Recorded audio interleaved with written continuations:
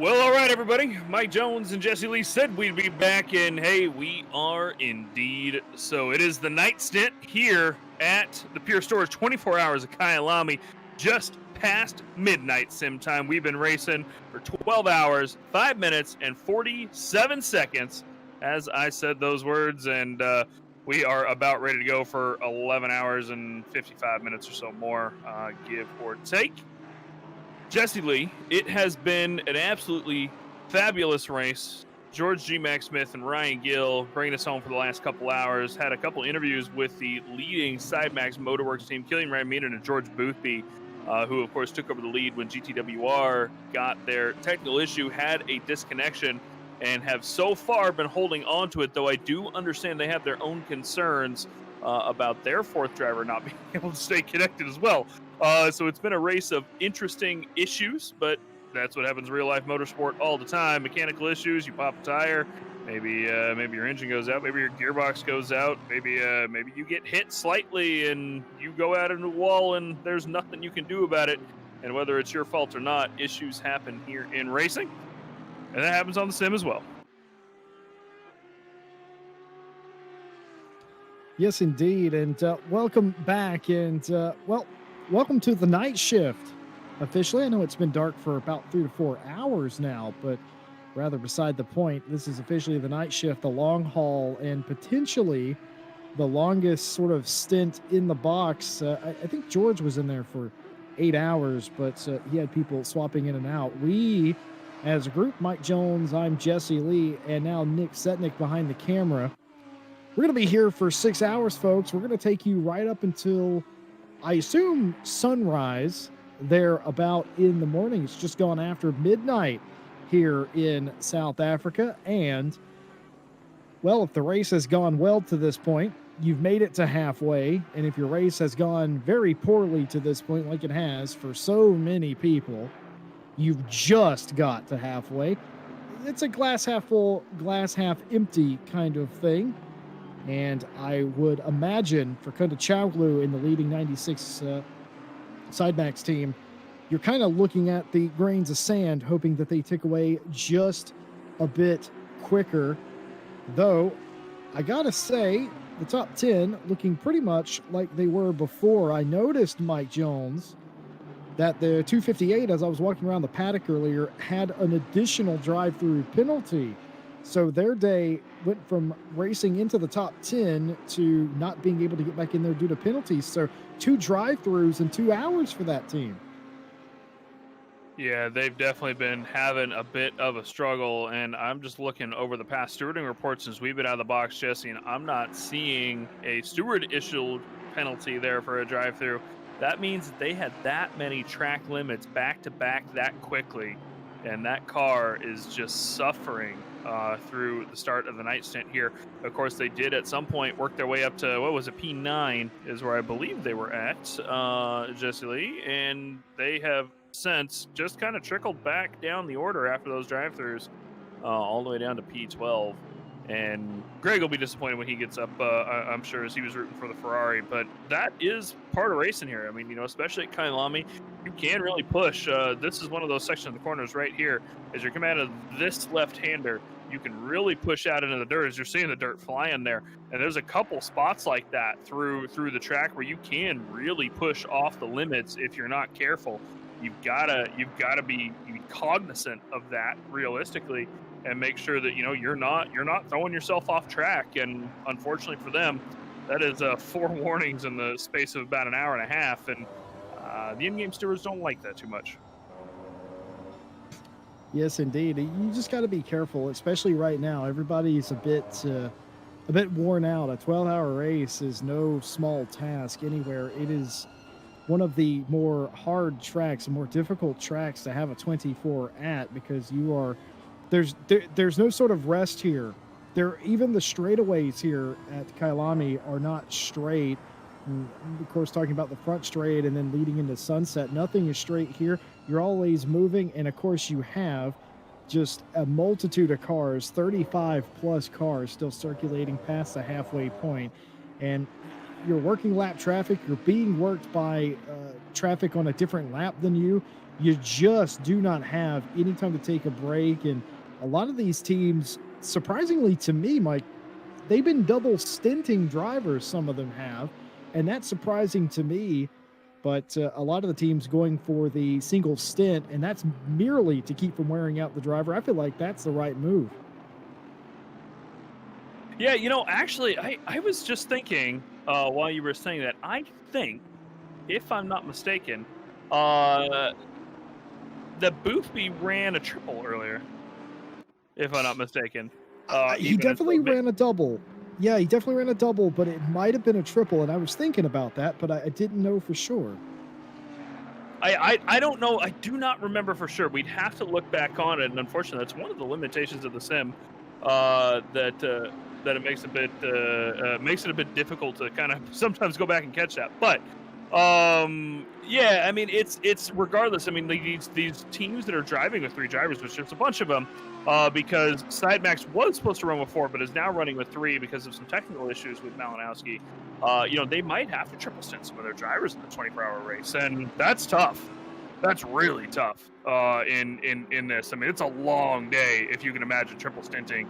It's not like it's Le Mans where you have a whole back straight where you're not really doing much. This is a pretty active circuit. Yes, indeed. It is just you're constantly involved. And speaking of which, the 777 coming in to do the routine pit stop here. Only the one penalty still outstanding. That's the 696 car, I'm pretty sure. Has a 15-second penalty awarded by the stewards. Everybody else now is without a penalty, or at least the cars that I can see. And there are still battles going on. As a matter of fact, it's pretty much the same battles. Keeble in the 962 is only about 5 seconds behind Jan Honorati in the 192. So that's very interesting indeed.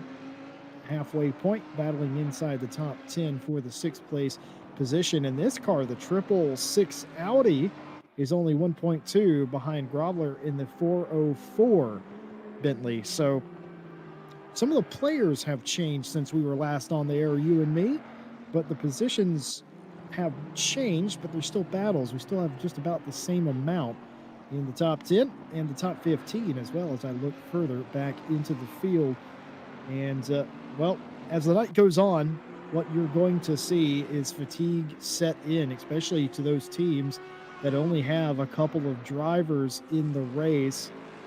And of course, we heard from RaceFace that there was not meant to be a driver limit and a total drive time limit, and those penalties will be cleared as they come into race control. So though it may appear as if somebody's getting penalized for that, we can guarantee you they are not going to be.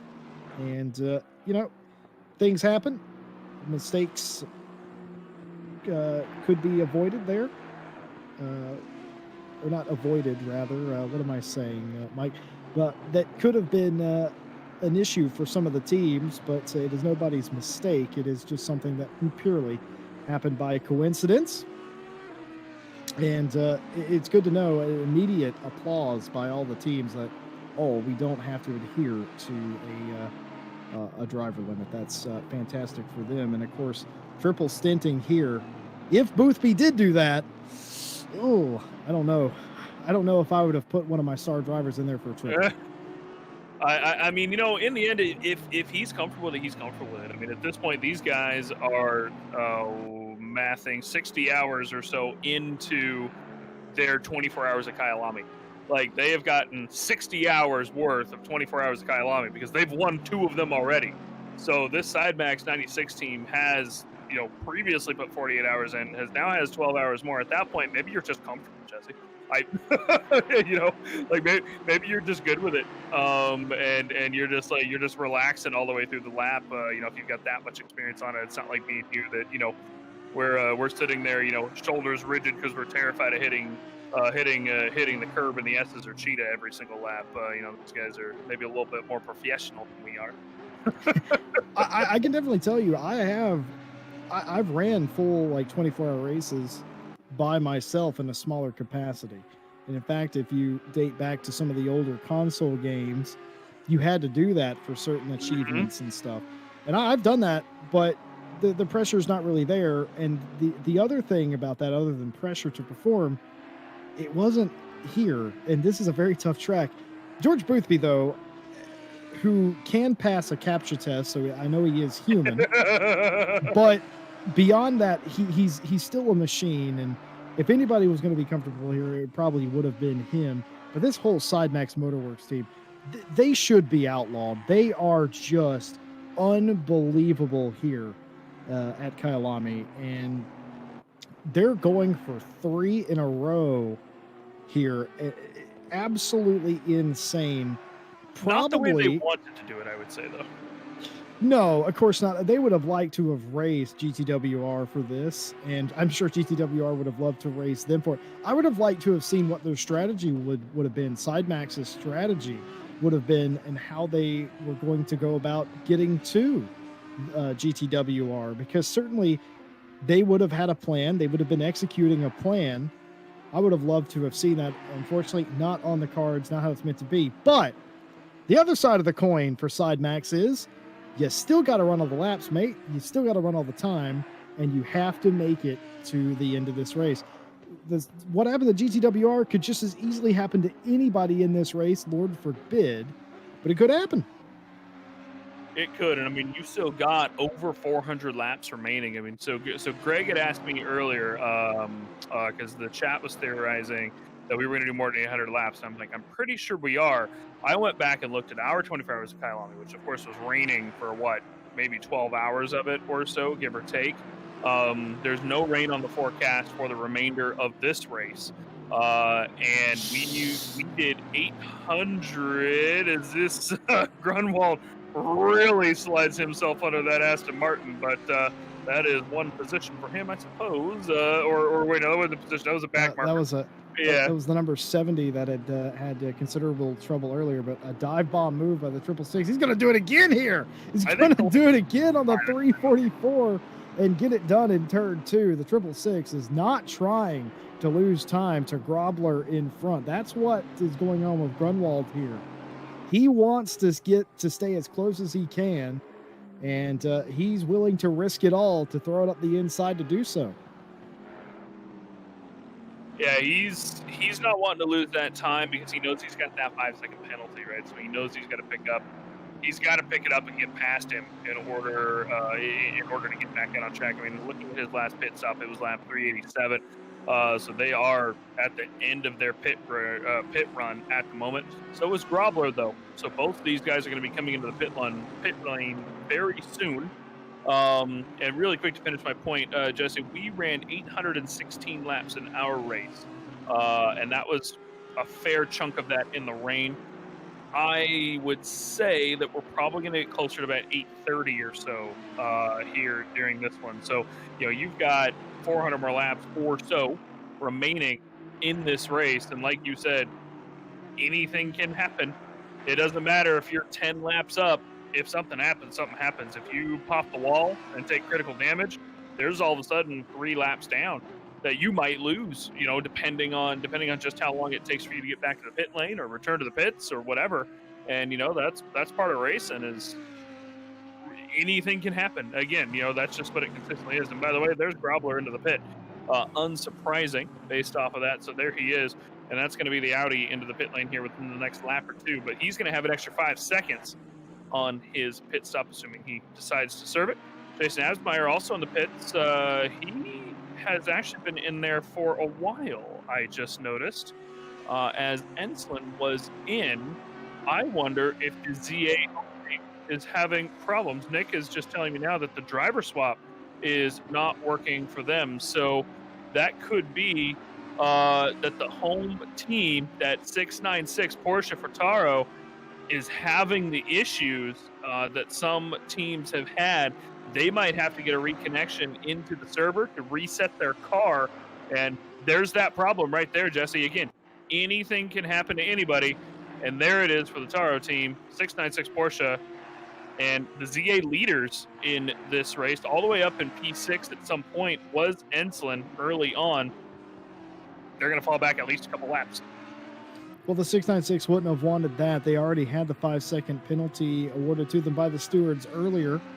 And I had looked away from them when they came in. I just assumed their slow pit stop was due to them serving the penalty well. Unfortunately, it was a bit more serious than that, unable to get the driver swap in. And, well, now all of a sudden, they are going to fall a bit further back. Jason Gray out here in the middle of the pack, pretty much smack dab in the middle, has found something very rare, folks at home. Are you paying attention? He has found some space to race by himself. Of course, he's chasing the 999 BMW that you can actually see right there. In fact, middle car in the picture there. They're about 2 seconds apart now. Gray making great time for the Retro Esports Alpha team. Yeah, one of the Bentleys near the midfield. Again, me and Jesse, as well as me and Greg, were talking about this a little bit earlier about how, we've got different skill levels in this field, right? It's not all just pro alien drivers. So even though everybody is labeled as kind of the silver on the side, there are a lot of drivers here that are silver and AM drivers that are fighting their own battles all the way up and down the field. I mean, Gray's only 2.5 seconds back. I think, no, 1.5 seconds now. He picked up a lot of time there in Sector 3 against the 999 BMW. That's slightly ahead of him there. So, these guys, there might not be fighting for as big of the, not going to get a victory by any means, but they're fighting for their own positions, and they're wanting to make up as much as they can and see that number climb on higher. And they can absolutely consider it a victory to finish anywhere around, P15 to P20. Which is about where that slower field starts happening, right? You start kind of fading out of the pro field and into that silver field there, and that's what you're going after there. I mean, not only is the 24-hour race just an accomplishment in and of itself for you to finish, you if you can get into the top 15, the top 20, somewhere in that like top 5 to 10 in class, that's massive to even think that. Well, I've raced for 24 hours and then some when you consider qualifying and practicing and the overtime and everything just to get down across the line. But then if you get a good finish too, that's even better at that point. And that's really what this mid pack is fighting for, to finish. But also, hey, if I make it up a few positions, fantastic. Now it's only a second and a half back from the car in front as well. So that's looking down the field. There's what P28, P29, second and a half. Ooh, really wide there. That's going to put him a little more than a second and a half down. maybe getting a little fatigued, Jesse, but fights going up and down the field all the way through the bottom. And it's going to continue happening for the next 12 hours. Yeah, I think Jocko there just perhaps a momentary loss of vision or concentration, so to speak. It's not really a place that you really lose it right there. So he didn't really lock up his brakes. It's just like he forgot to turn in. Could be the dark a little bit. Could be concentration loss, anything like that. And talked about Jason Gray earlier. And here he is. He has now erased that. It was 2 seconds a lap and a half ago. It is about a second, maybe a little bit less than that now. Looking like we are going to get a battle between the 999 and the 738. We'll have to see. What do you reckon? Do you think he's going to push the envelope early, or do you think he's going to hope that the 999 makes a mistake? I reckon, because of how quick he caught him, he's just going to find his way right by him, I think. I think so too. Yeah, I think that he's catching the 999 pretty quickly, and he's going to be able to get on past. This is the perk and the downside of being a silver or AM driver is that you generally don't have to be quite as patient to get past somebody, because they tend to make mistakes more than you do. Now, that said, you also tend to make mistakes quite a bit as well, unlike some of the pro field who, you guys out there in the pro field. Let's take yesterday, for example, Jesse Lee.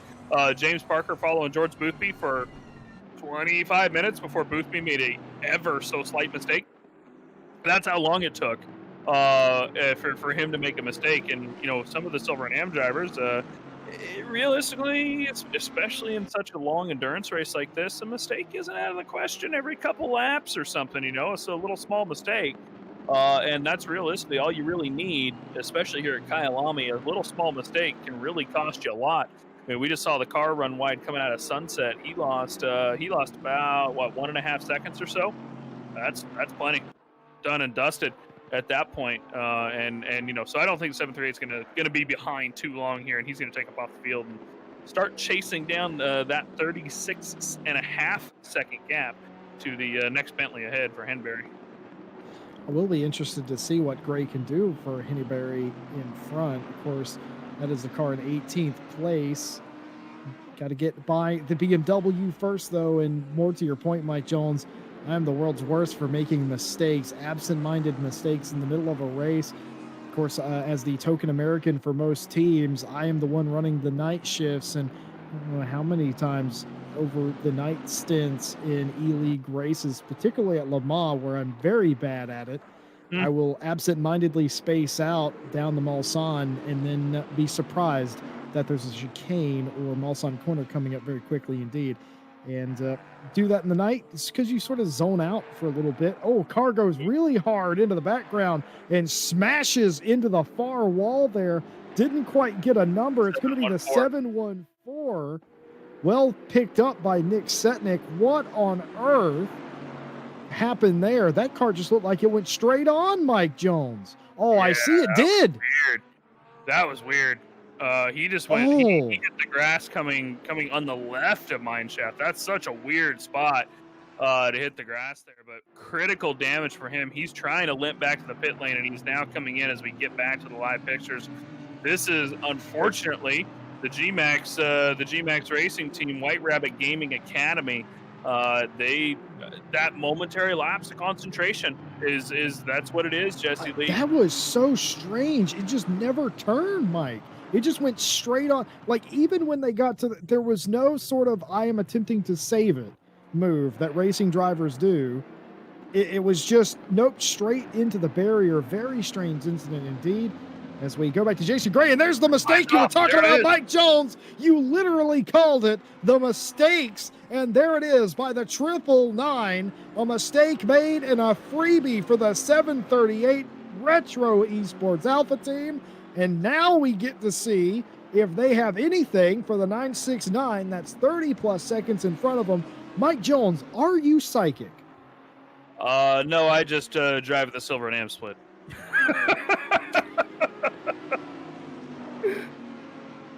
Oh, man, because I know what happens with me, and I know what happens with other driver in my skill class, Jesse Lee, and the little bit that I do drive, granted, you drive even less nowadays, as the 738 flashed the lights a little bit at the leader. He wasn't quite happy at how the leader overtook him in that spot, I don't think.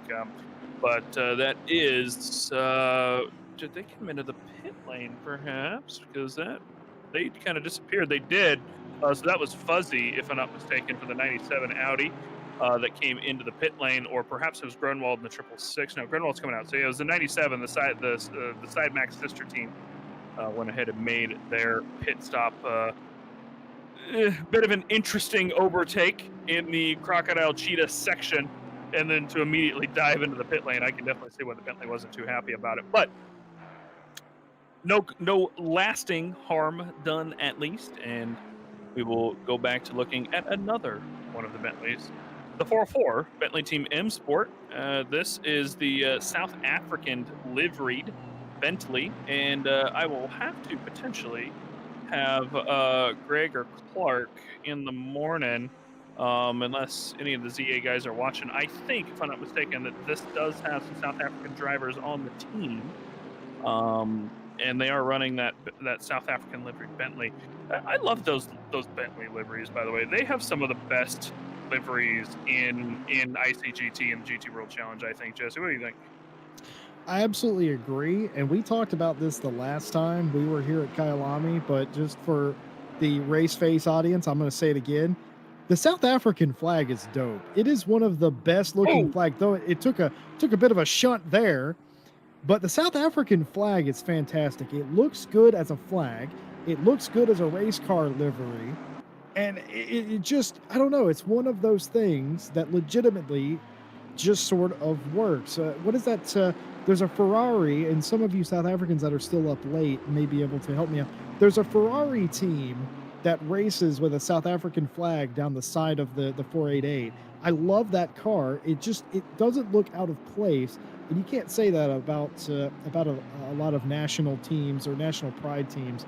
But I don't know what it is. It just absolutely works.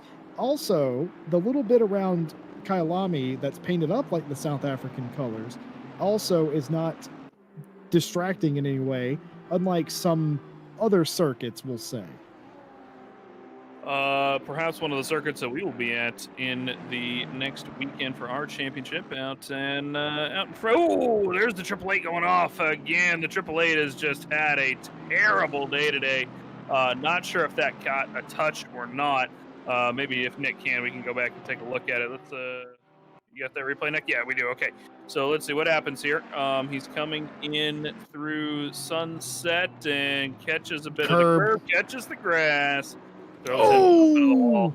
I hit. thought for a second, Mike, that he just drove on the track. No, he didn't drive on the track. The track put him back on the track. And I was like, oh, that was an aggressive rejoin. Well, it wasn't a rejoin. I mean, it was a rejoin, but he had no control over that. We talked about that earlier in our first stint about how much of a problem that is. The back side of the curbs, folks, are so huge that when you go over the back of them, your car lifts in the air. You lose all ability to control forward momentum is what happens. And that's exactly what you saw there. You saw the car hit the back of the curb, jump up in the air, porpoise, and you're, well, essentially, he's a passenger at that point. Cameron DeBastos, by the way, in the chat, coming in with the information on that Bentley team, by the way, that is indeed a full South African team, is that 404. And their actual team name, because they're running one of the in-game liveries, so it's not showing their actual team name. But the actual team is the Hybrid Academy. So they're having a fantastic drive, taking over for the unfortunate Taro team. Taro? I'm sure somebody will correct me here in a moment. And of Ensland and Absmeyer. And the rest of their teammates that have, of course, fallen out of the server at this point. So these are the leading South Africans in that 404 Bentley at this point. So we're hoping that they can bring home a little bit for the home team here in South Africa today. They have had a fantastic drive up the field, and they are at the start of their pit stop cycle as well. So they've got positions to make potentially through the next hour or so before they have to pit again. So good luck to them. And of course, we will continue to monitor that 404 team in the beautifully liveried Bentley as they progress through the field. That said, looking up and down the field, Jesse, not a lot of on-track action going on this deep into the evening. We occasionally see some battles kind of spice up, and then they kind of die down in an unfortunate way in some cases. The 999 running off track, the 888 going off into the wall, and I feel like we're gonna say this quite a bit over the next 5.5 hours, but fatigue is really starting to play a role. Yeah, it is. And even if you are a fresh driver getting into the car in a situation like this, it doesn't take much to wear on you at a place like this. Again, broken record, but it's completely different than racing at a Le Mans. I hate to even remotely suggest it's Nürburgring-esque, but the feeling is the same. You're not necessarily alone and isolated like you are at the ring most of the time, but there's just always a corner that you have to be thinking about. And as racing drivers, we think about the next corner in front of us, the next move. It's never what you're actually doing. It's always what's coming up. And talked about this earlier with Greg. You just don't have time to stop thinking here. And a lot of these teams, there are some of these teams I can guarantee you this is their first 24 they've ever done. There are incredible veteran teams in this field as well. I would say the majority have done long endurance races, but you mix all of those together as was intended by RaceFace, and now you have all sorts of skill levels, and it is drama filled, but it is absolutely brilliant to watch. I love a race like this, so well done.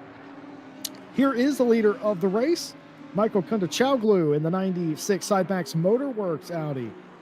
and they are going very well indeed. They inherited the lead some 3.5 hours ago after disconnect from the GCWR team that was leading by, I think it was about 15 to 20 seconds or so.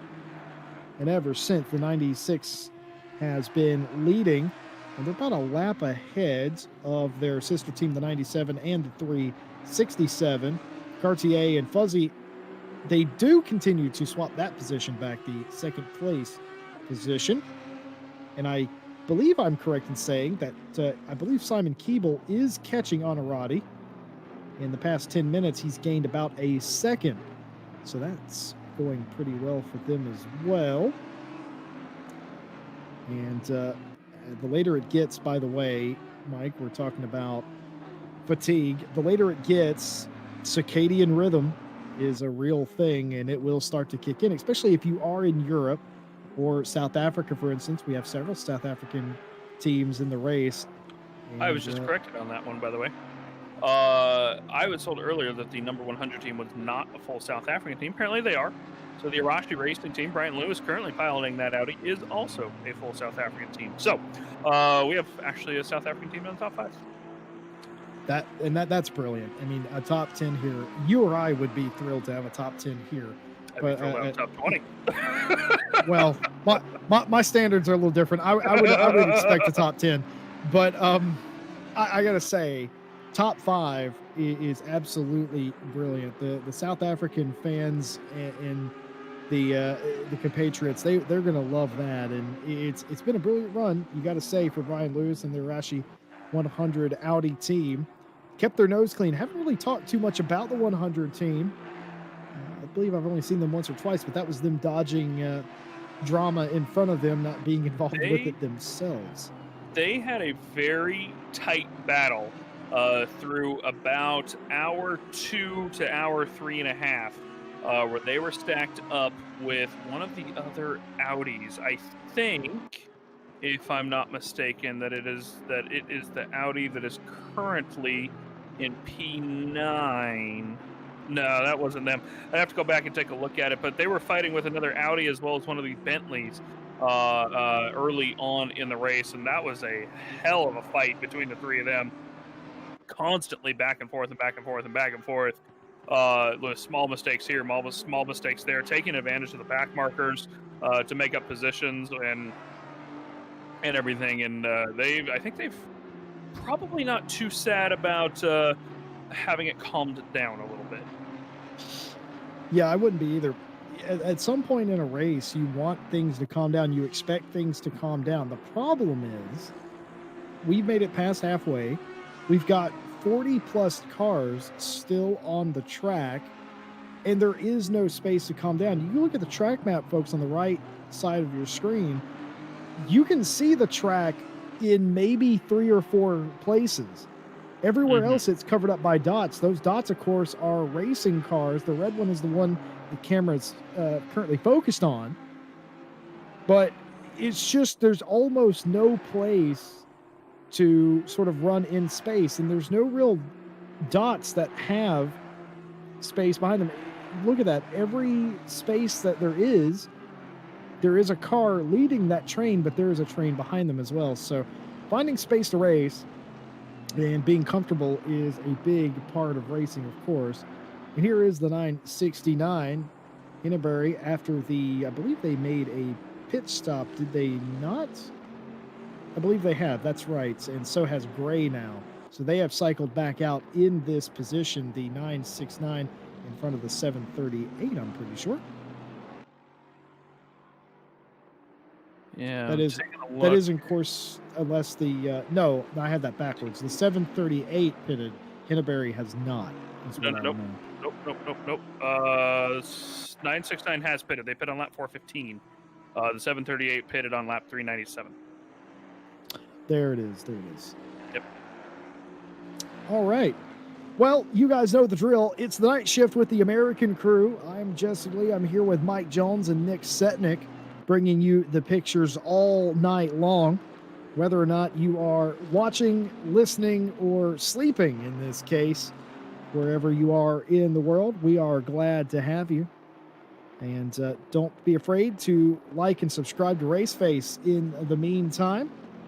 And we will certainly be here for you. And why not? If you're in chat and still awake at this hour, go ahead and hashtag Ask the Box. Use that hashtag. We'll be answering various questions from the chat and ways to amuse ourselves on the night shift. Of course, where Mike Jones and Nick Setnick and myself are, it's not quite night yet, but it will be in a matter of hours. Actually, only about an hour or so for me now that I look at the clock. But for you guys, it's going to be a little bit longer. But either way, getting some very night vibes here. And if I don't look outside, it already looks very dark indeed. I sort of put myself wherever I am, Mike Jones. I don't know about you, but for me, it's 1 in the morning because that's where we are on the track. Dude, okay, listen. So the 24 hours Kyalami that we did for our World Tour Championship, right? We got done with our stint overnight, and keeping in mind that at that point, I had been up for around 32, 34 hours or so. Actually, probably a little bit more than that. It was probably close to 40 hours because I was up about, I couldn't sleep really too much the night before because that's how I roll because we started at, 2 a.m. or whatever it was our time here on the west coast of the U.S. I had been up quite a while, and at the end of the night stint, it had dawned in game. I got off comms. I'm like, I'm gonna go grab a snack or water or whatever it was out of the kitchen. We're seeing one of the Ferraris off there. That's the Power Rangers team, back near the back of the field, if I'm not mistaken. That will be car 274 that just went off. So they had a bit of an issue. They're in Cheetah, which, I wish I could say it was surprising, Jesse. How did you know what card that was? Because I've been in this box for about 7 hours today, Jesse. It must have been 100 years.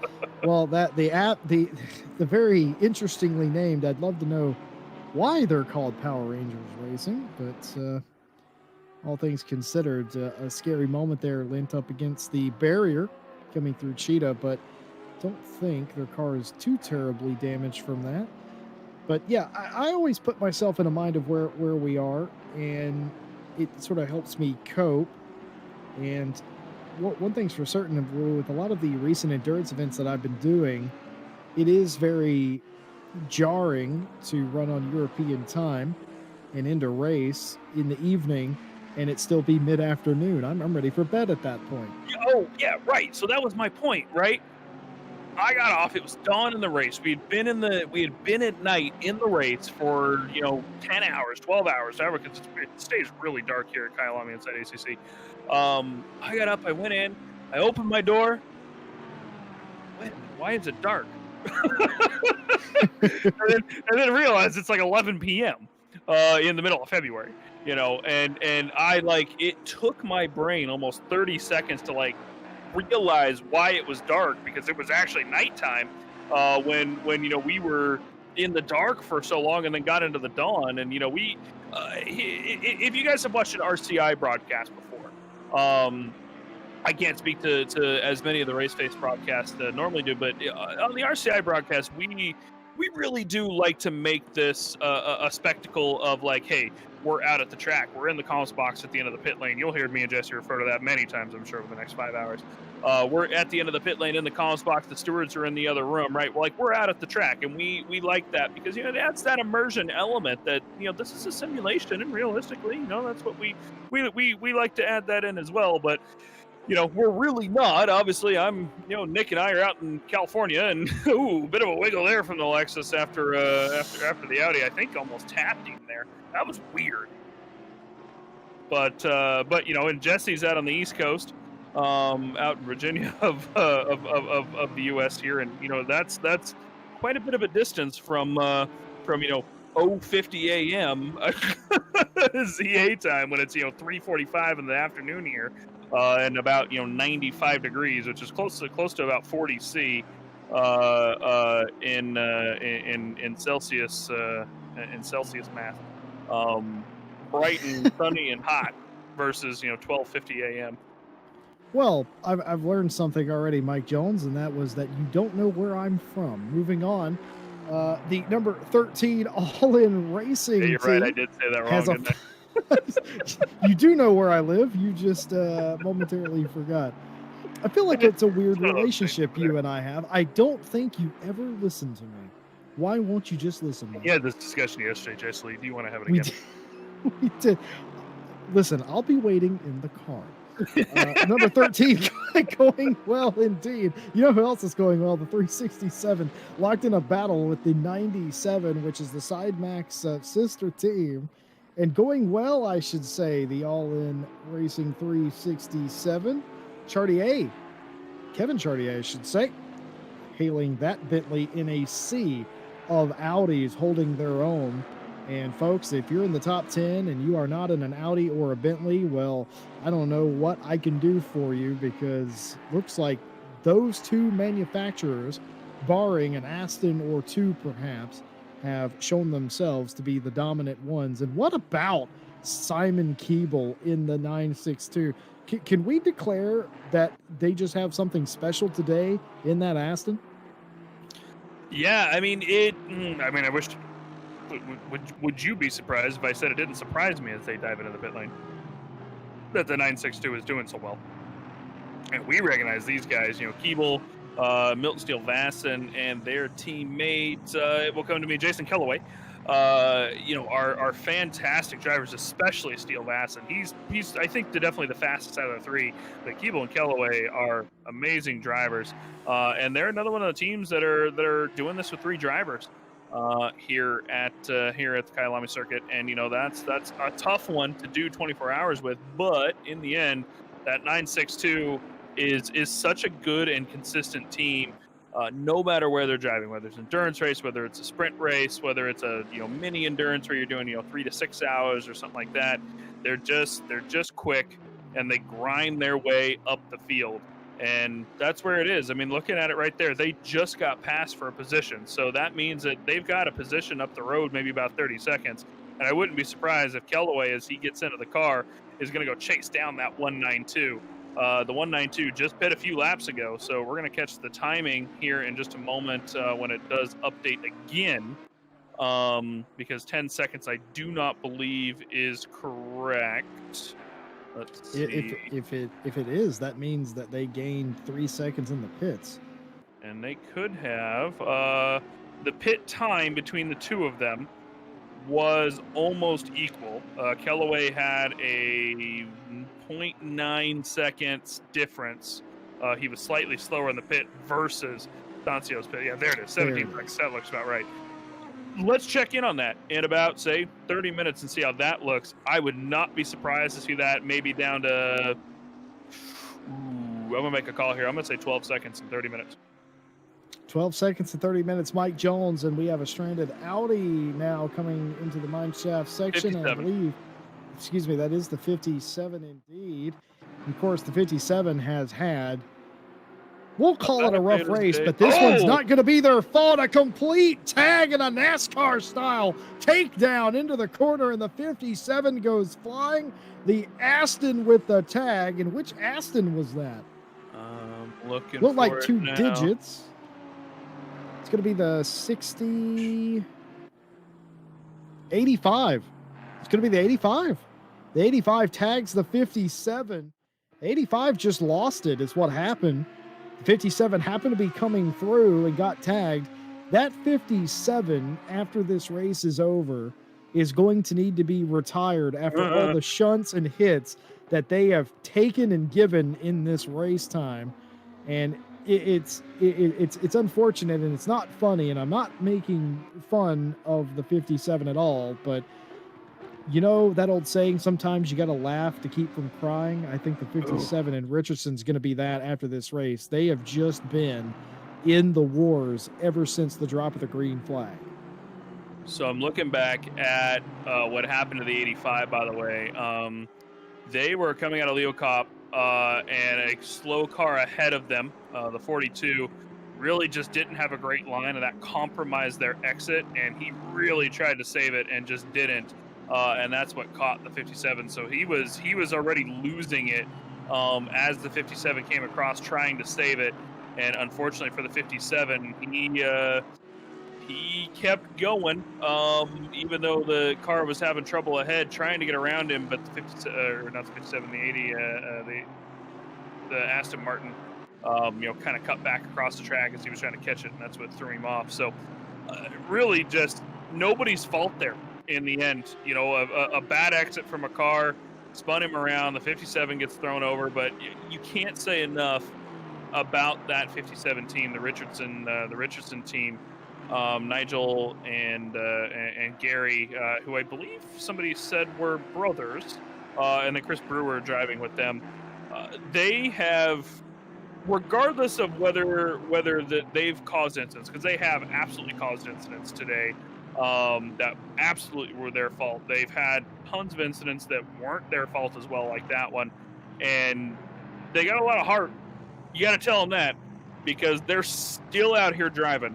I don't think they care what happens. They're going to come through and make it happen. As well, Jesse. Yeah, Jason Kellaway receiving a drive-through penalty for the MSV Racing team, getting a drive-through penalty, and I don't think Mike Jones' wish is going to come true, as they have to come down the pit lane, serve drive-through. That was not a steward penalty, of course. That was a track limits penalty given by ACC. So that will put a damper on their party for just a little while, you would have to imagine. But I don't think that's going to deter them much at all through the... They ran high crocodile, by the way. I see. Well, Killian Ryan Meenan strapped into the 96 SideMax Motorworks car. Ryan Gill and George Smith interviewed them just a little while ago. Killian Ryan Meenan, such an interesting individual to talk to. He talks about, his racing with his brother, which he does on occasion. And I've asked him before, Killian, how is he just so fast? And he always sort of jokes about it, but bad fast is Killian Ryan Meenan. And that whole SideMax team, I joke about it, but I'm serious. Somebody needs to give them some added weight or something. It's almost a super team. Ooh. Well, okay, a little bit of a hiccup there, it looked like, but don't adjust your television. We saw that too, but everything's okay. It's okay. 70 and 77, 70 and 777, I think, went off during that time as well, and so they had a bit of an issue. Unfortunately, we do know that there are a lot of bad connections into the server, and that was causing some issues early on. The unfortunate experience of internet and computers, and sometimes there's some issues, and obviously the stewards and race control are monitoring in case something truly bad does happen. But that said, we will continue watching for the moment. Killian Ryan Meenan out in that 96 SideMax car, as you said, Jesse Lee. Every single one of those drivers is quick, and very quick, and really quick. And that is about how much you can describe them for the most part. So that about sums it up and finishes it. I told Killian once, I said, you guys, speaking about SideMax and him in particular as well, I was like, you are so fast, it's just disgusting. And he laughed at me. That does sound like Killian. If you'll remember, during our 3 hours of Bathurst, or 3 hours of Donington, I think the entire SideMax team, as well as the FFS Racing team, found themselves in our box while they were out driving and making fun of each other live on air, because that's what you do, right? They whenever, again, back when Ryan and George were on air, I was hanging out in the chat, and I was listening to a lot of the drivers talk about, like, oh, how's the race been going? This is what we're dealing with. It's very, a lot of these top teams, they may be rivals on track, but they're friends off the track. They all have a common interest, a common hobby that they just happen to be really good at. And that doesn't keep them from being friends. And you know how sometimes in the corporate world, stuff like that, battle lines are drawn, and it would be, but it's not so much in esports and sim racing. So they were talking and going back and forth, and it was very much like that. But whenever we had some of the actual racing teams talking to one another, it was all very boisterous remarks, but it was not meant to be inflammatory in any way. And I find that very funny. They all chat to each other a certain way, and but they all know that it's all just in good Hmm. fun. And as much as you want to win a 24-hour race like this, there's still an element of I am here to have fun, and that's the right way to do things. I wouldn't be involved with a sport, let alone an esport, that I wasn't having fun at the level that I'm competing at. And I feel like no esport exemplifies that more than sim racing. Most, if not all, of the people that do it are doing it to have fun. I don't know if I can say the same for other sports, that is. No, definitely not. I don't think so either. I think that for the most part, the drivers that race in sim racing, they're more of them race for fun than anything than any other place. I think in esports in general, and maybe even sports, right? In as a whole. Granted, there are some serious races. Obviously, there's a prize pool for this race, right? Because of the sponsorships, they've been able to bring in the prize pool. The driver entry fees, of course, getting donated out to the Quadrapara South African charity. Might be saying that slightly incorrectly. But the driver entry fee is getting donated out to charity, but the sponsors have provided a monetary fee. So, in the end, it's something that they're definitely fighting for a prize here, but regardless, especially in the back of the pack where you're getting those silver and AM drivers, especially they're here for fun. They're here for the experience of driving a 24. And that is not an experience that you get all the time. I mean, a 24-hour race is that's not an every week thing. And while they're definitely becoming more common in the sim racing world as people are really embracing endurance racing because it really is a blast every step of the way. It's something that it's something that still is not as common as say running a 6 hour, running a 10 hour, or whatever it is. And seeing the Lambo there out in front going way off. I think he managed to catch himself before he threw it into the wall. Did that 23 car, but he's. Zarzeki was having issues last time we were in the box, Jesse, and Yeah, he's common having theme going on. Well, who's not having problems is Cartier. Cartier has caught Fuzzy in the 97. That's them in picture now. And word from the pit lane, we have lost a couple of cars. And we're on to 39 still running. And one of the runners was running inside the top 10, Jan Anarati in the 192. They have had to retire the car after being involved with a battle for a top 5 spot. And that is very disappointing indeed for the 192 to have to retire. Jan Anarati confirming that himself in our chat. Sorry about your luck, Anarati. Yeah, the Racing Motorsport team, of course, favorites around the European circuits. Maybe not quite as known in the ZA circuit, but very favorites around the European circuit. They're very common to see at least a couple of their cars out on the track. And the 192 and 194 are their general car numbers, if I'm not mistaken. And great guys. Jan Anarati, of course, their team manager, who was taken over from Stefano Chinapi a while back, as Stefano had to step away to deal with a little bit more life. Unfortunate for him, as I know he really enjoyed managing the racing line team. But in the end, Jan has done a fantastic job with them, and they've had quite a bit of a good time recently as well.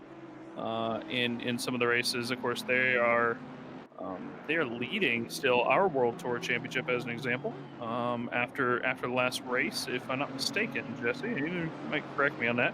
I've seen that 999, by the way, out in front of the elite pack car here go a little bit off circuit.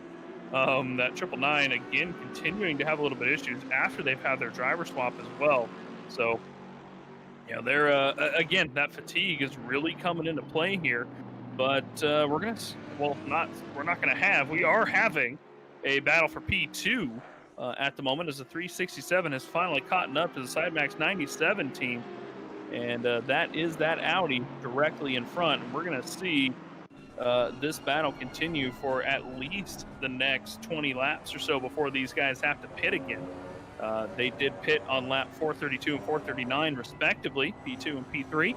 So they've got quite a bit of laps in them before they're going to have to come in again. And it's just a question of, can Fusey hold off Chartier, or will he lose it and, Chartier start, well, I don't think he's going to catch Ryan Meenan on pace, but at least get out ahead and put a little bit of distance before the pit stops come up.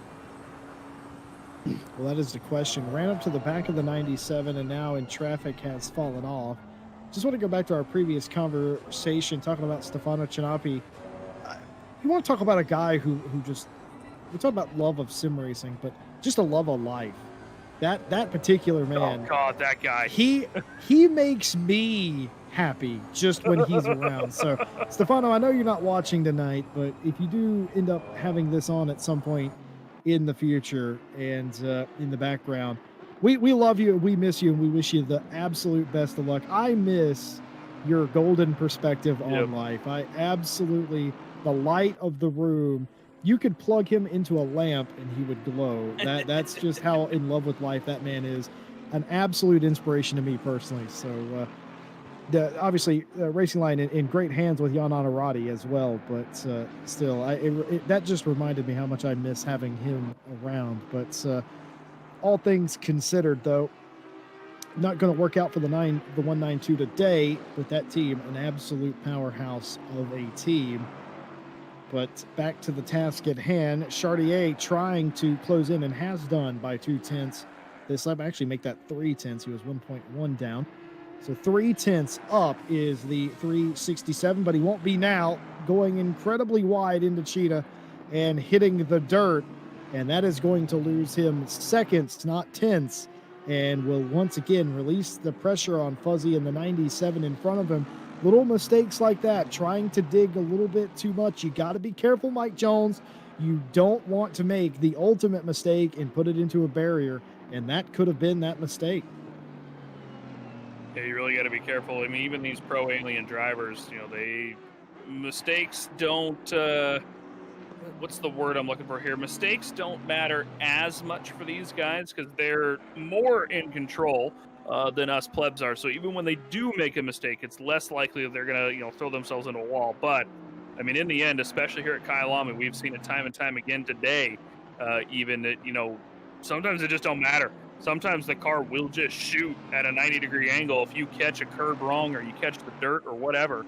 And, it may not matter for them if they make the mistake at the wrong time. If they catch the curb at Cheetah, run a little wide at Cheetah, coming out of Sunset, as we saw a few cars do. I was going to name a certain car, then realize, wait, there's a few of them, that catch that curb or catches the dirt out of Sunset and throws them sideways. And, it doesn't matter if you're a pro Alien Silver Am rookie, you're going to go into the wall at that point. And Kyalami is punishing towards that. And, they got to be careful. But Chartier has been able to pick up those few tenths again, as Fusey's going to kind of be stuck behind a lap car here for just a moment. That's going to lose him another tenth or two. He's going to have to go around the outside of Ingwe as the 888 gets on the hammer to slow himself down. But that didn't look like it was too much, but there's about 0.2. I would, if I had to guess. Let's see when he crosses the line. There it is, 0.2, tenth and a half that he caught up through there. So if the Bentley can get behind the Ferrari quickly, he can continue gaining. I think he might have to wait until after the sweep here before he's going to get by. He kind of caught him in an unfortunate position, but endurance racing, that's what you deal with most of the time is traffic. And navigating traffic is a lot about skill, but a lot about luck. He's getting a little sideways coming out of there, and the Bentley's finally going to get past that 888 Ferrari into Sunset, and not too much time lost there for the Bentley. Still doing good. You can tell he's just got the pace. I think he's definitely got the pace over that 97 team. Well, you can tell that Fuzi doesn't necessarily have the grip that they would want, perhaps pushing extra hard to try and stay in front of the Bentley of Cartier. But I think it's only a matter of time. I think the fact that it's taken this long is credit to Fuzi and the 97 of just how consistent they are. But a little wiggle off some of the corners, and that kind of tells you where the handling is for the Side Max 97 in comparison to the 367, though 367, got to be careful in the Bentley not to throw it off of the track again. But nearly a lap or so later, most of that time has been regained, just showing you how quick the 367 is in comparison to the 97. I reckon they got about 15 more laps or so, Mike Jones, before pit stops.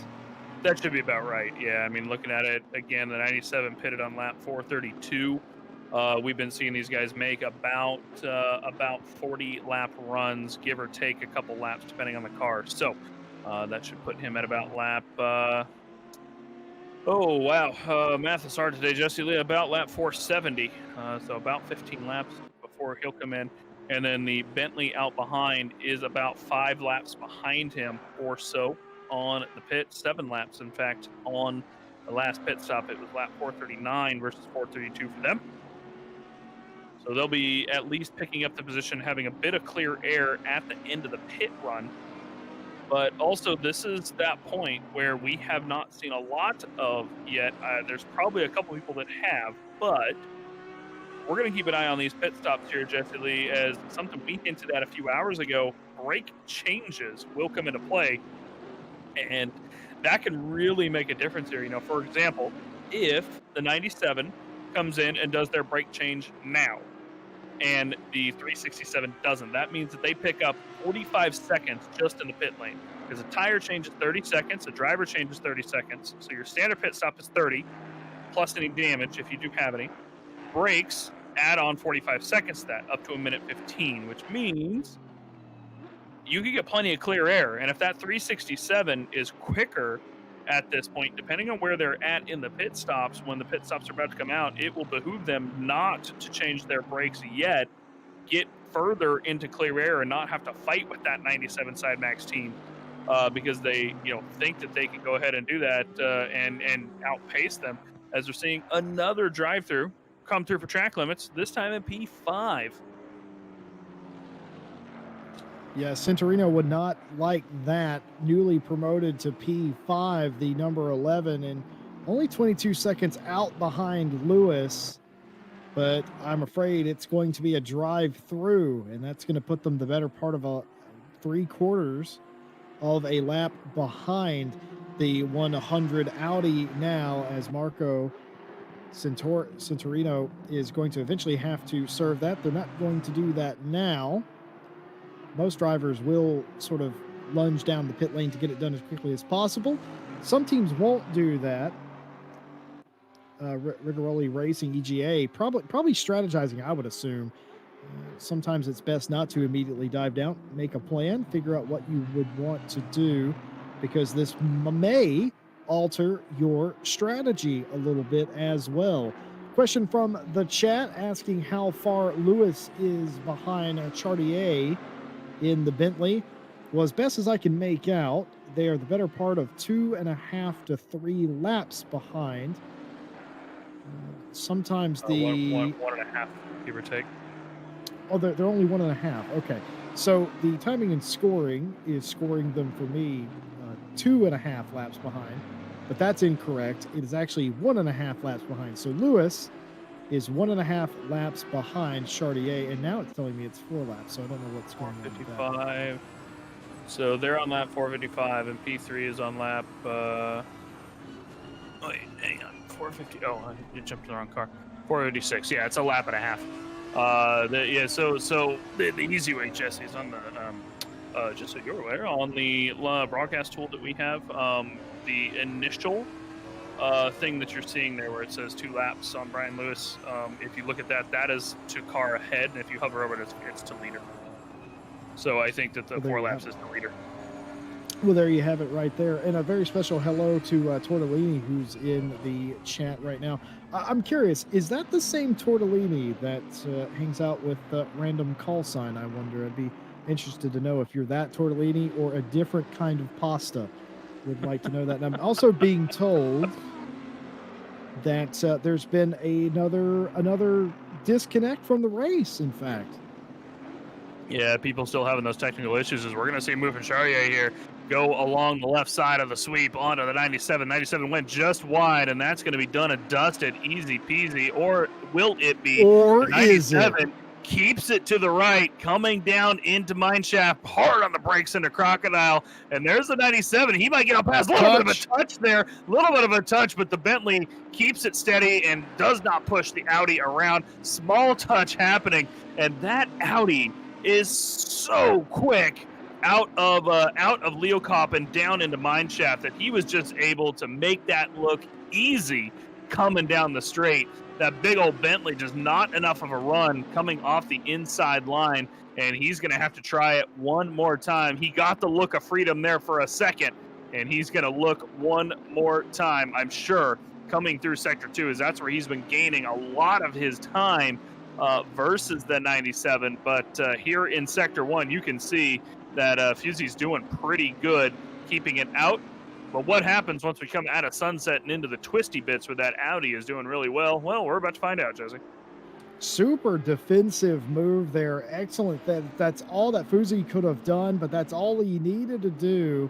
And now it's going to have to be a rethink for Cartier, though a little bit wide in Sunset, and all of a sudden 367 back on the rear bumper, but you don't want to make a pass right here. You want to get clear of this section, get as close as you possibly can, and that's exactly what Chartier is doing right now. Could it be a Leocop pass? Maybe. Looking to the outside, trying to go the long way around, nothing doing there, but is going to shortcut the second apex of the corner and be right on the back, trying for the same move again, it would look like, for the 367 coming down Mineshaft. Will he be close enough this time? I don't think he is this time. And a little bit of a defensive line from Fusey, and that's all it's going to take. Excellent driving on all accounts, and excellent defensive driving from the Side Max 97. And that is all that's doing is making the 96 happier, because that's more time that they are getting, or Killian Ryan Meenan is getting. Teammates maybe helping teammates, though I suspect the 97's just thinking about the second step of the podium right now more than anything else. But a little defensive move into turn 2 there as well. I think clear intent there from Fusey, Mike Jones. I've got great news, Jesse Lee. He's only going to defend for 10 hours and 46 minutes. That's a long time. That's a very long time. Though I will tell you, I have seen some drivers defend for 10 hours. It's all. I don't think in this case it's going to work, but you know, it may happen. I'll always go back to kind of one of the more recent ones of that, like long-term defending that I saw was when we did the 12 hours of Bathurst back in November, and Jimmy Broadbent defended from Darren King on the back end of his night when he was already kind of done, tired. He was done. He just wanted a nice, easy stint. Darren King gets all over the back of him and pushes him for about 45 minutes across the mountain in his GTR. And Jimmy, to his credit, he held it steady. I don't think I've ever seen a wetter person that just came out of a car after that, as the man was drenched in sweat. But yeah, that was one of the more recent ones I've seen of like long-term defending. It's not easy. I gotta tell you. No, it's not. I gotta tell you something about that particular. Jimmy was tired, but he absolutely loved that. We were talking in our private chat about whether we thought that was going to work or not. I thought Darren King would have forced the issue a little bit more, and I thought that Jimmy would have probably given up or let off at some point. Neither one of those things occurred. Darren King stayed glued to the back of Broadbent, and Broadbent remained steadfast in in his defense. And it was such, we don't talk about defense a lot of times. It's all about the offense making passes, but that was some of the most captivating racing I had seen. Respectful racing as well. 45 plus minutes of solid defending at a very difficult track, much like this track, like you see between Fuzia and Chartier right now. That was brilliant stuff. But I said that I didn't think the 97 could hang on, but so far, another lap and still no move. Way to the outside now, the 367, but can't get the run. I think now Chartier is just trying to fill every mirror the Audi has and potentially force a distraction or a mistake, I think. Yeah, just a mistake is what he's looking for, and it's not happened yet. Not happened yet again, rather. Of course, the small mistake happened earlier where he ran slightly wide. Tried to capitalize on that, but not again yet for that 97 Sidemax team. They are approaching their pit window as well. About another 8 laps or so is going to be when they come into the pit lane. So we're going to see how that kind of shakes out as the 367. And Jesse Lee, why don't we, while we're watching this battle unfold, why don't we jump on board with the Bentley for a lap or so and watch him attack that 97 car as they crest over the Kyalami circuit. I'm going to have Nick clear the hood off. Oh, never mind. No! We're not going to watch that at all. We're not going to watch that at all. Commentators curse the 367 into the wall, and Mike Jones did it to you. Yeah, let's catch a replay of that. So he's coming through the sweep. He's going to approach Barbecue here, and you're going to see him come out of here, catches a bit of the inside curve, throws himself wide, and there it is right there. Oh. We talked about this earlier. Catches the dirt, throws himself into the inside wall. That's going to be, if I had to guess, about 20 seconds or so of damage repair and on-track loss of about 10 to 15 seconds all said and done. Actually, not quite that much. He did good getting that car going. But I'm sure he's probably going to have to come in for an early pit now. Oh, no. Of course, he was ahead of the pit by about 7 laps. Now he's not. Oh, that is heartbreaking for that 367. Oh, no. Big hit. Yeah, it absolutely is. And all jokes aside, that's devastating. We saw him do this 20 minutes ago into Cheetah, where he nearly lost it, trying to get everything he could to catch up to the 97. And we talked about it, that's dangerous whenever you're willing to go that far to try and make up time. And you got to be wary in this early hour of the morning. And, well, it wasn't Cheetah again, but it was even more devastating. The wall very close there, just going over the curb, hooking the curb hard into the wall. And right as you wanted to go on board, we got to see that from the onboard perspective. You knew it was coming. Mike Jones, are you unlucky or just, I think you might be a mind reader. Apparently. Probably not the mind reader that the team wants in the booth, but the 367, I mean, they obviously have the pace. They decided not to come into the pit that time by as well, so maybe the damage isn't quite as bad as we think it is. Well, I have to keep an eye on his pace over the next couple laps here. See how they get down, and maybe they're prepping the pit stop. Maybe they need to do a driver change, and they're prepping the driver change a few laps early. Of course, sometimes that takes a couple minutes to get ready. Everybody's got to scramble, get their helmets on, and get out as the 23 has cleared their drive-through for track limits down towards the back of the pack, and we're just seeing so many of these drive-throughs start coming through, which just isn't surprising. By the way, Lewis was in the pit lane for the 100 Audi. That is now Wessels coming out in that South African Mobile Audi R8 EVO. You can see him there on the right side of your screen as he's exiting the pit lane. They came in for a standard pit stop, about 1 minute to the in and out. So just a tire change on their end, has not done their brake change this time around.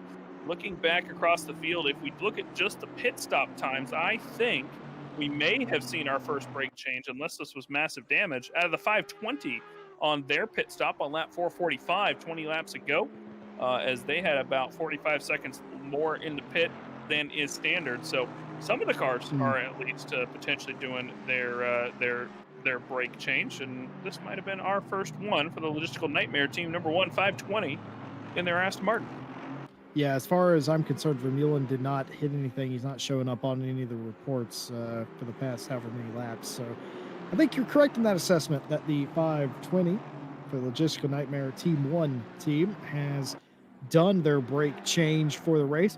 Not a bad time to do it, out sort of in space in 12th place and over the halfway point. You know, you're going to have fairly decent brakes at the end of this race, all things considered. So go ahead and get it done. I think a lot of the top teams are going to wait a bit longer, and they're going to wait a bit later in the morning before they do that. And of course, that will just mean that they have a little fresher brakes at the end of the race should they need them. And I know a lot of the teams in the top 10 are absolutely going to need them. You want to hear the crazy thing? That accident with the was it the 367 or the 369, whatever car that is, the Bentley chasing down the 97. They're back to being under 4 seconds behind the 97 after that crash. Yeah, I mean, they've actually 3.5 now, so they're catching up still. I mean, Fusey's really, I don't know. How do, Mike Jones? How do? Fusey is losing pace. I think that Audi is struggling with tires. That wouldn't surprise me a bit. It would not surprise me a bit. Perhaps Tortellini might have a little bit of insight, as obviously he's even though he's not been able to stay connected, unfortunately. He might have a little bit of insight into the 97. Also, he was just saying that both Sidemax teams have also done their brake changes earlier when we were out of the booth taking our break. So they changed early, in fact, which is interesting because in our 24 hours of Kyalami, we saw teams push right up to the limit. And I think that we had a couple teams go out for about 22 hours on their brakes. They lasted fine, and then they switched over to pad 1 so they could get a little bit more braking power. Here, of course, in a set of Corsa Competizione, for people who might not be familiar, there are 4 brake pads you can use. Brake pad 1 is your standard sprint race. You can last anywhere between 60 to 120 minutes, depending on the track and how aggressive you are with them. I've even seen them last a little bit longer than 2 hours, though you're definitely going to start losing friction after that 90 minutes or so. Brake pads 2 are your standard endurance brakes, so you get a solid 16 to 20 hours out of them as long as you're comfortable with them and not abusing them. Pads 3 are kind of like pads 2. They're a little less aggressive, made for the wet, but honestly, most people intend to use pads 2, I think, for the wet as well. And then pads 4 are just more or less for show. You get about a lap out of those things before they're done, but they're even quicker than pads 1 if you can make them last. But Tortellini disagreeing with me, but Tortellini, I'll disagree right back to you, as I have the facts from what happened during our race. There was definitely quite a bit of people out there on their brakes up until about the 20-hour mark or so. So that's true. He did just say in the chat he's not hearing me yet. By the way, he's going to hear me in about 15 seconds when the latency picks up. But it could be that people were using pad 3 because of the rain. But there was definitely people that changed their brakes pretty deep into it. I think one of the lead cars we were theorizing, I think it was me and Ryan in the booth, we were theorizing that they switched on to pads 1 because they made their brake change with about 90 minutes left in the race. So it's been it's interesting strategy. But in the end, if you haven't made your brake change, it's about that time. So as these guys come into pit on around 10 to 15 laps, we're going to see pretty much the entire field cycle in if they haven't already. And it will not surprise me. By the way, Chartier has lost about 2 seconds since I started talking here, Jesse Lee. Yeah, he has. Swizzy in chat's confirmed 10 seconds of damage for that car, the 367. I'm surprised that it's only about 10 seconds of damage. He hit that wall a ton, and that's a metric ton for those of you watching at this early hour. I don't understand how that's only 10 seconds of damage. It may have looked a bit more violent for us than it actually may have been in that case, but it also could have been the angle of which he hit. Maybe just got all front damage and not fender damage, and that would help with the amount of time that you have to spend on repairs. So all things told, 10 seconds, not the end of the world. That is going to be a setback for them, but it's definitely not going to be the end of the world, as it turns out, for the 367 bunch. And also confirmed that is the Tortellini that I know from Random Call Signs chat. And in that case, Tortellini, all the things that I've said over the years, keep them to yourself. So Jesse Lee hiding the secrets from Random Call Signs chat. Doesn't want to disclose any of that, and I can't say I don't blame you, knowing Random Call Sign. He by the way, was a very happy boy on Twitter this morning and last night. Had a fantastic race yesterday, did Mr. Ricardo, and I think he's very much looking forward to the rest of his season on the Friday Championship, and I'm looking forward to keeping an eye on him as we're, of course, broadcasting split 1, and he's down in split 4, as he's one of our, alongside myself, one of our resident slow boys. And but he had a fantastic race, came all the way up to P4, did that man. So Random's a good guy. He comes and commentates with us occasionally, and it's always a blast to have him in the booth.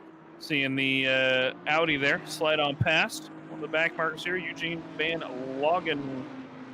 Logrenberg? How are we saying that, Jesse? It's Logrenberg is how I would pronounce that. Back to Random for a second. I jokingly said yesterday I taught him everything he knows, but I don't think that's true. I do recall a time when I could beat him easily in any sim. So to see him progress is it's very heartwarming. Of course, he has fantastic. He's a YouTuber himself. He has some fantastic viewers. Tortellini being one of them, who has helped him a great deal as well, and with his racecraft and everything. So to see RC get quicker and to see him get more involved with competitive racing as well is heartwarming as well. And to see him enjoying racing, because, you know, I think we all have times where we get sort of burnt out and everything. We're all fighting the fatigue, and to have a series that he's passionate about, well, you don't have to do much to get a Portuguese man passionate, though. No, you really don't. I think passion just oozes out of Random Call Sign at all times, and he, you know, he might not be happy passion all the time necessarily, but it's passionate nonetheless, no matter what mood it is. And like I said, great guy. Really like speaking with him whenever I get the chance to. And of course, you've been around him and him for quite a while, so you're quite used to his shenanigans, as I'm gonna put it.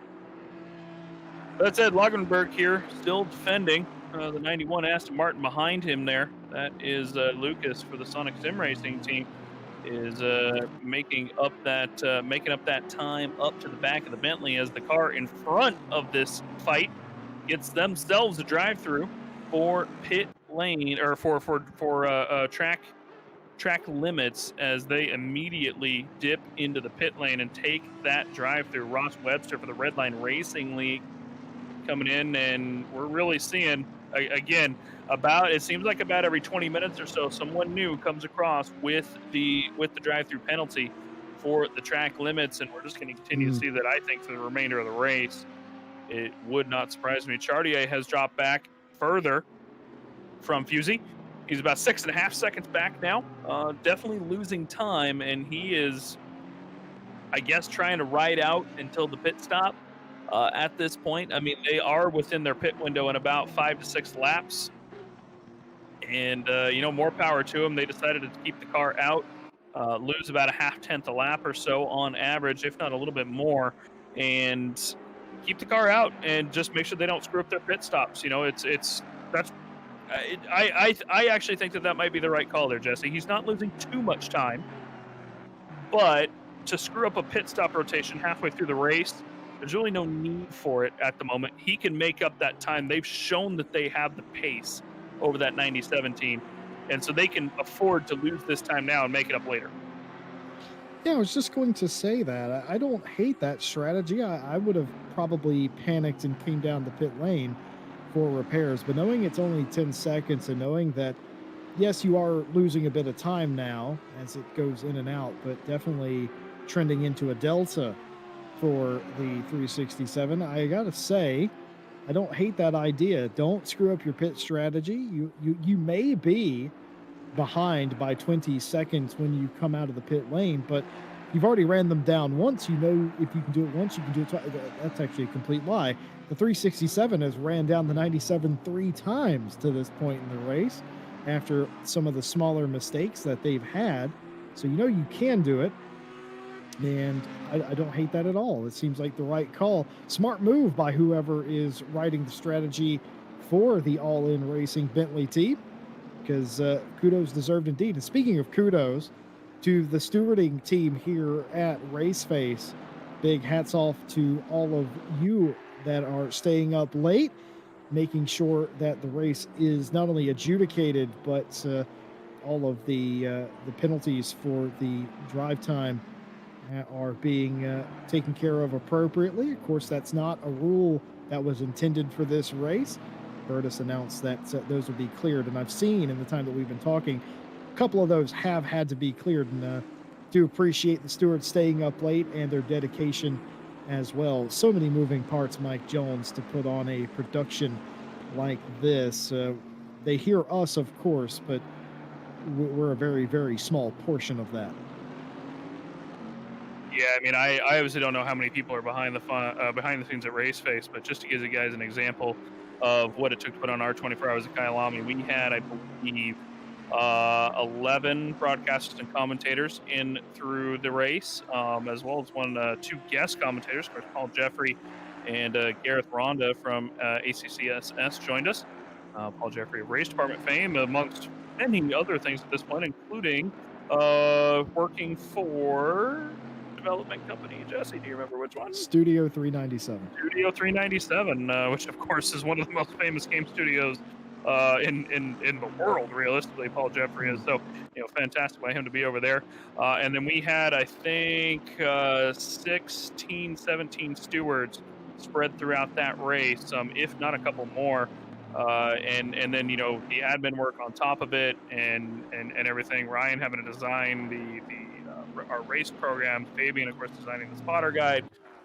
You know, it definitely takes a lot of work. I mean, it takes an army to put on something like this. If you want to broadcast, if you want to steward, and if you want to admin this race, it takes a lot. I mean, I was up for about 40 hours, all said and done, I think, that day, if not a little bit more, from start to finish. I caught a little bit of a nap during the race at some point with my phone number out to about 8 different people, saying if there is any problem, you will call and wake me up, and you will not think twice about it.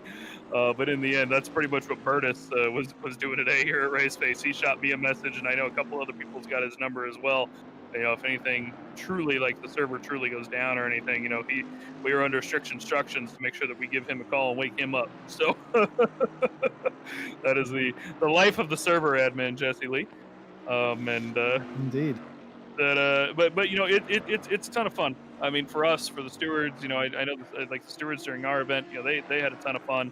You know, jokes and stuff aside, you know, obviously there are periods where, as a stewarding team, you're not doing anything.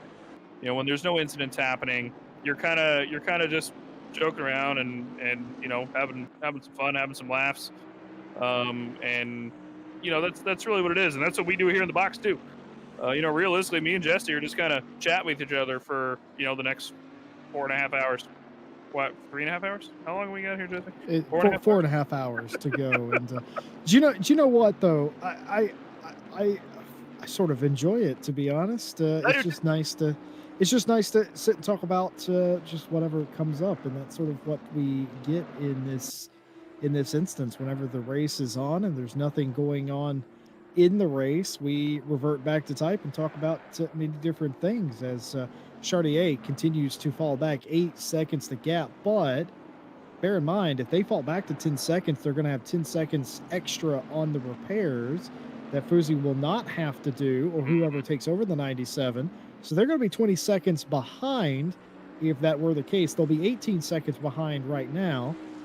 But again, they were chewing up the 97 to about 3/4 to a full second a lap. So in 20 laps, theoretically, of course, if I've done the maths correctly, you know, as simple as they are. Have you been doing the maths? I have been doing the maths. They could be right back up there, and it's the long game. It's a long game. 10.5 hours to go. 1:40 a.m. in South Africa. If you are still with us from the host country. 18 degrees C the temperature, and that might continue to fall just a little bit further into the night as well.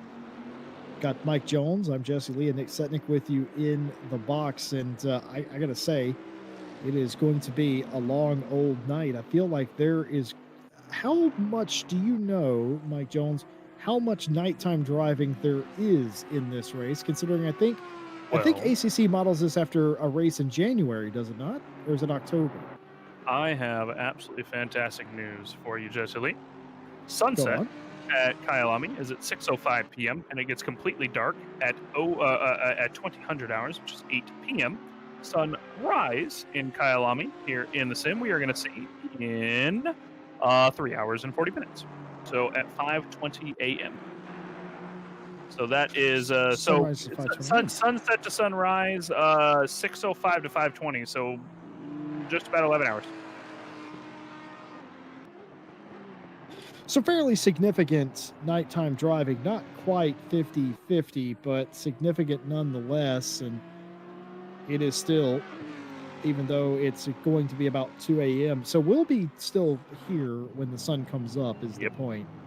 And we will get that miraculous sunrise. But I tell you what's going to mess with me. There's a car sitting in turn 2 there. It's a couple of cars. That basically tells you the tail. It was a 2-car tangle into turn 2. That's a tongue twister if you ever get bored.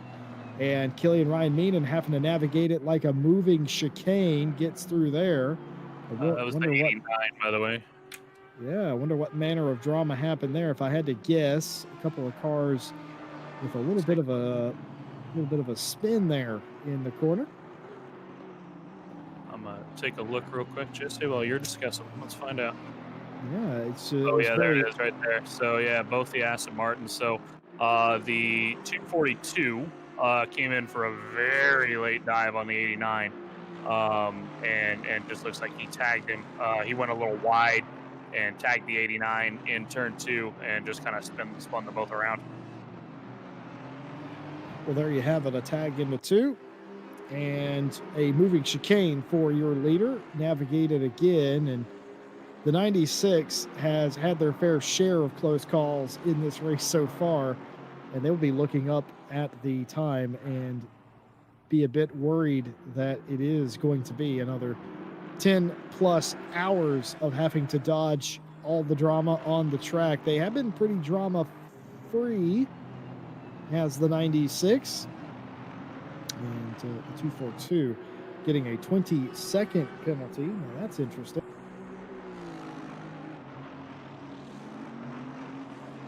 Yeah, let's find out what that's for. The stewards have not posted it to. They have. They indeed. That happened. Yeah. That happened quite some time ago. I was not paying attention, but yeah, the 242, 20 seconds for causing a collision on lap 442. 20 seconds. Must have been a fairly significant one to warrant 20. Mm-hmm. I would not be surprised to see them potentially get a penalty for that one going into turn 1 as well. They had a bit of a bad rejoin coming off as well when they were rejoining the track. Luckily, they didn't hit anybody, but there were a couple cars that were really forced to take evasive action. And then the 962, I'm surprised they didn't tag them as they rejoined the circuit. So we'll see what stewards decide on that, but we might see that 20-second move up here at some point. They're overtaking a car that was ahead of them, ran a little wide in turn 1. And of course, we unfortunately didn't get video evidence of that for the commentary team. But hey, the stewards have it all. That's what we have the replay machines for. And they'll take a look at it as it gets reported in and find out what happens. But Jesse Lee, I think it's about that. Oh, hang on a second. We have a drive-through coming out for speeding in the pit lane rather than track limits. The 42 team, who is all the way in dead last, and they've struggled today to keep it on the track. Have definitely had a ton of issues with setup or what, we don't know. Speeding in the pit lane, that's going to put them back about another 35 seconds or so, all said and done. So they're going to have to come through the pit lane one more time as they just came out. Here is the 962 MSV Racing. Jason Kellaway currently in that car, and Jesse Lee. What do you say we go on board with the 962 and watch a couple laps here at the Kyalami circuit.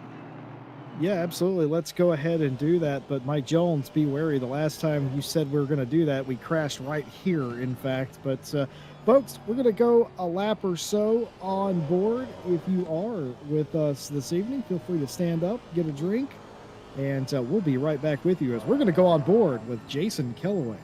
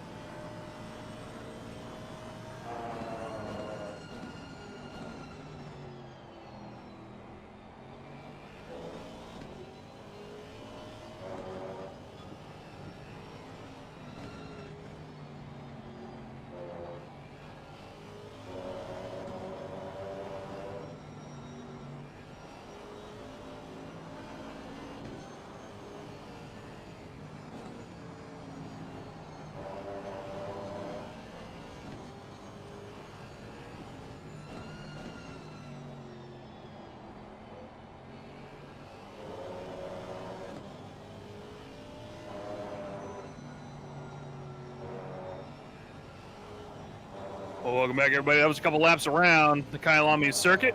Audio up experience here at RaceFace.Pro in solidarity for the Pure Storage 24-hour Kyalami. Riding along with Jason Kellaway in the 962 Aston Martin. And we're going to take a look here just for those guys who might not be quite as experienced with the Kyalami circuit. We're going to take an onboard lap with Killian Ryan Meenan here. And my name Mike Jones, Jesse Lee joining me in the box. I'm going to take you through a lap along the Kyalami circuit. Let's go on board with the 96 Sidemax Motorworks. This is your race leader, has been leading for about 4 hours at this point. He's hard onto the straight, coming across start-finish line through turn one, which is the kink, and then he's going to look for that 100-meter board on his right, brake as hard as he can, get the car turned in while he's braking in through Crowthorne, and then get hard on the power, try and keep it flat all the way through the sweep, get as far to the right as possible before he takes that left into Barbecue. Don't catch the grass there on the outskirts because that has thrown quite a few people, including some of our top 10, off into the wall. We just watched that a little while ago. Gets back on the power, comes through Sunset, which is an interesting corner. You just have to get a dab of the brakes on, and you get earlier on the throttle than you think before you come through it. And then back on the power for just a moment before you come into Clubhouse. Coming out of Clubhouse and then into the S's here, and this is another corner that is deceptively fast. With all the elevation change here, you can really run wide on that left side as you upshift into fourth. Look for the Marshall board on your left side, and then one of the only triple apex corners in GT3 racing. Leo Cop is a very difficult corner, but very satisfying to get right. And then one of the fastest places on the circuit, the second fastest one, in fact, as they go down the mine shaft and into the Crocodiles, down all the way on the brakes to gear number one. And then Cheetah, the most difficult corner outside of perhaps some of the corners at Laguna in the GT World Challenge circuit. You have to hit it perfectly. You cannot be too far left. You cannot be too far right. You catch the curb, you will get thrown. And then into Ingwe for the final corner and back out onto the straight. And that is a lap. That was a 141.661, one of the fastest laps that we are seeing on circuit at this time. There are a couple cars running a couple tenths faster than that, but these mid-41s are some quick laps considering in qualifying, Mr. Jesse Lee, they were down in the 39s, so these guys are only a couple seconds off qualifying pace with fuel, race fuel, and endurance setup that had the potential for there to be rain as well. You've got to make those slight adjustments for the race to make sure that you're maybe a little slower on the dry just in case it rains, even though we don't have any rain on the forecast so far for the remainder of the race. Well, I can tell you one thing. I can tell you three things that I learned from that onboard lap. Number one, you apparently know all the corner names here at Kyalami. The second thing I learned is why isn't Triple Apex Racing a team name? As you see the leader trying to navigate lap traffic. And the third thing I learned from Killian Ryan Meenan that I've been driving turn 2 all wrong, and that may be where I am hemorrhaging some of my time in Sector 1. It's amazing as a driver some of the things you pick up just by watching some of the faster teams and sort of the way that they go about entering corners. And there's nothing fundamentally different other than the line. It is surprising just how much time using the wrong line can lose you around here. And his approach to one was completely different. I would say I approached turn 1 or turn 2, I should say. Oh, that's the Lexus out in front. Let's find that car number for Mr. Setnick. That is the 344, Nick. Let's catch a replay on that if we can. Back in P32. And let's see if we can catch a bit of a replay. Here is the Lexus. He's going to come into Ingwe, catches a bit of the inside curve, throws himself just a little bit. I think he was just a little contact. bit sideways. Yeah, I don't think there was contact with the leader there. I think that he just got a little bit sideways and the leader was coming past. Oh, this is dangerous. Oh, that's man. so dangerous. No further contact had, but that initial contact is going to be enough. Luckily for the other cars, they were cognizant of the yellow flags enough that they were able to avoid the contact. I think that was Milton Steele Vaston's team, the 962. Jason Kellaway currently in that car. Sorry, not Milton Steele Vaston. That was out behind them. And so that was, dangerous by them. And there is the 962, by the way, flashing the lights on the 344. Once on pass, he gets on past in Sunset pretty easily.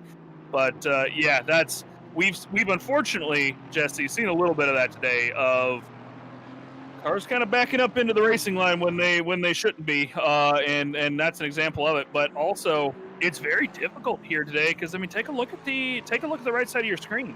You know, there's just not much room to maneuver. There's so many cars out on track still. As the 242 just got another 10 seconds for a penalty that I'm not very surprised for.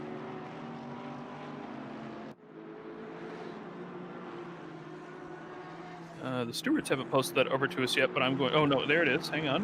242. Yeah, on lap 455. There it is.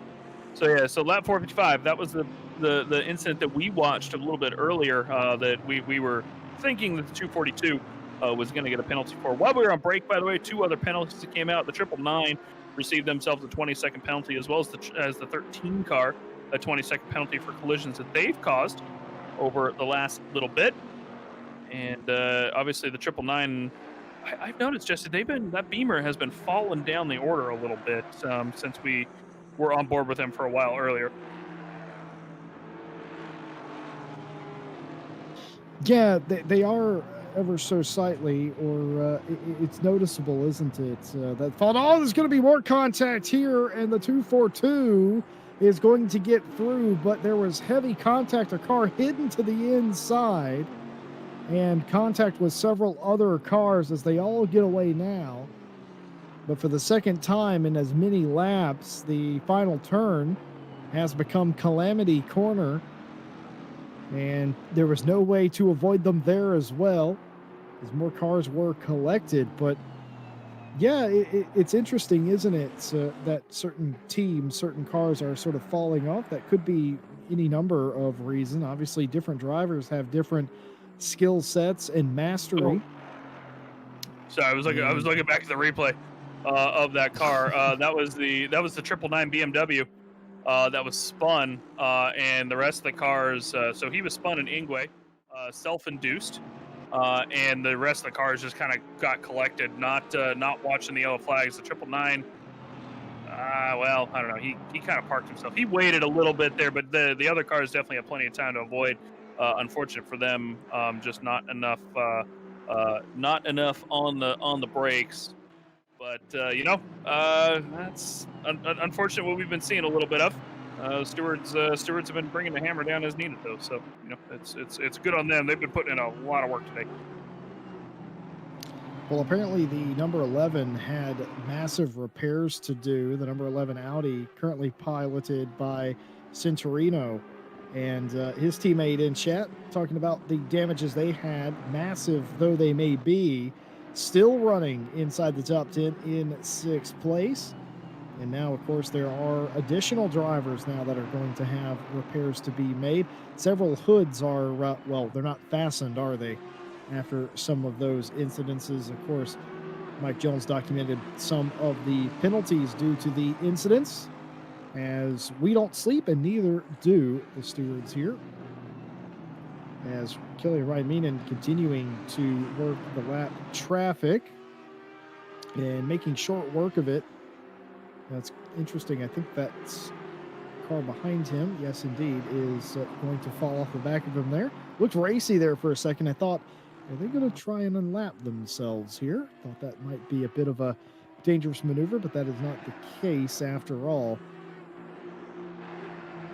It doesn't look like it, but looks like the action has kind of died down on track a little bit, besides the pit stops coming through. As we kind of expected, anywhere between about lap 465 to 485 was going to be most guys' pits windows. Why don't we take we take a bit of the tour of the field really quick? So up in P1, Killian Ryan Mean, and of course for the 96 Side Max Motorworks team leading the race at this time, and their sister team, the 97 Tinko Vanderbilt, currently piloting around that sister Audi car. They are a team of 5, in fact, in that 97 car, doing really well, keeping out ahead so far of the 367. The difference here, Jesse, that I think is obviously the 367, as we were talking about earlier, the Chartier had plenty of pace versus Fusey in the 97, but the Bentley has had damage and kind of lost time both in the pits as well as as well as just on the track. They had a pit stop that was about 14 seconds slower versus the 97 car, so they lost quite a bit of time there.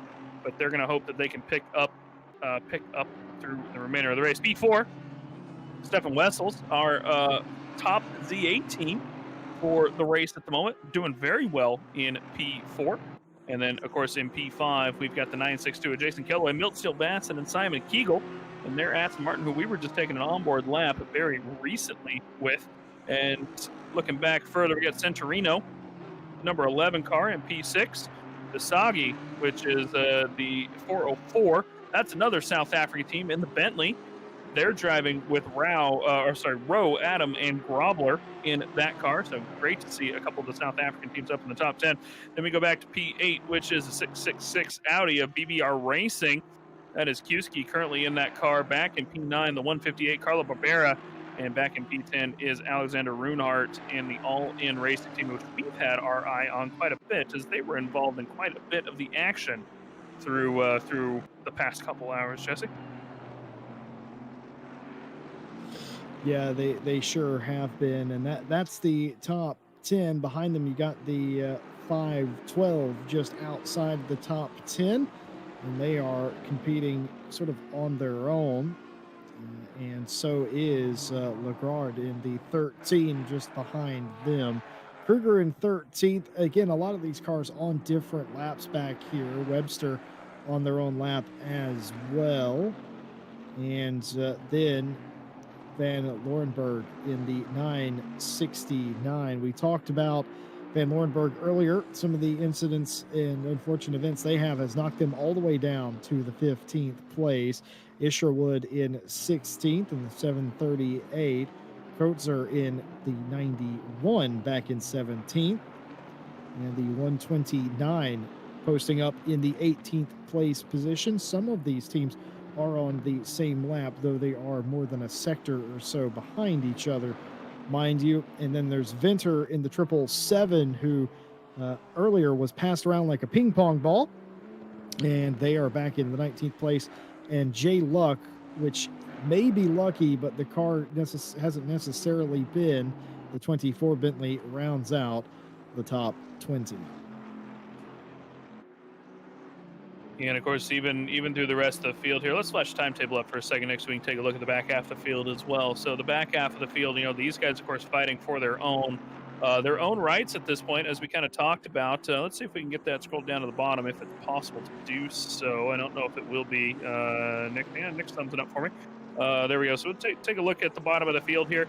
We're seeing all these guys. We talked about this a little bit earlier. All these guys, they might not be fighting for overall, podiums or top 10s or anything like that. But all these guys back at the back of the pack are fighting for their own positions, and realistically, they're still right there, right? I mean, look at P16, 17. Second and a half there. There's 3 seconds between P19, 18. There's only a couple seconds between P21, 22. All these guys are fighting for positions down near the bottom of the field, and they're racing within their own class, more or less, right? I mean, most of these guys, Silver Am drivers versus the pro drivers in the top 15, top 20, they've got plenty to fight for still. And, just finishing a 24-hour race, of course, as we said, is an achievement, period. But, being able to say that, like, hey, I finished a 24-hour race and did pretty well against all the guys that were racing around the same pace as me is something that you can put on the wall here with the RaceFace 24-hour. And it's just nothing to write home about, or nothing to not write home about, rather, is what I meant. But, big shout out to all the sponsors to help us put this on for all the drivers. Of course, this is the Pure Storage 24 Hours of Kyalami, brought to you by Solidarity and powered by RaceFace. And these guys are just here out and helping us put on these races, along with the sponsors NEC, DataSciences, Oxide, SuperMicro, and a brand that we're all very, very familiar with, whether you're in South Africa or not, AMD, sponsoring out the race for us as well. All driving proceeds are going to go over to the driver entry proceeds, going over to Quadrupera, I believe is the charity name. I'll have to check on that in just a second. Out in South Africa to help out quadriplegics in the South African country and community surrounding that. And it's just fantastic to see, all the sponsors in here. They're wanting to donate that out to the charity, and then Lexus around there again. Not surprising, unfortunately, to see him out on the side again, Jesse Lee. But again, big shout out to all the sponsors. Quadrupera Association of South Africa, by the way, is the proper name of the charity. So there we have it. Big shout out to all the stewards, of course, who are here. Big shout out to the commentary team. We've got Nick Setnick behind the cameras at the moment. Stewie was joining us earlier. Ryan Gill, George Smith, myself, Mike Jones, Jesse Lee joining me in the box here. And, of course, Greg Maloney and Clark King, a couple of the local South Africans out here joining us as well. They'll be back to take over for us in a few hours in the morning.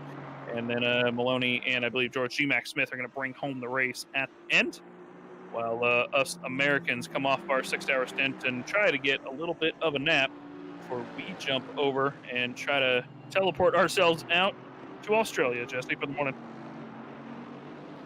Yes, indeed. Well, folks, we have got to the point, 10 hours left in the Pure Storage 24 of Kyalami here on RaceFace and Solidarity. 24 hours is the name of the game. And they've done more than half of that distance now. 10 hours, perhaps the longest, hardest part of the race, though, still to come. Just after 2 a.m. in South Africa now. It means we're only about 3 or 4 hours away from the sun coming up. And if you are still with us early in the morning, have a cup of coffee, because this is going to be very interesting why we are watching the 367 there. I was just thinking that gap is coming down. They did spend about 4 more seconds in the pit lane than I thought they were going to, but nevertheless, they ended up about 29-30 seconds adrift. Well, now they have made up several of those seconds, and they are trending back in the right direction to challenge the 97, though I've been doing the maths. And I don't think it's going to be on this stint, though. I'll be right back. I think it's going to be the next stint. Unless there's, I agree. I don't think it's going to be the stint. They've got a lot of time to make up. I would be surprised if they can make up 30 seconds across 2 stints, though. But they've definitely had the pace. Last lap, though, looking at it, they have lost on the very last lap 3/10. I'm curious to see what this one is, as they're going to cross the line here briefly. So Vanderbilt came across the line running a 41.5.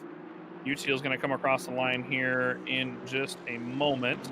You're going to see him come across, and he's going to run a 41.5. So he lost 2 hundredths of a second on the last lap. So he's definitely not picking up every lap. It's just a question of, can he be more consistent than Vanderbilt, or will Vanderbilt make a mistake? We saw UTL make the mistake earlier. Maybe it's Vanderbilt's time. Well, I've seen both these drivers in competition before, Vandervelde and UTL, but I think maybe Vandervelde will have a little something for UTL. But that being said, it has now gone down again. The gap, the 367, is gaining. I think maybe the Audi is not set up perhaps for the colder conditions. Certainly, I feel like as the temperature started to dip, that's when the Bentley came to life. There is the 57 sideways again coming out of barbecue. Can we cut over to that, Nick, because he's stuck in the middle of the track. He's back on. I don't think he caused any contacts with anybody. We're going to catch a nice long replay here. Sorry to interrupt you, Jesse, but I noticed the Porsche I happened to be watching on the replay was dodging cars. So 57 here, he's going to run wide, very similar to what we've seen multiple times. Doesn't bounce off the wall, so good on him. Parks it up sideways on the back of the track, spins it around in front of a couple cars. Good dodge by them, and that's that Porsche I was watching, by the way, that was out in front there. He barely got past, but Richardson again struggling with this and struggling with the with getting the rejoins proper and correct, and potentially causing some more issues. But no contacts that time. Yeah, it's still a dangerous sort of maneuver. I know everybody wants to get the car going in the right direction as quickly as possible, but I cannot advise spinning the car around in the middle of the track. The safest thing to do is to hit reverse and try and stay as far onto the curb as possible. That maneuver leaves a lot of people guessing of where you're going, and then whenever they can't for sure know where you're going, well, that can cause problems. It didn't that time, but I was just looking when we were going through the field, Mike Jones. I was looking at the 57. There's a lot of cars that have had issues today: the 42, the 70, the 99, the 77. Actually, now that I think about it, the majority of the field has had issues at some point today, but I digress. My point being the 57, considering how many times we've seen that car punted and doing the punting, I expected them to be well near the back of the field, and they're just kind of not. They're up near the top part of the 30s in the back half of the 20s. So whenever they're not in the wall, they must be at least somewhat rapid because they're not near the back of the field. Yeah, but that's part of the problem is you get, this is an endurance race. It's you can be as rapid as you want. I think that, if they're out here against people that are as consistent as they can be, I think that's part of the problem is some of these guys, even the Richardson team, is just not as they're not fighting in cars that are as fast as them, so they're able to gain these positions even though they're losing that time. And in a 24-hour race, what really matters is how consistent you can be. Speed obviously is a factor, but if you consistently make mistakes, people that you are as fast as, they're going to blow by you. Handily, they'll be gone every step of the way. I'm actually curious to kind of take a look, Jesse, over the next couple laps, if the 57 can keep it on the black stuff and point it in the right direction. I'm kind of curious to see what laps they're running. I think they're running low 43s, which should put them up into around P16, 17, if I'm not mistaken, based on pace alone. So realistically, that's how much time they're losing. That's where they should be. And of course, they're back all the way in P29 after when's all said and done. They've lost about 10 positions based on pace versus consistency at this point, and it's not doing them too well. And we might see a bit of a battle shape up here in just a moment on track. In fact, two of them here near the top 10. This is Mohamed currently being chased down by Vermillion behind in the 520 Aston Martin, and just ahead of these guys up the track is Kuski and Barberi, who are going to start catching each other as well. And Jesse Lee, we might have a reprieve from talking about the back markers and the rejoins by a bit of a battle going on here very shortly, and we might be able to get loud for a minute. Yeah, I tell you what I was doing. I was looking at the 88 while Nick Setnick was focusing on them, and I was looking at Mohamed and trying to figure out what Malik did to get a 5-second penalty. The stewards have an answer for us, though, as they always do.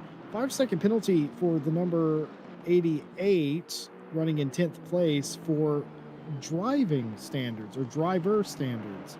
Now, that's a very interesting penalty. We don't see that very often, but it says to me that the stewards have found that he was driving, outside of the norm of what you would expect. So that's very interesting indeed. I wonder what a driver in the top 10 could have possibly done to get a penalty like that. It's whatever it was, we didn't see it, but it certainly occurred, and the stewards did see it and decided to give him a 5-second penalty. So that's very interesting.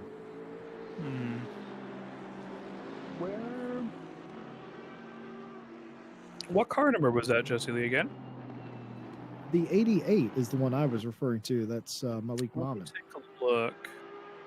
Yeah, there he is. I'm going to go take a look real quick.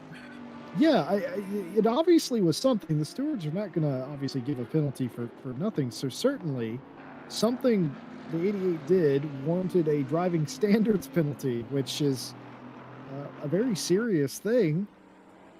I would have no idea what happened. Perhaps a forceful overtake at some point, perhaps, or going off track, unsafe rejoin. But I suspect if it was an unsafe rejoin, they would put that in the penalty description and not driving standards. So very interesting indeed. Mike Jones is going to put on his Inspector Gadget hat and try and figure that out. Meanwhile, of course, there is the 20-second penalty for the 13, the 242.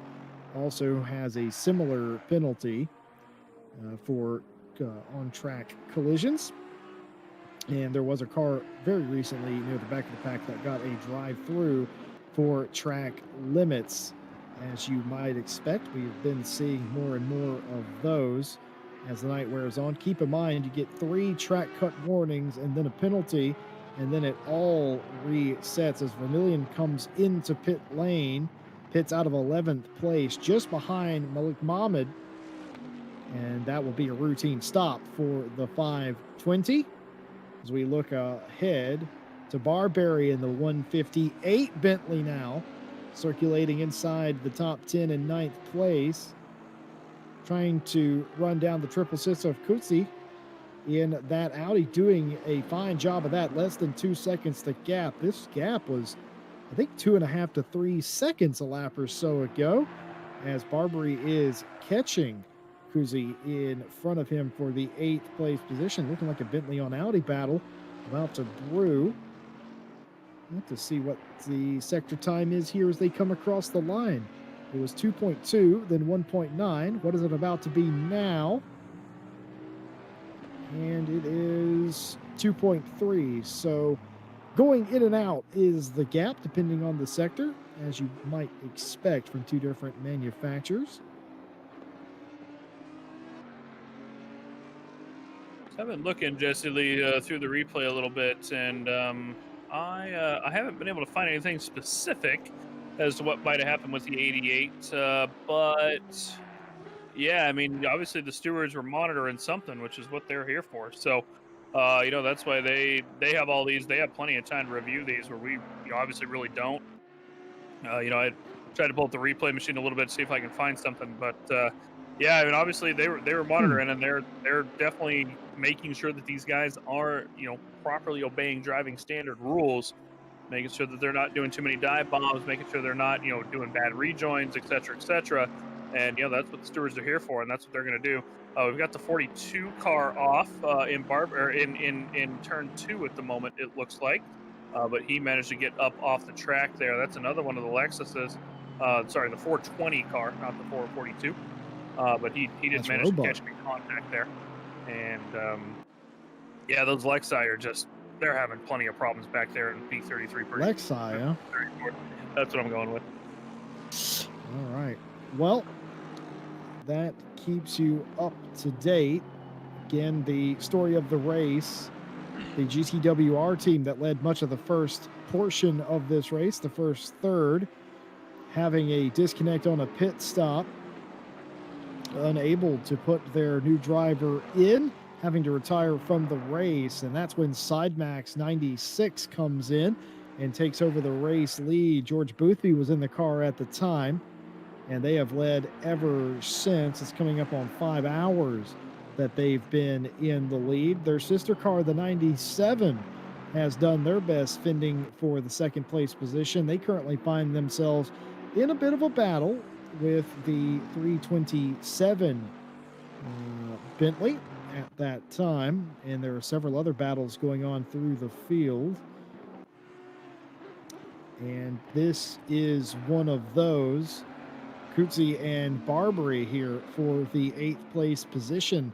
Seems like through sector 3, Barberry loses a bit of time, but through the rest of the track, the 666, the Ada Pro Esports team catches a little bit.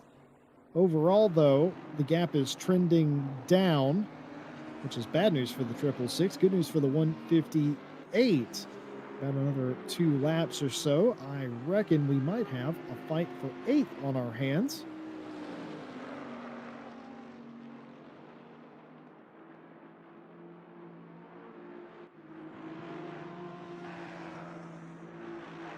Car off in the background. That looks like an Aston of some variety.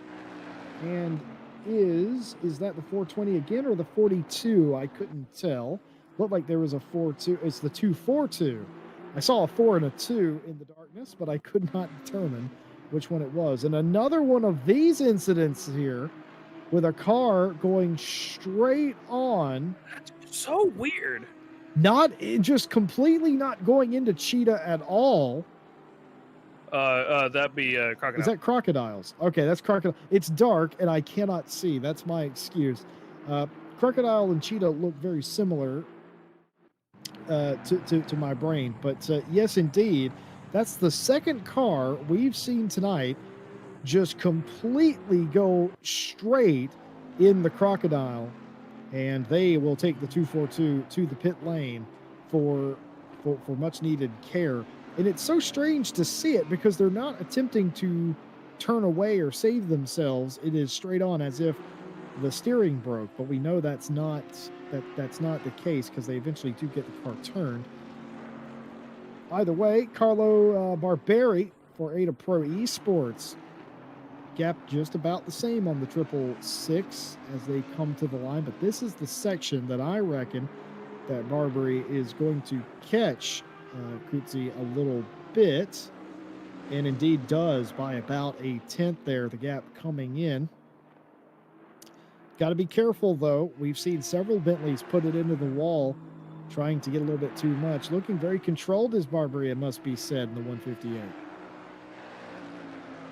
Yeah, Barberi for the DataPro Esports team doing pretty well. I mean, they're definitely catching, and he's been kind of getting a 10th, getting a 10th, getting a 10th, getting a 10th, and you know it's really working for him so far. And this is really what you do in these endurance races: is you just need that time. 10th here, 10th here, 10th here, and that starts adding up, you know, over a 10 hours remaining, or just shy of 10 hours remaining in this race. Plenty of time to make that up and get those passes done. Let me look at the pit stops real quick for these guys. They only pit 2 laps apart, so they're on the same pit strategy as well. When did they last pit, Mike? 470 and 468, so they are approaching pit window in about 10 laps. Well, there you have it right there. 10 more laps. That will be all that Barberi needs to catch Kutzi in front, I would assume. But, well, you know what they say in racing, Mike Jones, catching somebody's one thing, passing them, well, that's quite another. Yeah, and that's the thing is, I think at this point, I mean, with how slow he's been catching him, right? He's catching him, but he's been slow at it. I think he's going to catch him about the time the pit stops come up. So I think we're going to see a scramble in the pit lane between the two of these guys. They won't pit on the same lap, I don't think. But we're going to see who gets the better pit stop. We also do, well, actually, hang on, I can find out for sure if he has done. So the 88 did make their brake stop.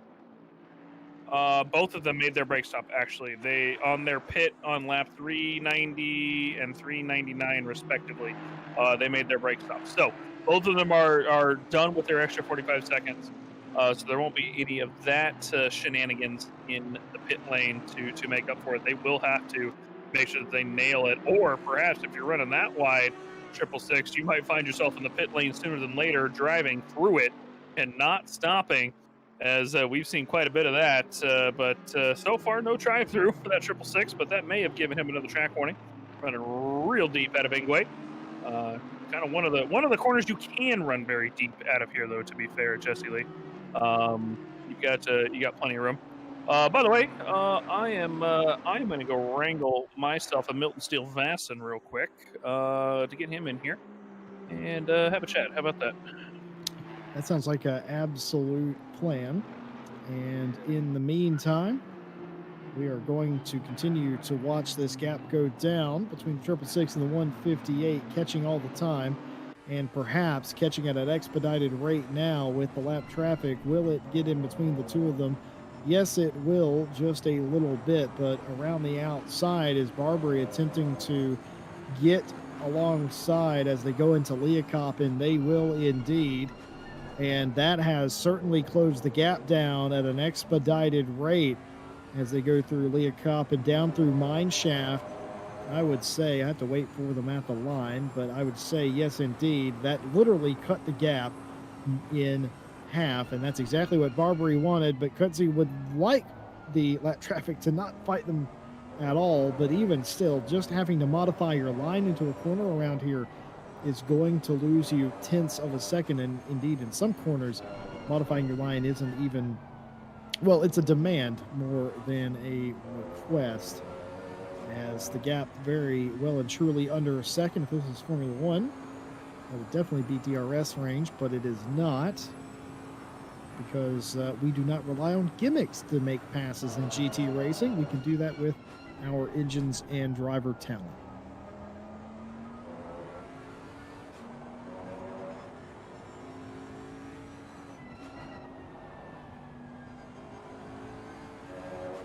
Well, we have been joined by Milton Still Vasson now, one of the team members in the 367, I believe. 6'2". 962, that's right. He drives for his own team. Why did I say that? He drives for his own team. Anyway, Milton, I do apologize for that. It's almost like we've done this interview before, and but the 962, you are in an Aston. How's that going for you? Pretty well at the moment, to be honest. We had a bit of a rocky start, but yeah, we're just trucking on. Putting in the laps at the moment. We've just been slowly climbing up. Well, I got to say, credit where it's due. You're the only Aston in the top 10, and up until recently, with some penalties and some mechanical issues, you were the only Aston in the top 15. Well, now that's not the case. There's several Astons in the top 15, but you are, of course, the highest one up in the field. What's your outlook for the race? I mean, you're racing against Audis and Bentleys. Do you think you can crack the top 5? I'm not really sure at the moment, to be honest. I'm just kind of taking it at each lap at the moment. Considering the first few hours we had, we're pretty surprised where we are now. So yeah, we're just taking it as it goes. If we could get a top 5, that would be pretty mega, to be honest, against the Audis and Bentleys. Because yeah, the teams and the cars got a lot of pace in the top 5, so if we can get even anywhere near them, we'd be pretty happy. I gotta ask, this team, of course, much like all the other teams at this point, I think it'd be hard-pressed to find a team that hasn't had a penalty of any variety. Did that change your strategy at all? Not really, to be honest, no. The only thing that actually changed our strategy was a bit of a hardware issue, but that was only by a couple of laps. So yeah, so far we've been pretty spot on with our strategy. Yeah, it's not really affected us too much, so we've been pretty lucky with that. How have you found racing around back markers, clearly at the sharp end of the field? We've seen a lot of maneuvers by some of the back half of the field that haven't necessarily come off. How have you found it? It's been interesting, to be honest. It's been a bit of a learning experience. I think it's kind of calmed down a little bit, probably after a few hours, with a few of the penalties being handed out, but it's kind of taught us to keep an eye out in this race. We've just been basically almost eyes on stalks, just to make sure that if anything happens, we're ready for it, and we've kind of, there's been a few accidents in front of us that we've managed to avoid by doing that, which has helped. And yeah, we've just got pretty good now at giving a wide berth when we're coming behind some of the back markers, and just making sure that we're giving enough room. Talk about your teammates a little bit. Jason Kellaway in the car right now. I mean, how is it peace of mind to have quality teammates like you have over at MSV? Yeah, definitely, to be honest. It's nice to be able to just hand the car over and know that they're going to put in a nice stint, and know that they're not going to do anything stupid and get into any accidents. So yeah, it's pretty nice. I can just chill and wait until I get in the car, pretty much. Grobler in chat, who I think they've had to retire their car. You were fighting them earlier, and Grobler says, I don't want to misquote it. Grobler says, tell MSV that he gave us a hard time in that car of his. You were racing them earlier. It was actually a really good scrap between the two of you. All right. Oh, nice. I can't even remember what car that was, to be honest. I'm incorrect. Grobler's not out. They're in the 100 car. My mistake. I have written all the cars that were out of the race. My mistake. They're in 4th place right now. Yeah, they've done pretty well for themselves, actually. We were fighting them a little bit earlier on, and they've moved forwards pretty well in the last few hours. Brake change done? Yes, yeah. To be honest, we went a little bit earlier than we wanted to, because I think the rear brakes started to go. But hopefully we should be all good on brakes. All good on brake. That's what we think. When did you actually do that change? I don't think we saw that. I don't think I was in the box. I think it was about 11 hours 40 in. So we went probably just before the halfway point. But we found with the World Tour we had to go a little bit early because I think the warmer temperatures seem to degrade the brakes a little bit more for the first half of the race. So yeah, we're just going to take it careful for the last 12 hours, and hopefully the cooler temperatures will help them last a little bit longer. Well, we talked about the difficult track. I mean, do you prefer, and we talked about this a little bit earlier, Milton, do you prefer, by the way, we're talking to Milton Still-Vasson, the team, I guess you're the team principal and driver for MSV Yes, as well. I am. And I gotta say, would you prefer running a 24-hour race, like let's say at the Nürburgring GP or a place like Kyalami? For me personally, definitely Kyalami.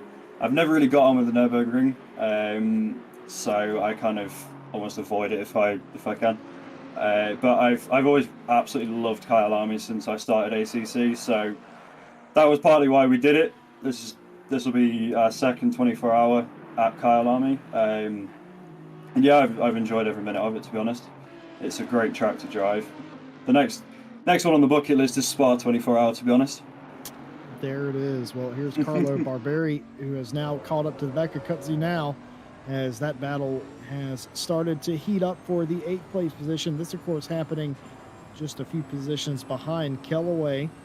Of course, the 962 Aston running well. And has Kellaway had any feedback from the driver's compartment, or is he very quiet? I think he had a bit of an issue with the tyres on the last stint. We're not sure what happened, but they were extremely low on pressures. So I think something's happened in the pit stop, or we might not have done the set the tyres up properly. But yeah, he got on with it. But no, this stint he's pretty happy at the moment. So yeah, I've just left him to it, and I'll be in the car after him. Oh, intense battle here between the 666 and the 158, and the car in front of you, Wessels, has just went into the pit lane. I can only assume, based on his last pit, that is a scheduled pit stop. And we are staying with Barberi, who is trying to do an outside move here in Leocop's. Not going to happen. Getting right up to the back of the 666, and now the run down the hill in Mineshaft. Got traffic racing each other in front, all kicking off. We talked about how you had dealt with the lap traffic, but how have you sort of dealt with cars that you're racing? Like, who are your biggest rivals right now?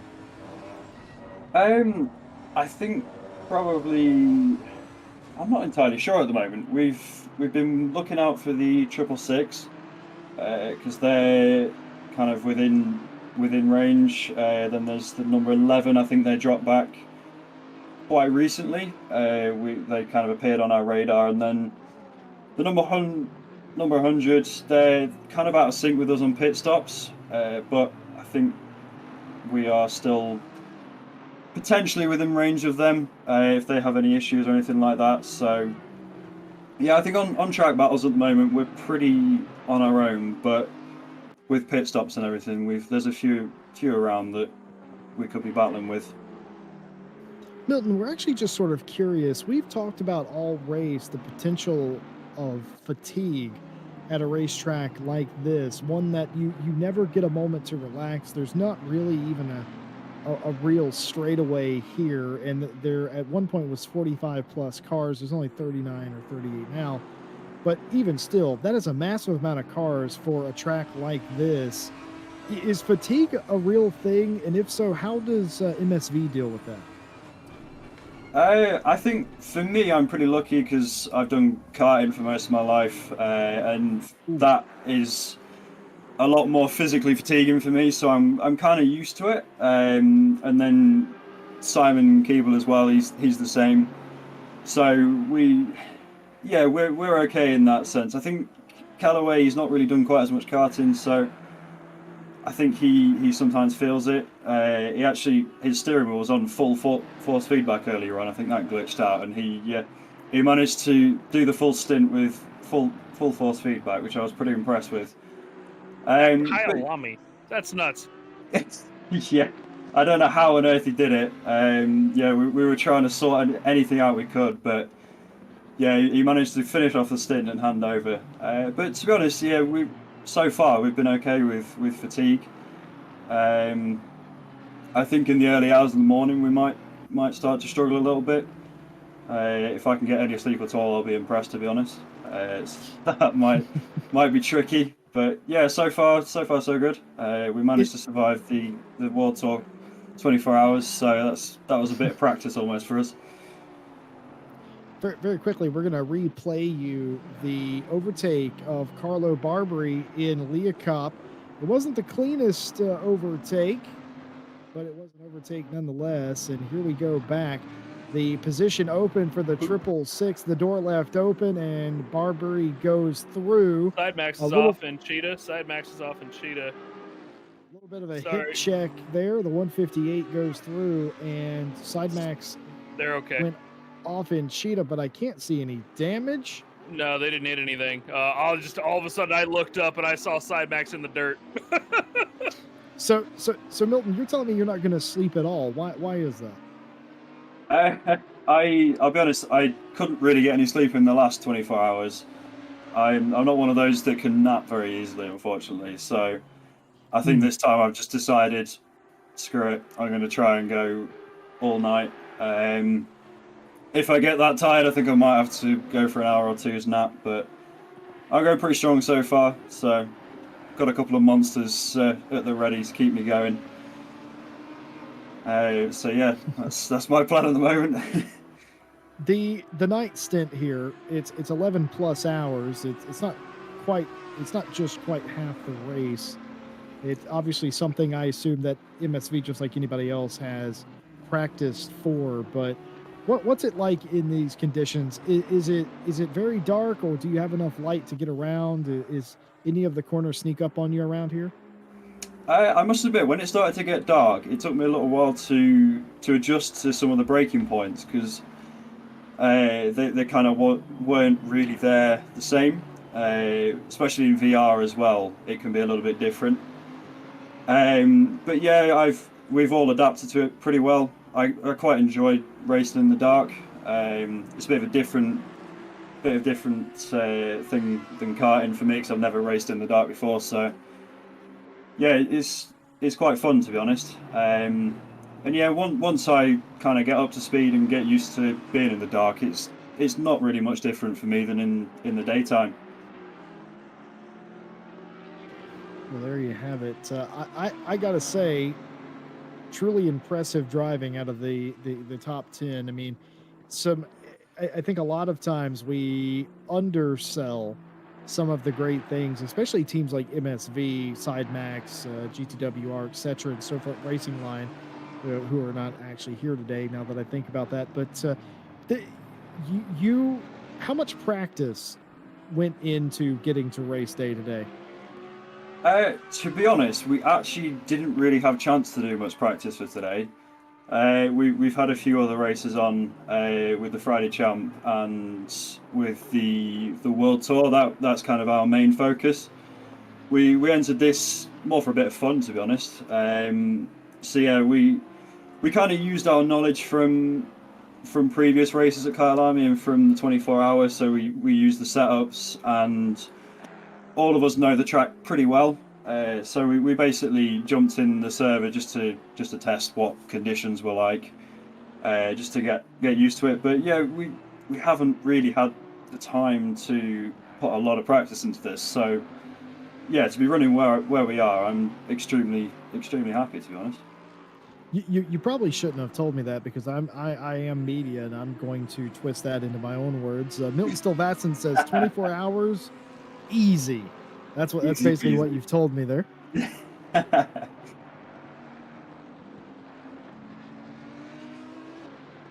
Well, Milton, appreciate you jumping in. Obviously, I just have one more question for you.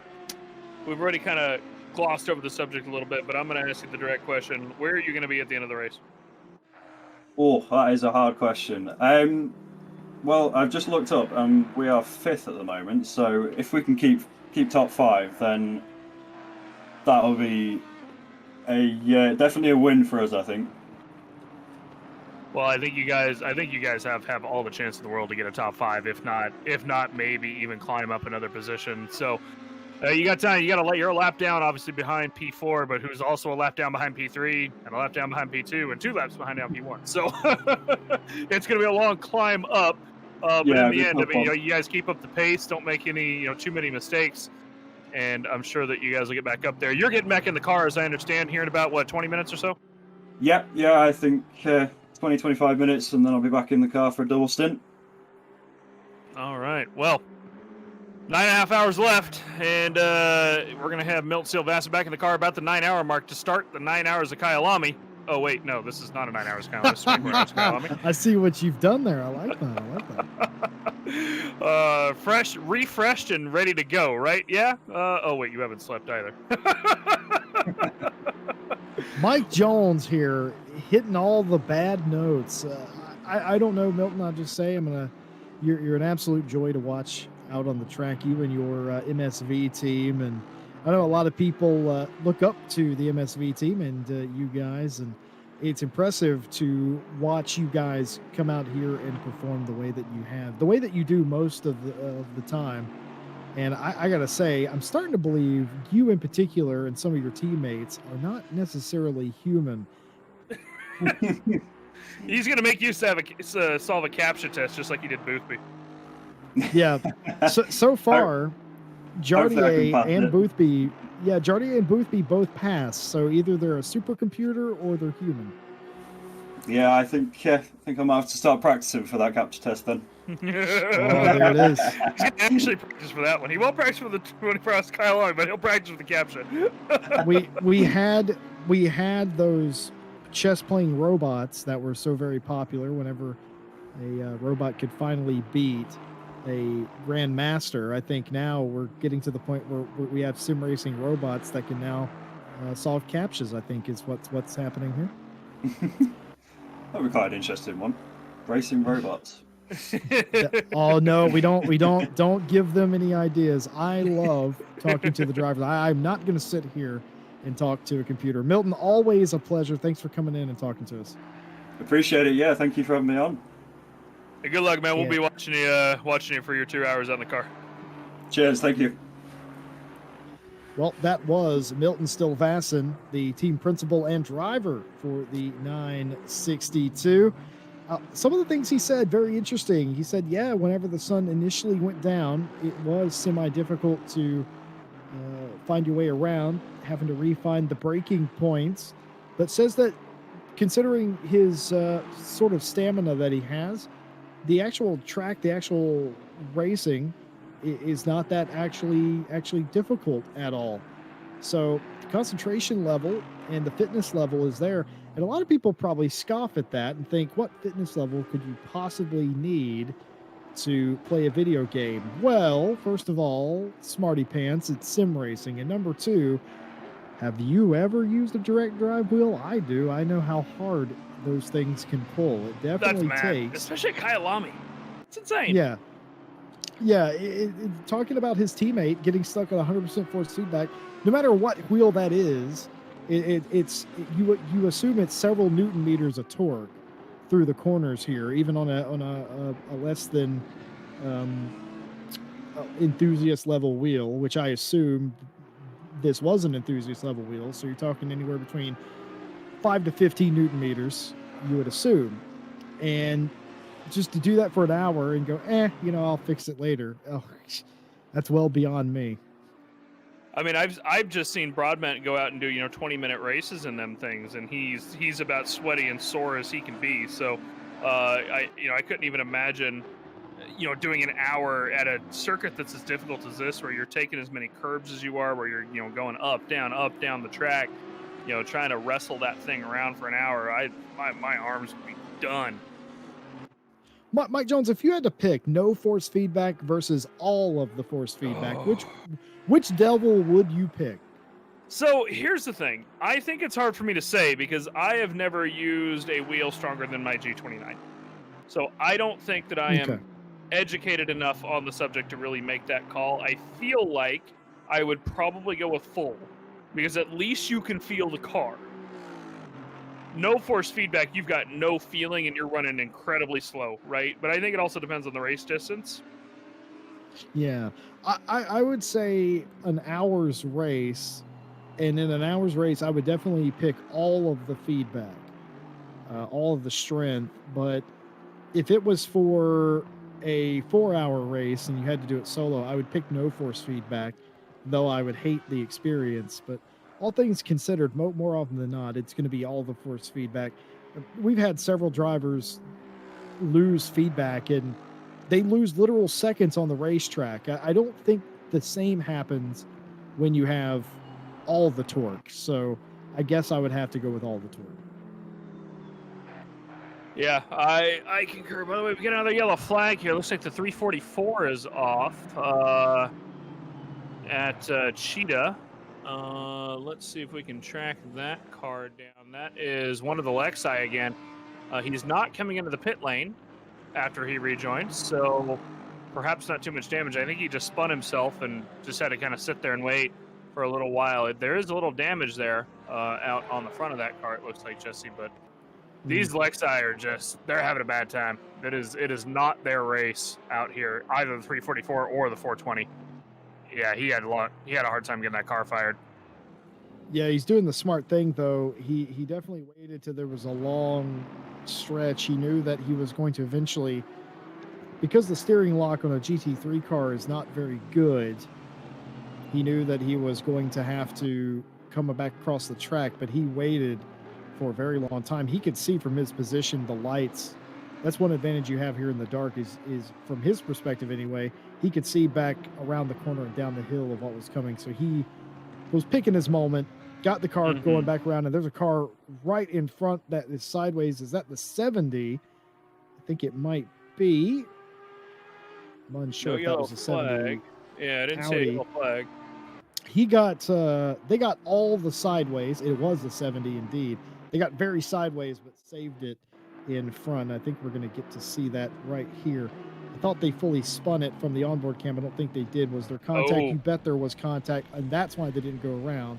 That's the 969 Bentley who tapped them, and that was sort of a I'm sorry, my bad tap as well, where they tapped him back forward the correct way. You know what? I'm a fan of that. I feel like if you're going to tap somebody on accident, at least set them straight, keep them from spinning, and that's fine. I feel like, you know, it's almost respectful at that point. Like, oh, I'm about to turn you, and now I've decided I'm not going to do that anymore. Unfortunately for the 969, I feel like that might cost them about a 5-second penalty if that gets reported up, which I wouldn't be surprised if it did, up to the steward's box. They're only about 15 seconds back on last check on the car ahead. So let's see. I'm kind of curious. So they're going to cross the sector line here in a second. Yeah, 15.736 seconds, which was exactly the same last sector, by the way. So they're literally tying the car ahead. If they get themselves a 5-second penalty, all the work they've been doing to try and catch up is going down the drain. Their last lap was a little slower, of course, but overall they are moving ever so slightly faster than the 738 ahead. Not enough that they're going to catch them quickly, but again, as we talked about a little while ago with this car right here, who has not been gaining time, by the way, that much, Jesse Lee. Tinko Vandervelde has been doing good and putting in good laps. 9 hours, if you know, a tenth a lap, and 9 hours later, it's a lot of time if you can make it up.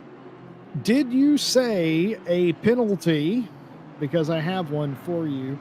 The 158 has been given a 5-second penalty for causing a collision, undoubtedly, with the 666 of Kutzi earlier when they made that pass for the 7th place position. So the stewards awarded the 158 5-second penalty for making that pass with contacting Leah Kopp. And I almost feel that's warranted, though. Again, they have all the angles, and they are better adjudicators than I would ever be. But they tend to agree in this case. Yes, a pass with contact and a 5-second penalty. Not the biggest penalty in the world, but still a penalty for a sort of the penalty fits the crime in this case, I would say. Yeah, I mean, the stewards are definitely making good decisions off the instance that we've seen in the adjudications they brought down. You know, they're definitely like the penalties seem to be appropriate for the incidents for the most part.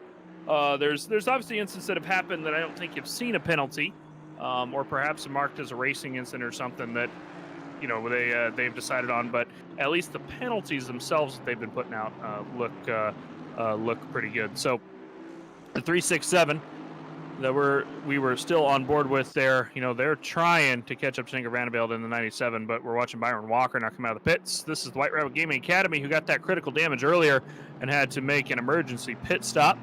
They've went back down to P22, but that said, I mean, they're definitely picking up positions after that damage. Of course, this White Rabbit Gaming Academy team, after having that major incident, dropping down so many positions, they were definitely faster than the cars in front of them. They're not. I don't think they're going to be fighting for any P15, P10s or anything at this point. But I don't think after that major incident they're going to, be too mad at getting up into P20 and fighting for further up the field if they can.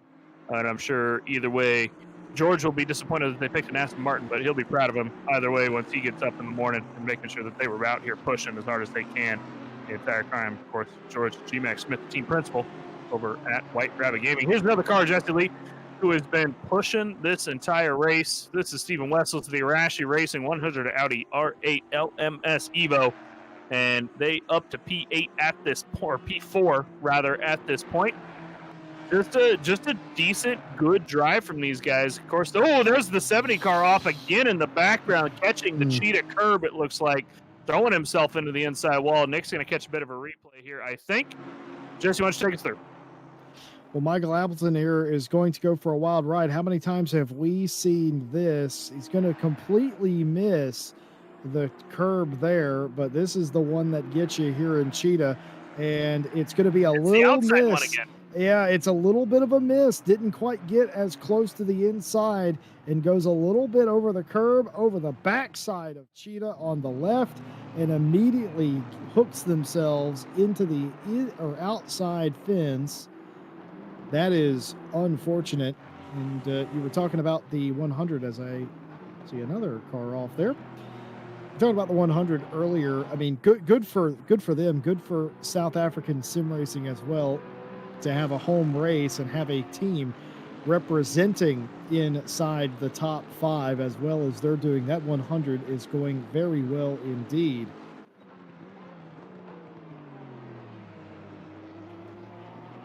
Perhaps a little bit of a battle here between Patterson and the 89, and looks like position gained for PWSR in the 101 Porsche, getting up to the 24th place position. Not the most painful pass that they've ever had to make in the 101. The 89 made that a bit more commodious than some would have done.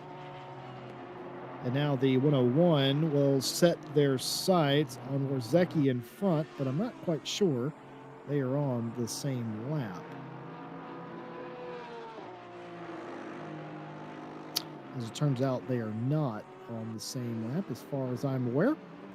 But either way, nice looking car. The 101, Kieran Patterson, I think PWSR, I think, has kind of kept their nose clean for the majority of this race. I certainly can't think of any particular incident that I'm aware of. Unfortunately, PWSR has kept their nose clean today because they have had an absolute torrent of technical issues. I believe they've had 3 different disconnects throughout the race. So, haven't been involved in any incidents, but that's because they keep falling out of the race temporarily. You gotta admit, for to have those technical issues and still be 24th, that's impressive. It really is. I mean, we just go back to, say, the 57 car, who obviously has the speed. Speaking of which, there's 57 car getting passed up by some lead lap cars, or not lead lap cars, but further up the field cars at least, because the only one in the lead lap is the leader at the moment. The 57 is another example, right? They're way farther up the field than they really should be, because they have the speed to do it, but they keep having issues. Like, there it is right there. You see the 57 in the background there, just about catch the dirt. maybe he's getting fatigued and not paying as much attention or something. But that's those small mistakes that have come out of them. And even though they've had the pace, they've had the speed, they're all the way back in the back. PWSR, same concept, right? When they're out in here and running laps, they're quick. The difference is PWSR was fighting for a top 10 earlier in the race, which means they're also consistent. So there's another car off. That was one of the Ferraris. I'm going to imagine that's the 888 as they've continued to have problems, and it is the 888 off at Ingwe. He is being patient, waiting for the cars to come past. Should have an opportunity now as soon as the next car comes on by, which is the 404, to spin himself back around. And I'm going to take a look at that replay, but I'm going to assume that was a self-induced incident there by the 888, Jesse. But let's take a look, shall we? Yeah, I imagine it was as well. Very patient to get the car going in the right direction. I'm sure everybody appreciates that, including us here in the booth and the stewards as well, making the right decision, not endangering anybody else. Of course, 888 down in 36th place has just had about the worst kind of luck you could ever imagine. I don't know if it's something to do with the vehicle, the car, the track, something not agreeing, and a lot of spins. Tico Vandervelde brought the second place car. It's off again, by the way. Yes, indeed. Tico Vandervelde bringing the 97 Sidemax Motorworks car off of pit lane after a routine pit stop. Tinko doing a double stint. Yes, indeed. I had to check my notes there for a second. Indeed, 97 doing a double stint for Vandervelde. And Sidemax Motorworks, he will stay in the car. And I think Util a couple laps ago as well. Yep. Yeah, I was going to say, I think Util in the 367 has done the same as well. So long overnight stints, cooler temperatures, no wind to speak of, and no bad weather. All things considered, a fantastic night, or should I say morning, as it is just about to go 3 a.m. in South Africa. It is a fantastic morning for racing. And of course, that means that we're only about 2.5 hours thereabout from seeing dawn.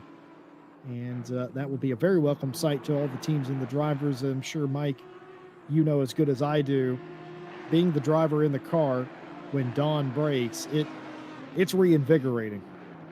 It really is. You know that you're getting close to the end of the race. You know that you're on that home stretch and you're ready to go. Get back going out on the track and, maybe get in the car. If you're out in the pit lane, you kind of look at it and you wake up a little bit and go, all right, we're getting there. We're ready to go. 80 Eastport in the pit lane. Carlo Barbera from P8 taking his scheduled pit stop. They last pit on lap 474. So that is a scheduled pit stop for them. This is the battle going on track at the moment, by the way. I've been monitoring this myself over here on my machine a little bit. Kruger is staying about 0.6 back off the back of Moore, but has got the pace to get on up there at some point. Just waiting for that mistake to happen, and that's really what it's going to be. Of course, as we've seen pretty much through this entire race, those small mistakes is what's doing it. So Kruger getting ready to pounce on Moore, get P12 away from him, and of course these guys pretty far back from the next car out on track. They're 2 laps behind, or at least a lap and a half or so behind P11. So it'll be a long drive up to P11, but in the end, every position matters. What's your favorite saying, Jesse Lee, besides for I like maths? I believe it is racing drivers see a car ahead of them and they want past them. It doesn't matter what it is. Yeah, and I know that because all the drivers seem to disagree about everything on the planet. But all drivers tend to agree on one thing. I want to get in front of that guy in front of me. It doesn't matter if you're the leader of the race or the last car on the track. You want to get by the guy in front of you. Lap car, for position, out of your class, in your class, doesn't matter. And that's what Kruger is on about, and it's a little bit more important for Kruger, though, I must say, than that, because Moore is the 12th place driver, and nobody ever wants to say they finished 13th. They'd rather say, well, I finished 12th, though we are a long old way away from the end of this race, coming up to 9 hours to go. And we start talking about the hopeful things such as morning and dawn. And then you look up at the top of the screen and you realize it's still 9 hours to go. And it is ever so far away for all of these teams, and any mistake now is going to make for a very long old morning. And of course, to keep you up to speed, overnight we have had several retirements, all due to technical issues. Nobody has retired willingly from this race that we're aware of. All technical issue related retirements. As far as I know, we have 38 cars circulating as a Lexus has gone off again, coming through Cheetah. Hard contact with the outside wall in the background. And that, of course, is Martin Jubert in the 344.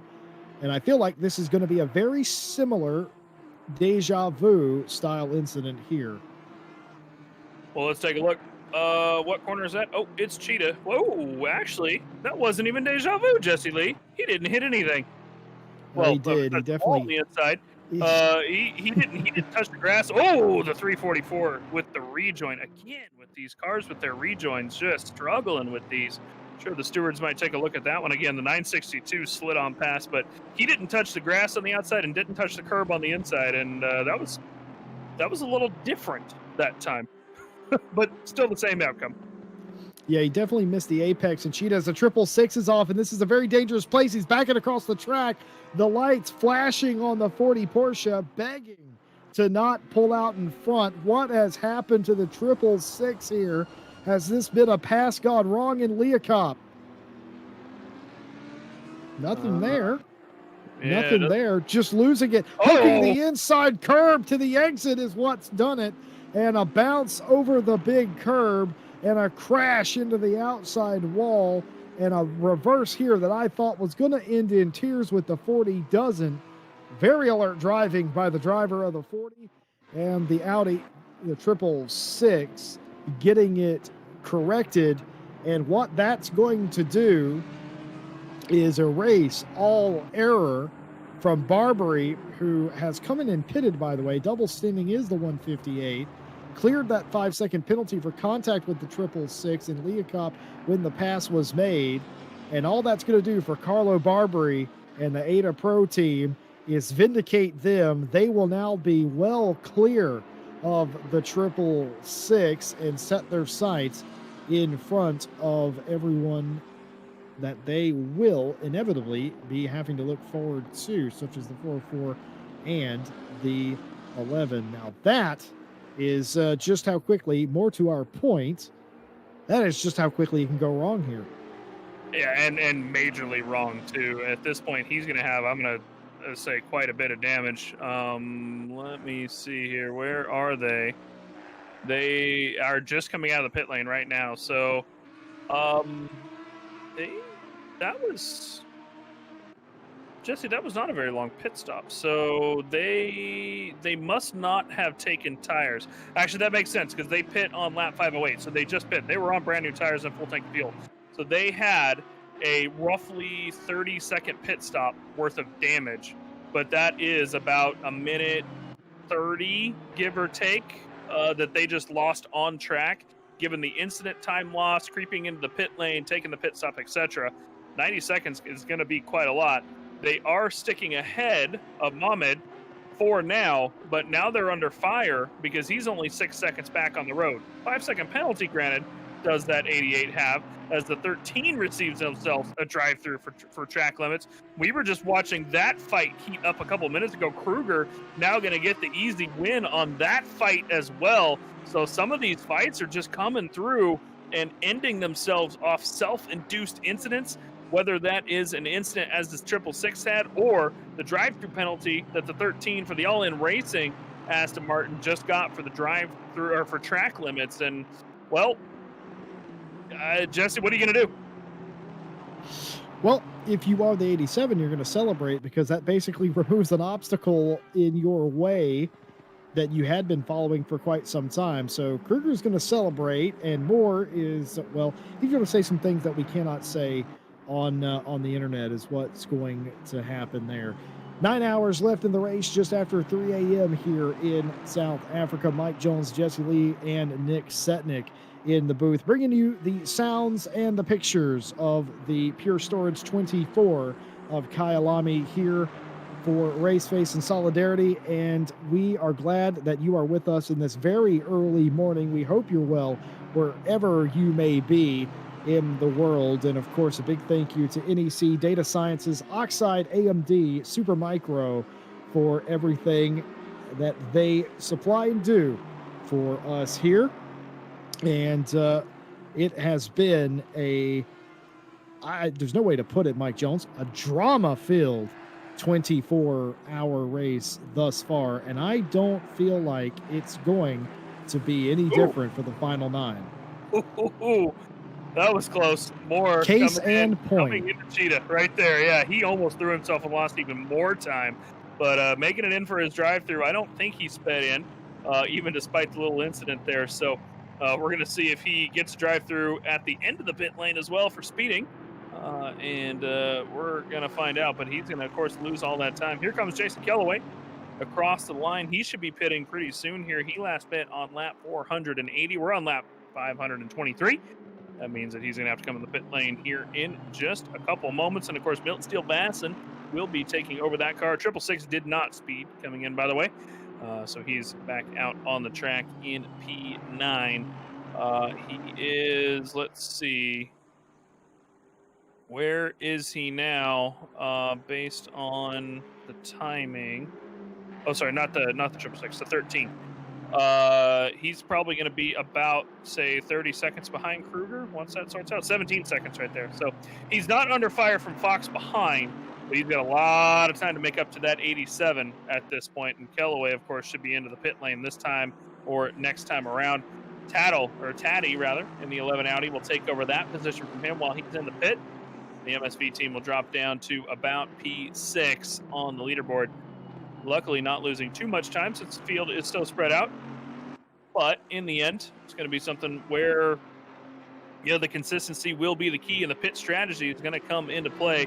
Most of the cars have went in and done their extra brake change stop at this point that we have found. So everybody should have that shaken out for the most part. We'll see a couple more teams, I'm sure, needing to come in and do that at some point. But Jesse Lee, the action isn't stopping, basically, is really what it is. Even if there's not proper on-track passing going on, there is drama. 9 hours left to go. Yeah, that's exactly sort of what I'm on about. And just as you were describing the strategy for the 962, I was looking at Crocodiles and Cheetah, and the 344 Lexus had went off again in a massive off, and it took them quite a long time to get going. It's largely the same cars too, isn't it, that are having the bulk of the issues, and it's a bit perplexing to me as to why they continue to have these sort of issues, almost embarrassingly so. And I'd be wondering, and I am wondering exactly what exactly is the issue. And of course, some of their problems they're having are not self-inflicted as well, but more so, it's quite interesting. It seems to be a handful of cars that just do not have a handle. But that all being said, we talked to Milton Steele Vasson earlier, and to your point, Mike Jones, he was running 6th when I started talking to him. He was promoted to 5th, and I asked him if he thought he could get in the top 5. He goes, well, that's going to be very hard to do with all these fast teams here. And his answer is correct, but in that conversation that we had, he did take 5th, or his team did, and now he's going to be given a car inside the top 5. And isn't that just fantastic for the MSV boys? Yeah, it really is. I mean, it's not surprising, and I think that's pretty much where they're going to finish. Obviously, once Kellaway comes in for his pit stop here, it's still going. By the way, he's still out on the track. He hasn't come in for his pit yet. But I think that regardless of what happens here, they're probably going to make it out into P5. Ahead of Taddy back in P6, who's not too far back on the road, but of course they're a little out of the pit window between each other, about 15 laps between them. 999 picks himself up a drive-through for track limits. That BMW immediately coming into the pits. He's been struggling in the middle of the race here a little bit. Is that 999 Miller has been doing pretty well since he got in the car, but his teammates were definitely struggling a little bit through the beginning of the night stint. Car 24 Bentley that we're on board with now. He's got the 999 now behind him. So that's a position picked up by him. And now the 999 going to be under fire from the 23 Lamborghini here pretty soon. And the 87, by the way, coming to the pit lane, Jesse Lee, after he just took that position back from Moore. And look what he's got on his way out. That's speeding in the pit lane drive-through. So that is match for match there between the 13 and the 87. Both of them receiving that drive-through. They both pitted along the same lap as well, if I'm not mistaken. So neither one of these cars are really ahead of one another when all's said and done. And in fact, I think the 87 might fall even further behind. But that is a struggle by these guys, and not what you wanted to see. By the way, Jason Kellaway now coming into the pit lane as I was watching the start of it.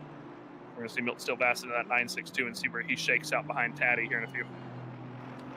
Well, in reference to the 13 and the 87, it was looking like 40-15 for Kruger over Moore, but to borrow another tennis reference, it's deuce now, because you had everything going your way in the 87 for Kruger. All you had to do was not commit a silly self-inflicted penalty, and indeed that's what's happened. So now you have given all that power back up to Moore. Moore will be absolutely thrilled with that. Moore will be looking at that drive-through, almost laughing to himself. Game back on for the 12th place, as it turns out.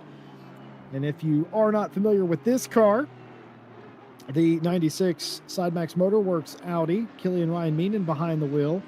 Well, there's good reason for that. That's because they are tucked away at the front of this field, a lap all to themselves. And they have been keeping largely at this point now, by the way. 2.5 laps in front of their sister Sidemax team in the 97. And they have been keeping out of trouble. Long gone are the memories of them nearly being involved in 4 or 5 different incidents in the same hour. And now we are at a point where they have sort of found their rhythm. And I just saw the 87's penalty get cleared. Yeah, that was he actually came in and served it, so it wasn't cleared by race control or anything. Okay. So that means that it was he just served the drive-through penalty basically.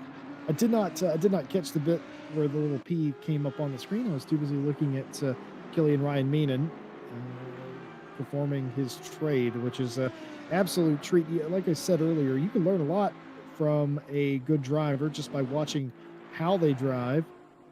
Turns out I've been running into turn 2 here all wrong for the past decade or so. So interestingly enough, Killian taught me something mid-race that I otherwise wouldn't have known. Speaking of the leader, the 96 Sidemax car into the pit lane for the scheduled stop at the end of lap 527.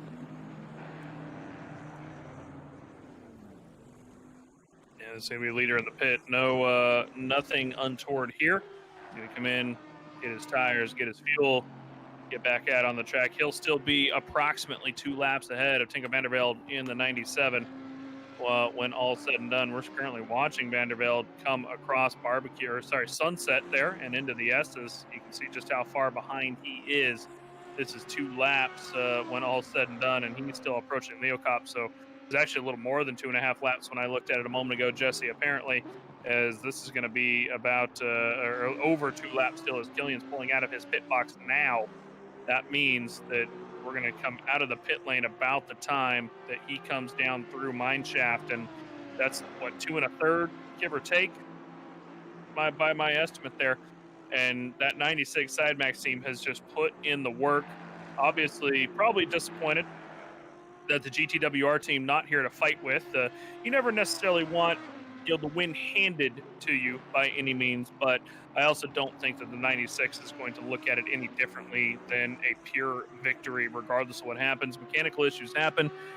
Cars fail, wheels fail, and in the sim world, internets fail, power fails, whatever happens to happen. Of course, the GTWR team did have a power failure early on. Simonini for the GTWR team had the power failure. Jordan Shearat, who was the reconnecting driver, was not available to be able to get back into the race server.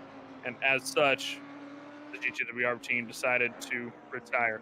Cymax Motorworks been out front the rest of the time. Tinko Vanderbilt took over from Utiel about what has it been, Jesse? About 2.5 hours, if I'm not mistaken. I believe it was about the 11.5 mark. Well, the 97 took over P2 again. Yes, indeed. I believe that is correct. And so we've had a 1-2 Cymax this entire time for the last couple hours since Jesse and I have been in the booth. And of course, Wessel's back in P4, our first ZA team on the docket. Yeah, and they're going well indeed. They have rarely put a foot wrong. They have found themselves in some dramas, though. They have recovered very nicely from such and not let that deter them. They've got all the way up to 4th place. They have climbed very well indeed. And for the Rashi Racing 100 Audi, with Stephen Wessels behind the wheel, who's been behind the wheel for some time now, they have had an absolute field day in the nighttime, and well-deserved indeed. And they need to only focus on the last 8 hours, 48 minutes, and they are going to be handsomely rewarded with a brilliant finishing position, but that finish is oh so far away. That pretty much covers the top 5. Utiel in the 367 now in 3rd place, hanging on to that position. Not a current threat to Vander Velde in the 97. And of course, our 5th place driver, Taddy, in the number 11 Audi, doing their level best. They have retaken the 5th place position from Milton Still Vasson, who has climbed into the 962 MSV Audi, or not Audi, excuse me, Aston. And they will be tracking down the Audi of Taddy in the number 11. So the 5th place position continues to change hands. And that battle very much alive for that position. And this is Milton Still Vasson making his way through traffic.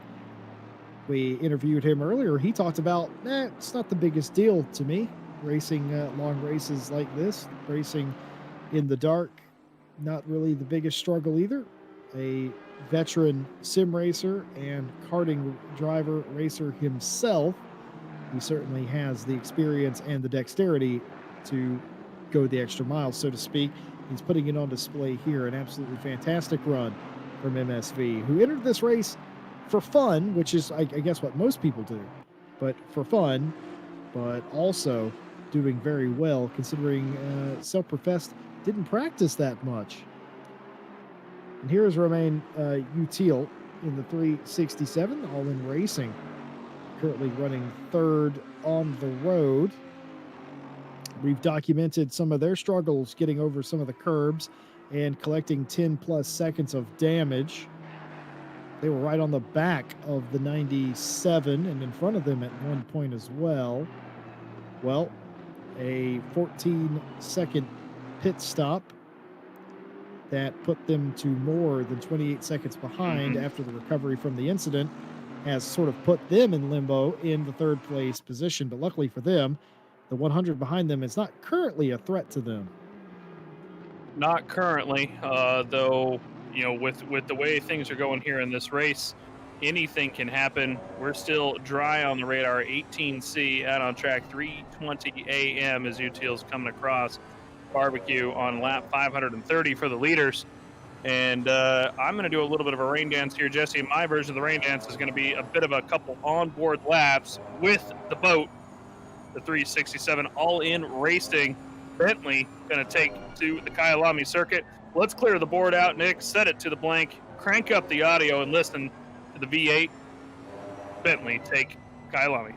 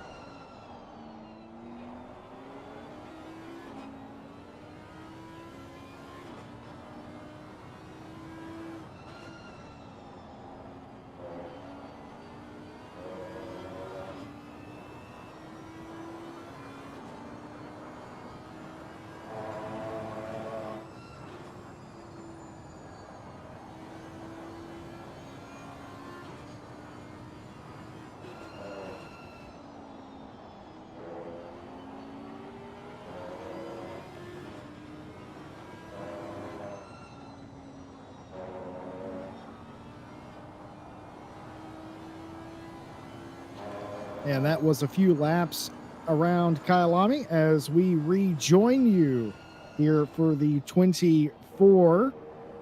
Just riding around with Wessels in the ZA team in the number 100. And you can see it as well as I can. Just the faintest whisper in the sky of dawn, or a little bit more light. I know we are still a little while out from it, but the night sky is not as inky black as it was previously. And I've been told during the break, we have set up a few interviews that we're going to talk to some of the drivers and the teams. And it is very early in the morning as well. So those of you that are still with us, perhaps still awake, and we very much thank you for spending your time with us. We hope that you're enjoying the race as much as we are. As battle here for the 15th place. Very, very good milestone. Coetzer getting that place without much fight from Van Logenberg, to be fair. And position gain for the 91. That was fairly mundane, to be fair. Not a whole lot of fighting at all as the 91 goes by the 738.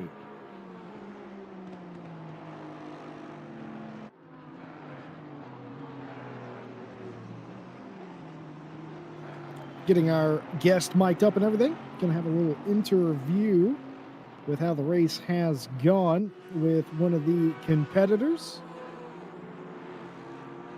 Sonic Sim Racing there up inside the top 15. And here is Kevin Taddy. Ragioli Racing EGA. Holding on to that fifth spot over Milton Still Vasson. And now we are joined by a very special guest, Michael Kundachoglu. How's it going? Well, I've asked you this about 3 or 4 times. Am I pronouncing your name right now? No. Of course I'm not. It's Is it Cho? Kundachoglu. No, you're screwing with me, Michael, and I'm not going to take that. But you can go ahead. We I'm sorry. I'm sorry. How do you actually pronounce it? Kundachoglu. Are you serious? Yes. Oh, Kundachoglu. Ryan is lying to us, Jesse Lee. Yeah, I know he is. Kundachoglu. Anyway, That's right. let me hold on. This is not live TV, Michael. We can rewind. What's that, Nick? It is live TV. Oh boy. Anyway, moving right along. Like I said, joining us now, Michael Kundachoglu. Yeah, good enough. We'll go with Thank you, Michael. I appreciate you not ripping into me like some people do. As you can tell, we know Michael, and apparently not good enough to know his name, but we do know Michael. And so tell us who you are and what car you're in. Well, I am Michael Kundachoglu. Now he's just beaming on us. In the SideMax Motorworks number 96. Been with the team for about a year now, and this is obviously our third Kyalami 24-hour race that we are leading. But this one's been a lot harder than the other two, to be honest. Well, because we're down to 2 drivers now. Is that why? Where is Boothby? What happened to him? Not sure if I should honestly say it on the air. Well, actually, I've been streaming, so everyone knows. His wife had a medical emergency, so that's all I know. But he's not going to be joining us. Okay. So I did know that Tortellini was having issues. I did not realize that is why Boothby logged off early. So yeah, hopefully she's doing okay. We'll have to check in with him earlier or later on, hopefully. But so it's just you and Killian left then, basically. That's correct. It's been us for. Oh my goodness! That makes more sense as to why he just told me he's jumping in for a triple here in about 40 minutes. Yep, that's right. Yeah, it's gonna be a long one to close out. I haven't slept yet. Got up at like 5:45 for the start, and gonna stay up till 6 to finish it out. So. Well, Killian, I don't think has slept either. I know he tried to log off for a few minutes, right? And then I assume he probably got summoned back. Yeah, that's correct. Yeah. I think so. Our plan right now is he's going to finish this stint that he just started. I'm going to do a triple. He's going to catch some shut eye, and then we're just going to alternate taking a power for the rest of the race. Yeah. Oh, you got to do what you got to do, man. At that point, I mean, obviously with Tortellini having the issues he's having, Malinowski not being able to connect, and then obviously Boothby with obviously some personal issues popping up. Well, not much you can do, man. And I mean, you guys are out in the lead, so you can't give up at this point. And I suppose the good news is you're 2 and about a half lap ahead of what is your sister car, who is quite far ahead of Utiel as well at this point. So you guys have a lot of breathing room. It's not like you're really having to push. The most exhausting part, I suppose, is probably dealing with the traffic, if I'm not mistaken. Yeah, for sure. I mean, you can really easily get into the routine at Kyalami. It's such a nice track to drive for extended periods, which is why it's always nice to have 24-hour races here. So driving the track's not an issue. Even when you're tired, it's kind of just like getting in the flow and the rhythm. But constantly trying to cut your way through bat markers does get, exhausting when it's 2 drivers driving for 13, 14 hours. So yeah, you're right. That's definitely the hardest part, and it's going to remain the hardest part. Hopefully that is the hardest part. Hopefully that is the hardest part, because if there's something else, then Yeah. that's going to, of course, cause other issues. So Exactly. So Killian comes in at about 40 minutes, give or take. That means 8 hours left. You're in for a triple. 5 hours remaining. Killian, I assume, is going to jump in for either 2 or 3 stints after that, while you try and catch a nap. And Yep. then maybe you guys can alternate the last hour or something, so you've only got to run 1 hour stints. That's Yep. the plan. And then we do at some point have to risk throwing Mache in the car with his connection so that we don't get DQ'd for not having all 4 drivers drive. Oh, So that's something that has to happen before the end of the race as well. I mean, at least the good news with the stint limits, he only has to drive 1 lap. Exactly. That's the plan. So if he can get in, run 1 lap, get back into the pit lane, even if it's just a very conservative lap, How's it get gonna back in the go? pit lane and make it happen. All right, Yep. Bart, we need you in the car. All right, you done your lap, box this lap. How's that going to go? Pretty much like that. Actually, Mache's been with us in voice chat the entire race. He's Has he? been totally in it with strategy calls and everything. So, it's nice to have the third person there to stay with you when it's 2 drivers for this long. But yeah, he already knows the plan. So hopefully everything works out, and then we just stick to the plan and drive it home from here. Jesse, I feel like that was kind of our plan with when we started planning that 24 hours of spa that some of us were going to do in iRacing for a little while. You were going to stay up the whole race and strategy for us, but obviously we didn't end up doing that because we stuck with Yeah. ACC stuff. But that is what Jesse's used to doing. I'm used to that sort of thing. It doesn't really bother me, but you've had so many dramas occur in this race, Michael. I gotta say, just to get to this point, like, is there any solace in the fact that you're basically 2 laps ahead of your teammate, or is it still all a bit stressful? Well, I mean, with this much time left, anything can happen still. 2 laps, even on pace, you can catch up 2 laps in 8 hours, right? So we still got to be on our game here. We still got to put in the good laps. So there's still a little bit of stress, but the buffer is really nice to have. And we do think we can just, keep the pace we're keeping right now, not push too hard, make sure we just stay out of trouble, and we should be able to drive it home. But so there's still pressure, but I wouldn't say it's stressful. But you still got to keep pushing. That sounds about right. That's kind of what I expected that answer to be. out of Sidemax. Well, here's what Michael just said. We're not pushing that hard. We're just sort of running our pace and staying out of trouble. Meanwhile, He says 41, that. 5, 4, 5, I was 1. just going to say, he says that, and then they run 41s lap after lap after lap in traffic. I can tell you right now that Killian is literally trying to survive and keep his eyes open in this stint. We've got Is the he car set up falling asleep perfectly. out there? Oh yeah, this is our 3rd rodeo at this track for 24 hours, so we've got the setup dialed in at this point. So it really is like our fastest lap there is a 40.9, I think. Yeah, 920. Yep. That we could go faster than that if we really wanted to yeet, but we don't need to. So there's no point in really pushing that hard. So here's my question, because you just mentioned the setup. Now, obviously, you guys have won 2 here. You mentioned the setup. Killian mentioned to me, and I think that he covered this with Ryan and George earlier, but I'm asking again because I wasn't paying attention. I was trying to take a nap myself for about 20 minutes, What happened on stint 1? I understand there were some tire problems. Yeah, we're still trying to figure that out ourselves, honestly. So Killian just had graining issues, basically. And I'm not sure how that happened. Maybe we were just pushing a little too hard for the first 5 or 6 laps or whatever, but something we possibly came up with, and we don't know if this is just total like theory, but in the practice session, we sat on those tires for about 30-40 minutes in the pits. And I don't know if the heat cycles are actually simulated or not in ACC, but we were wondering if that could actually have an effect on going back out on that same set that we just, didn't drive on, but had on the car in the practice session.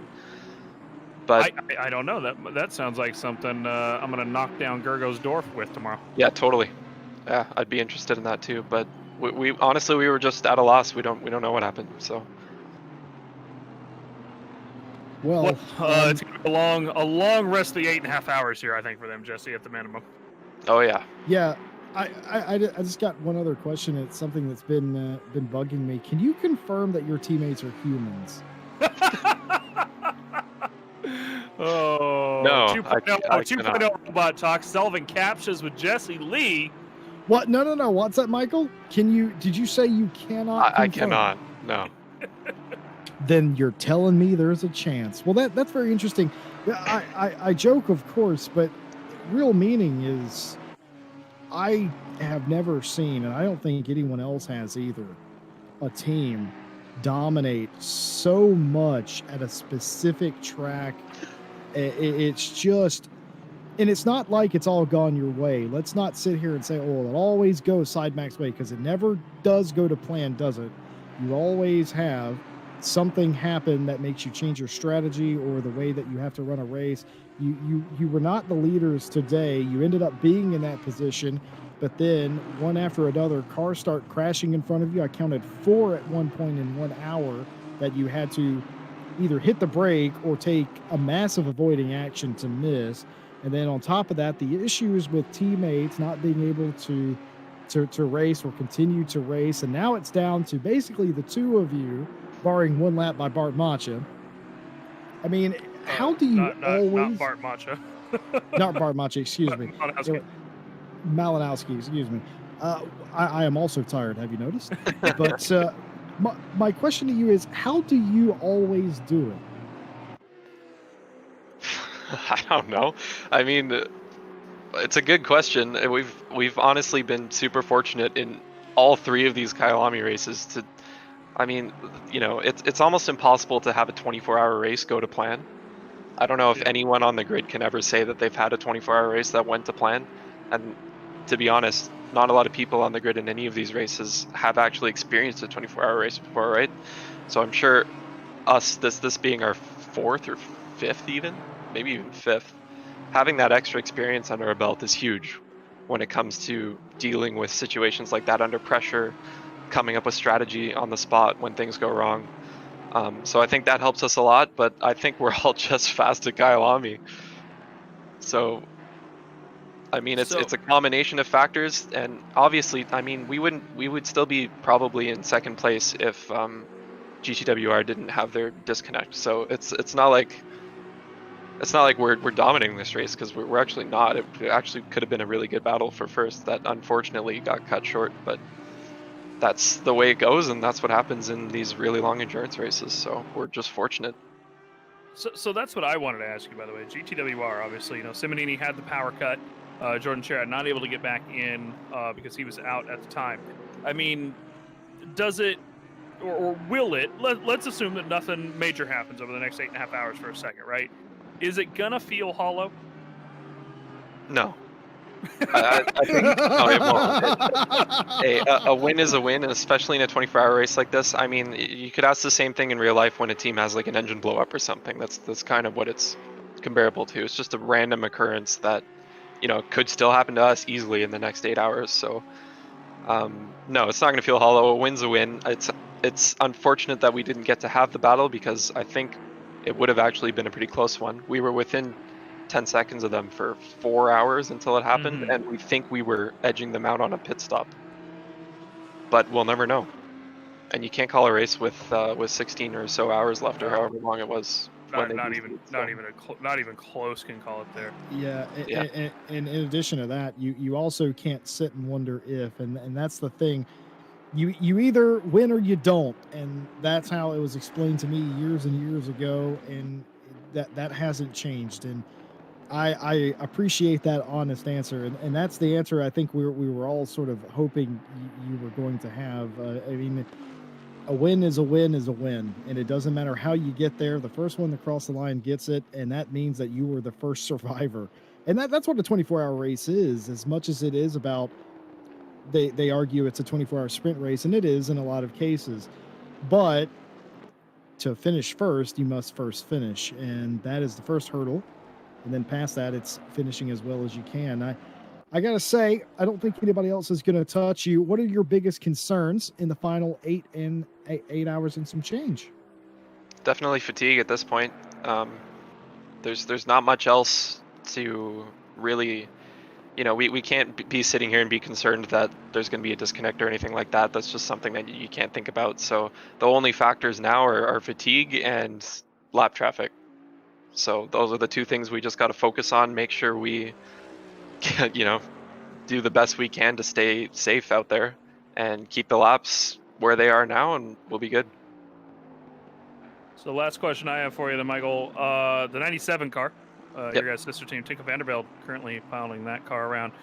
They're in P2, reasonably ahead of UTL after the issues that they've had and have fallen back pretty far at this point. If I'm not mistaken, they're almost a lap down, or maybe they are a lap down. Let's check real quick.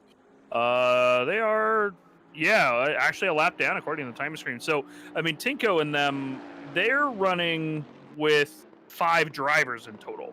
So they haven't had quite as much of the fatigue as you guys have. Correct me if I'm wrong. How are they doing? Yeah, that's probably true, but there's still the guys that got to wake up right now. Like Lucas is just about to get in the car, and he just woke up at, what time is it in Europe?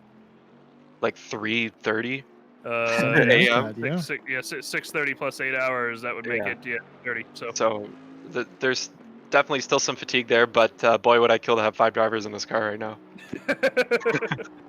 definitely. Well, Tinko's been flying, man. He's done a great job Absolutely. through the night. So I mean, good on him. I heard you. I was obviously in your stream a little bit earlier, puttering around a little bit, and I heard that Tinko was out there alone, just by himself in the voice chat, and you guys had to drag him in to make sure that he was staying awake. So Yeah, we look out for those guys. Love them, and they're doing awesome today. Tinko's been probably, easily on pace with us. Even he would be one of our fastest drivers. He was in our car, so he's absolutely flying. The other guys are doing great too. They had a drive-through, I think, and actually a crash too. So to overcome that adversity and still be P2 by a good margin, they're doing absolutely phenomenal. So kudos Exactly. for them. All right, Well- Michael, I got one final Oh. thing for you. Yeah. You're Canadian. Yep. And your name is Greek, correct? Greek, yeah, / Turkish. It's like both, kind of. Do you know what it means? I've been told it means son of a smith, but I think that's just kind of like generational. It's both languages together, so it doesn't really have an actual meaning. It kind of like originated from combining other last names, so It it could absolutely mean did. son of a smith, but that's all I know. So you're correct on both accounts. It's a compound name, and that is what it actually means because it's a compound word formed into a surname. Kondaksioglu it's all of those things. And I tried to I tell you what I did do just now because I was trying to humor myself. I looked up phone books in Canada. The most concentration of your name is in Toronto. Well, yeah, I would be willing to bet. So there's us in Toronto, and then like my dad's brother's family lives in BC, and then that's it. I don't think there's any other Kondaksioglu's in all of Canada. I think there is a Dr. Kondaksioglu somewhere in Greece, I believe, but like that's it. I don't think there's anyone else with this name. Is there not a Mrs. Michael Kondaksioglu? No, there's not. Well, we're gonna have to change that. I gotta be at that wedding. I demand an invite. It's quite a thing. Well, here's the thing. I can't promise you I will pronounce your name correctly for long, simply because well, you know how us Americans are. So moving swiftly along from that, you're going very well. I know your team has suffered some setbacks today, but you wouldn't know it by looking out on the track. Good job so far. Good luck in the final 8 hours and some change left. Jesse, before we dismiss Michael, Yes. I have fantastic news for you. For me? No, for Jesse, This is going to be great. because you love when I say that. Mm-hmm. I have been informed that Michael is going to be designing us a purple Side Max Motorworks hoodie to send out to us. I guess that's happening now. Is that? I feel like Mike Jones. I feel like he wasn't doing that, and then you said that, and then he didn't want to say that he wasn't doing that. I think you forced him into doing that. Figured I'd call him out on air for it. You know, we'll make it happen on air one way or the other. Well, one thing's for sure, SideMax is definitely one of the names to beat. One more thing for you, Mike, before you go. Do you feel like SideMax is one of the best ACC sim racing teams out there right now? I do. I think we can run with the best on our good days, as you can see. And yeah, we've got a bunch of good drivers. We're getting more and more good drivers every day. And yeah, it's just an awesome community to be a part of. I don't know if you're part of the Discord or not, but it's probably the most fun sim racing Discord channel, I think. So great place to be, great team, and I think we run with the best. So Well, you heard it here first. Michael says better than Racing Line, as it turns out. Michael. Boothby's racing with them in the SimGrid Endurance Championship. I'd be careful. I know. I know. I felt like I had to do that, but all jokes aside, I agree with you. You have shown time and time again you can hang in there with the best of them, GCWR Racing Line and all the rest. And you know, credit to you. You absolutely whenever SideMax shows up, I feel like everybody else's chances of winning go way down. So congratulations on your success up to this point, and well, hopefully we get to talk to you. Well, I won't get to talk to you, but hopefully somebody here gets to talk to you in 8 hours in a little while, and congratulate you on your win. So good luck. yeah, I hope so too. Thanks, Jesse and Mike. Yeah. Good luck, Talk to man. you guys later. I'll be sure to be in the chat memeing on you. Don't worry. All right, sounds good. Good luck with the rest of the stream. Thank you.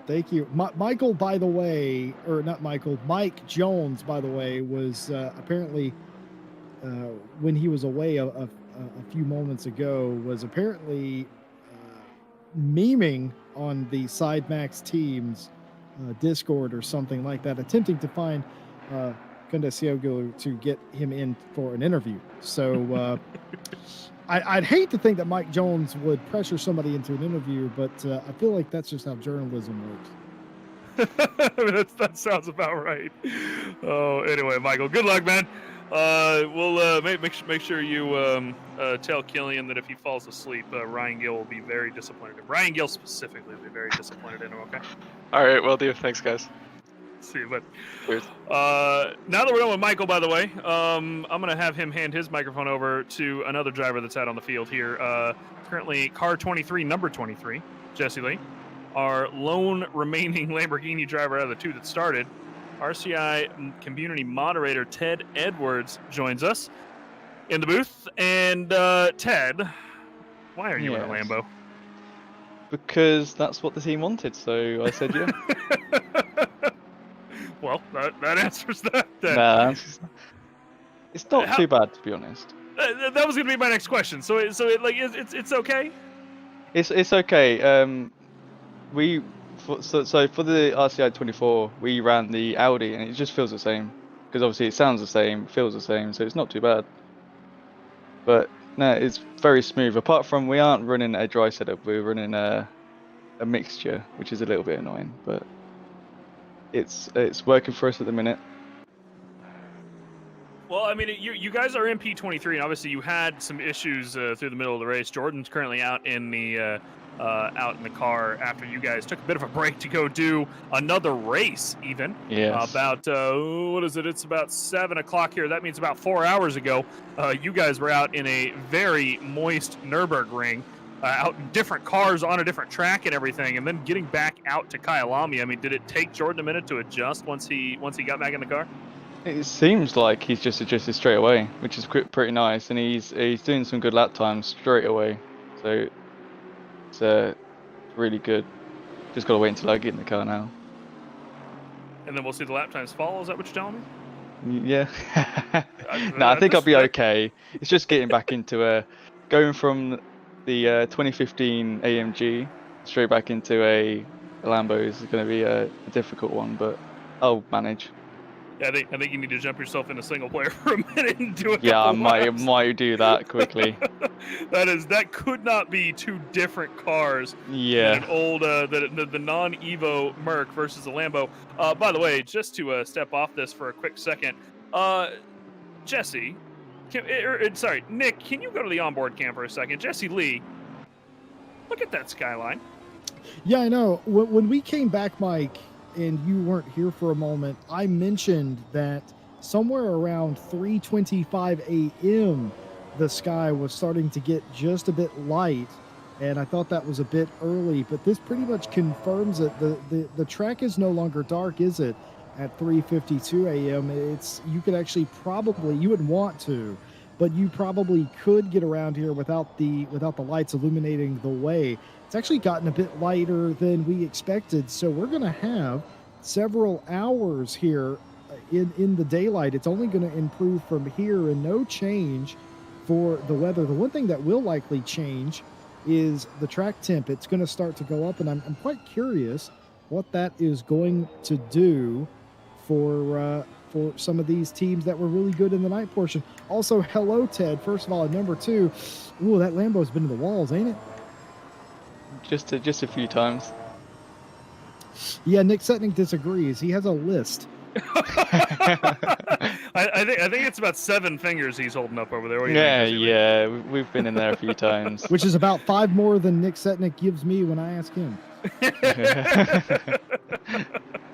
Yeah, well, in the end, I mean, the thing is there's been plenty of that, though, near the back of the field, right? We've obviously been monitoring, say, the 420, the 344, the 57, the 888. All 4 of those cars in particular are noticeable from our perspective as commentators as cars that have been in the wall quite a bit. And the 57, we've commented quite a few times on them, Jesse, about how even though that they've been in the wall so many times, they're still in, what is it, P30 right now, a lap down from P29. It's been rough for that 57 car, and they, to be honest here, being real, they haven't had the best driving standards with their rejoins or anything, but all of their incidents haven't necessarily been their fault. But there's another car right here in the 23 that has had a bunch of issues, and is still up in P23. I mean, do you think you could potentially climb up even a little farther? We're hoping to. We've got some fast people and we've got some consistent lap times going. So the only thing that really set us back was the DC from Daly. He had internet problems, but we got straight back in and straight back up there because we were running 28th, 29th at one point. So we've climbed back up and we'll just keep going. Yeah, I noticed, Ted, that you were about 26 when I first took notice after you had that issue with Daly, and then about, was it 2 hours ago or so, you started battling for the 23rd position, and now you clearly have possession of that. My question now is, you're in the top half of the field now, just about, so how far realistically do you think you can go, or do you think this is just about it for you? Well, we're ahead. We're one place ahead from where we started, so that's a good thing. But I would like to get top 20. That would be a real good goal for us. It's not too far of a long shot, but it's we just got to keep pushing. Yeah, it looks like P22. I'm just checking, by the way. P22 is about a half a lap ahead of you. It looks like he maybe slightly more than a half a lap. So no, Yeah. just under a half. Sorry. So he's coming through Leo Cop right now. So they're not too far up, and I mean 8 hours if you can get it into gear and get it consistent. I mean Jordan's running that last lap 0.9 seconds ahead of Jason Luck in the car, and 2 seconds almost ahead of P21 on like I said, just on the last lap. So I mean there's plenty of time there. Even P20 is running in the 44s. Jordan out here running in the 42s, high 42s. So I mean he's got that potential there. And your guys' fastest lap is over a second faster than any of the 4 cars in front of you. So I mean there's potential. Yeah, it's just we just got to eat away at them lap times and not really to think about who is 22nd. It's just keep driving, keep getting them laps in, and keep getting them corners on point. So that's all we're focusing on right now. Well, so I think the last question that I have for you, unless Jesse Lee's got anything, is do you think you're going to take the Lambo again? Well, when I first started ACC, I hated the Lambo, but after today, I actually quite like it. We've got a decent setup, and I think that's all that really counts. It sticks well, and we all feel comfortable with it. So to be honest, I probably would take the Lambo again. Race Ventura Season 5 Lamborghini Evo is what I'm hearing. Well, just have to wait and see, won't you?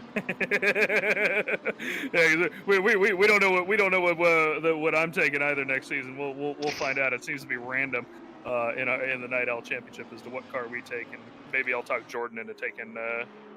Maybe we'll talk Jordan into taking a BMW or something just for the memes.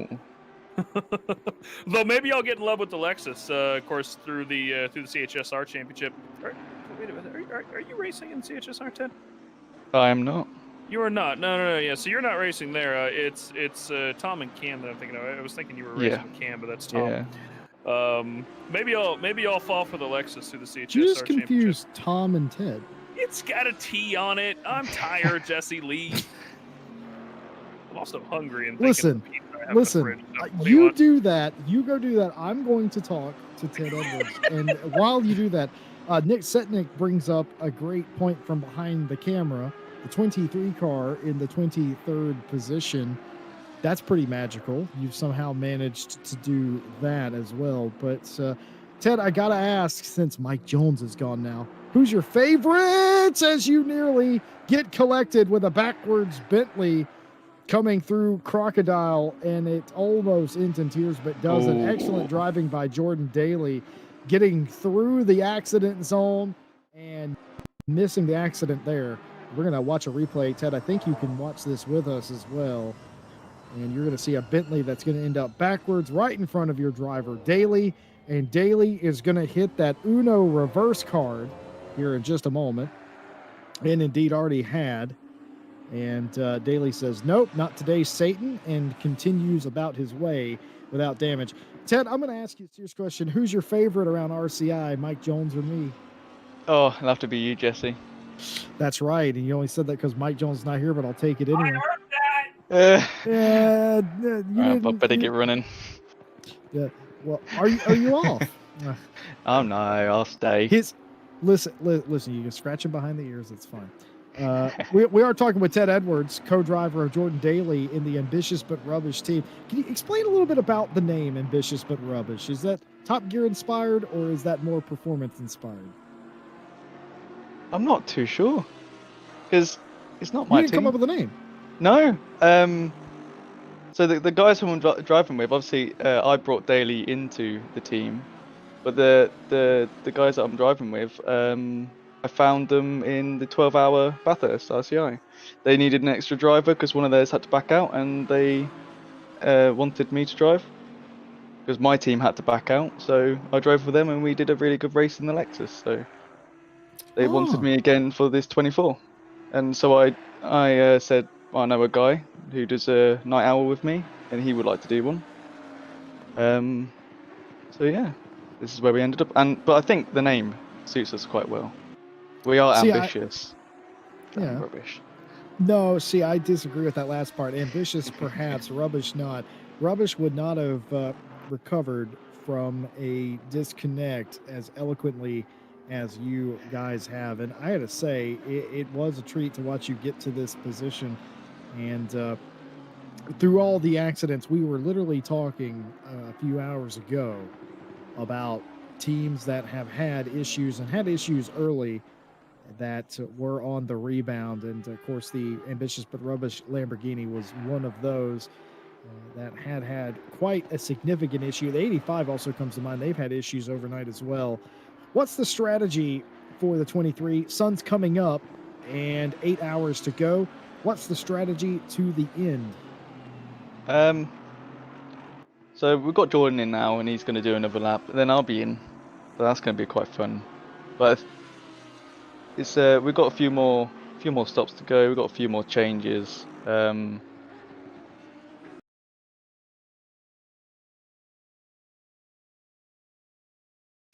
Well, you have a better chance of doing that without me driving the car. But the 88 had a drive-through, got that cleared. Other penalties. Currently, the 221, a drive-through for track limits. The 129, the same story. 10-second penalty awarded by the stewards to the 420 for, I assume, causing an incident. I'll have to check on that for the 420, but that would not surprise me. For a 10-second penalty, that is, not for the car, of course. So, Ted, you work with RCI. You also are an avid sim racer. Favorite manufacturer in ACC?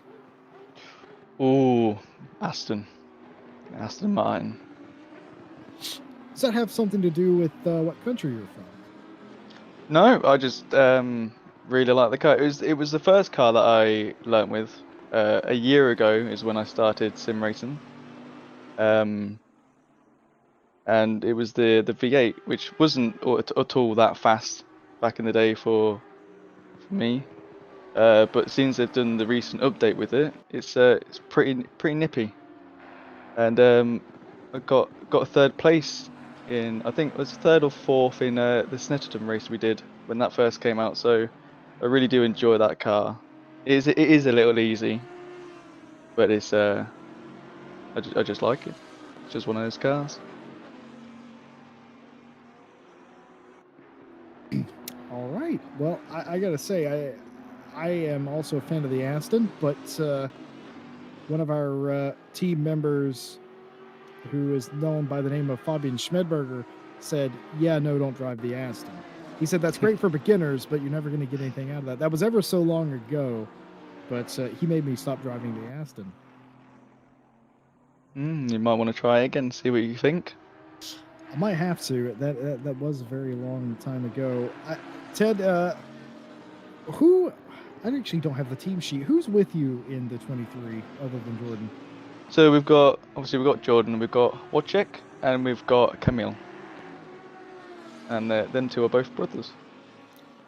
Right. Yeah, see, we had heard that earlier. I was confirming that. We had heard that earlier, and I don't know, Mike Jones sounded skeptical, apparently. About what? Ah. Them being brothers.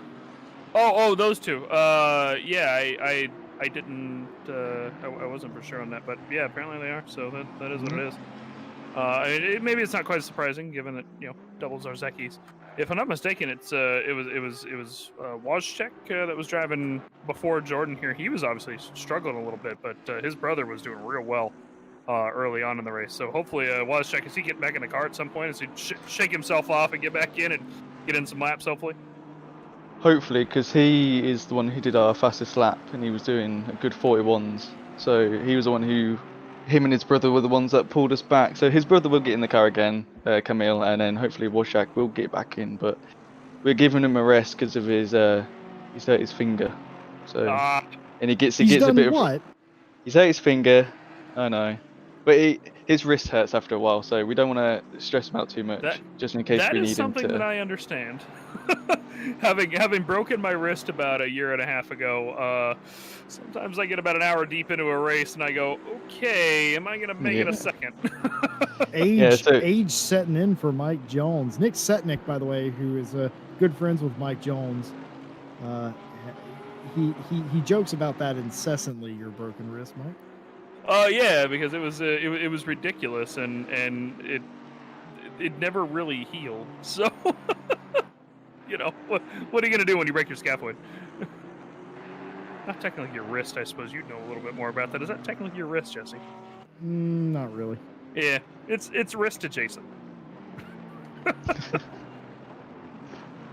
Anyway, Ted, we are here with Ted. We are here with Ted Edwards.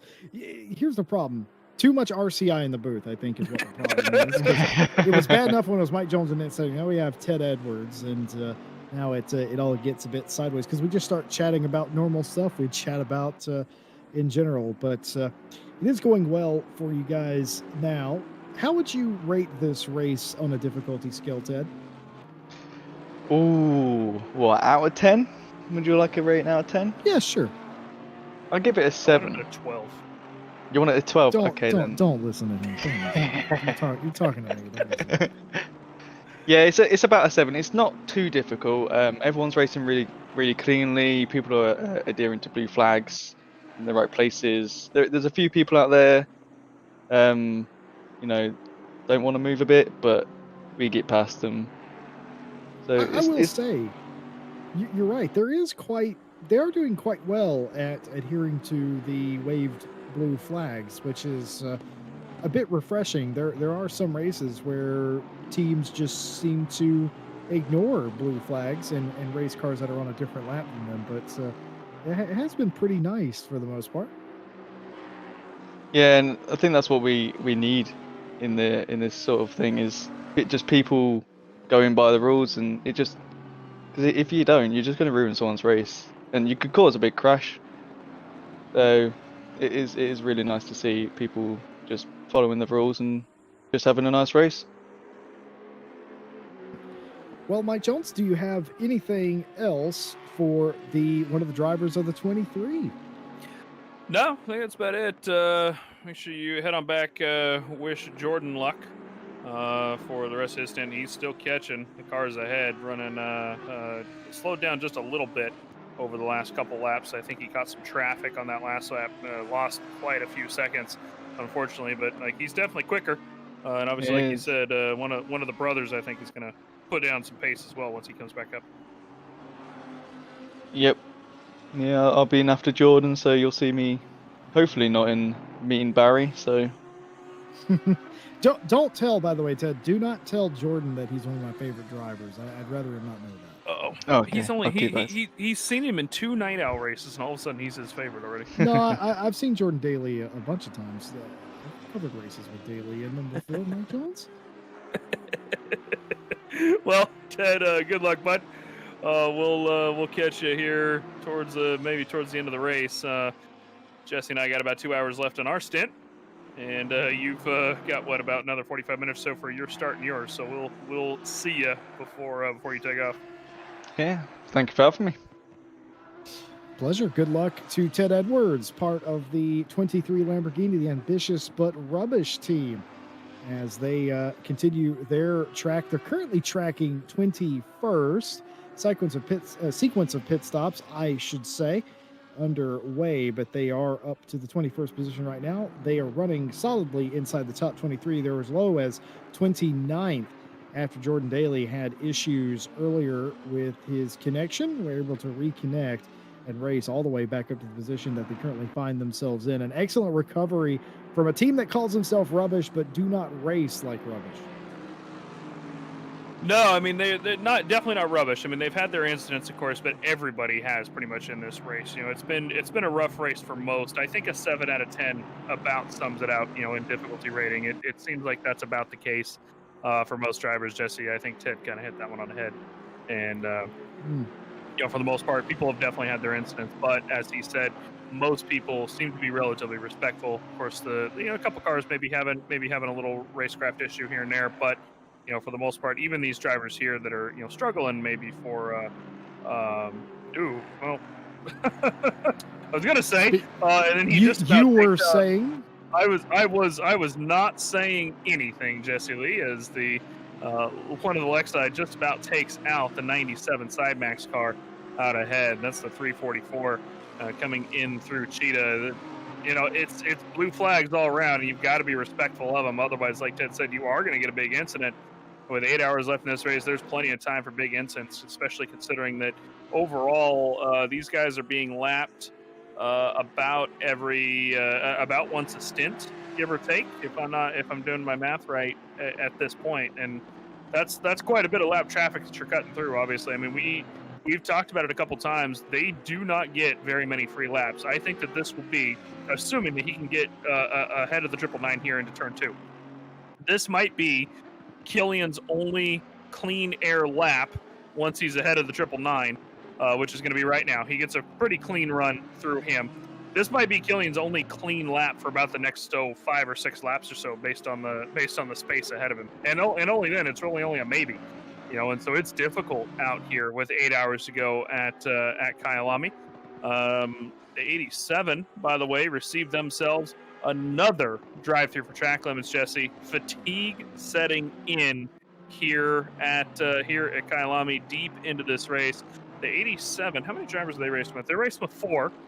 But, that fatigue setting in 16 hours into a race, catching tons of track cut penalties, and that is just not good. Not good for them. They're going to fall down to about where the 13 is, and unfortunate for them, maybe end up losing that position eventually that they were fighting hard for. The 13, of course, got the drive-through penalty last time, and now it's the 87's turn to lose all that time. But hopefully they put enough distance to stay ahead. But these guys got to be careful. If you're sitting on track cuts, you got to be careful, because a 40-second drive-through, give or take, 35 to 40 seconds, is just really not worth the trouble. When you all think about pushing it that much, what are you going to gain? A couple tenths? A few tenths? That's a long time to sit down the pit lane to gain a couple tenths a lap. Yeah, it is. And I mean, we were talking to Michael Kundak-Sioglu earlier, and he said that out of all the 24s here that he had ran, which again is a ridiculous 3 at this point, he said this is probably the toughest one. And that's part of the reason. Part of the reason is, the traffic, the incidents, and just the drama surrounding all the teams and the strategy. And I mean, it's starting to wear thin here. Less than 8 hours to go. The sun is going to rise at some point. The sky is lit finally after a long night period. And for Kruger, it is not going to help them past Lagarde, as they had finally made that move. And, well, looks like it is going to be reset, as Lagarde is likely going to get back by Kruger here. After that, or maybe not, in fact. I think maybe we'll have to see if it updates, but it's possible, I guess, that the 87, in fact, I think it's going to be so. I think something has happened to the 13 that we did not catch, and they have been put back on a different lap now. Yeah, so they're almost a whole lap behind. Yeah, they certainly are. So Jan Lagarde something has happened to this car at some point, because they were neck and neck for a good portion about an hour ago. They had offsetting penalties. They reset to not. And then all of a sudden this. So we missed something with the 13 that has put them back to this position. Oh, by the way, remember the troubles of the 158 earlier? Well, now they're only 6.8 behind the 520 of Schooler for the final top 10 position. Yeah, they want that top 10 position. Bauman in that car now, Ada Pro Esport. He's one of the faster drivers in that car, if I'm not mistaken. So I wouldn't be surprised to see him get up on the back of it there pretty soon, out behind the 520 of Schooler, as Jesse was just saying. But that is pretty much about where we're at. Looking down back in the field, Jordan Daly is only cresting about 4 seconds ahead or so of the car out behind him, which is the 999 BMW, after his penalty was served. So he picked up a bit of position with there. The 158 there flashing the lights a little bit as he comes into back of contact with the 24 very briefly, trying to get around him, perhaps braking a little bit earlier than Bauman thought. He wanted to flash lights, make sure he got up out of the way. Luckily, no further action done on that track. But we're looking at the top of the leaderboard, of course. SideMax 96 up top, 97 SideMax in P2, 367 still holding on to P3, and the first ZA team on the leaderboard, Grobler in his Audi in number 100, and then of course Milton Vasson we spoke to earlier in P5, Jesse Lee, and these guys are just just flying at this point. This Arashi Racing team has been so consistent, and that's saying something considering, you know, that they're being chased down by Milton Steel Vassen, but they've been so consistent that Milton hasn't been able to catch up with them yet.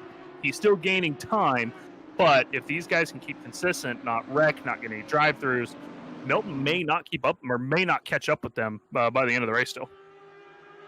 What I find most interesting about Grobler was that earlier he was just in our chat here on RaceFace talking to some of the other teams, the SideMax boys and the MSV team as well. Found that very interesting, and that's just the camaraderie that you have. They're competitors, yes, but off the track they are friendly and friends. Of course, whenever you share a similar passion such as motorsport and sim racing, you tend to gravitate towards each other anyway. And you know, all these bigger teams and bigger groups all have networks in and of themselves. So Grobler, seeing him in high spirit with his Arashi Racing team, having fun in the middle of the night, that is why you do this. And now GC Grobler is racing into the morning sun, or will be in just a short while. And 4:17 a.m. in sim time. We understand that it's actually a few minutes earlier in the real world in South Africa, but such is the time sync between when the race started versus when it was actually activated. The opening lap, of course, was delayed by about 5 minutes due to the grid, and I suspect it is about 5 minutes behind is the real world in comparison to in sim time. So that all sort of makes sense to my head as Killian Ryan Meenan continues to circulate as the leader, as we give you a rundown of what has happened in the race. Well, it started with GTWR taking a nice lead over 10 seconds over SideMax Motorworks 96, and then trouble struck when GTWR had a disconnect to the server and could not reconnect. That handed over the lead to Killian Ryan Meenan, or actually I think it was George Boothby, in fact, who was in the SideMax 96 at the time, and that promoted the SideMax 97 into the second place position. Ever since, the 96 has led and has some 2.5 to 3 laps over the field to just show you how dominant SideMax has been.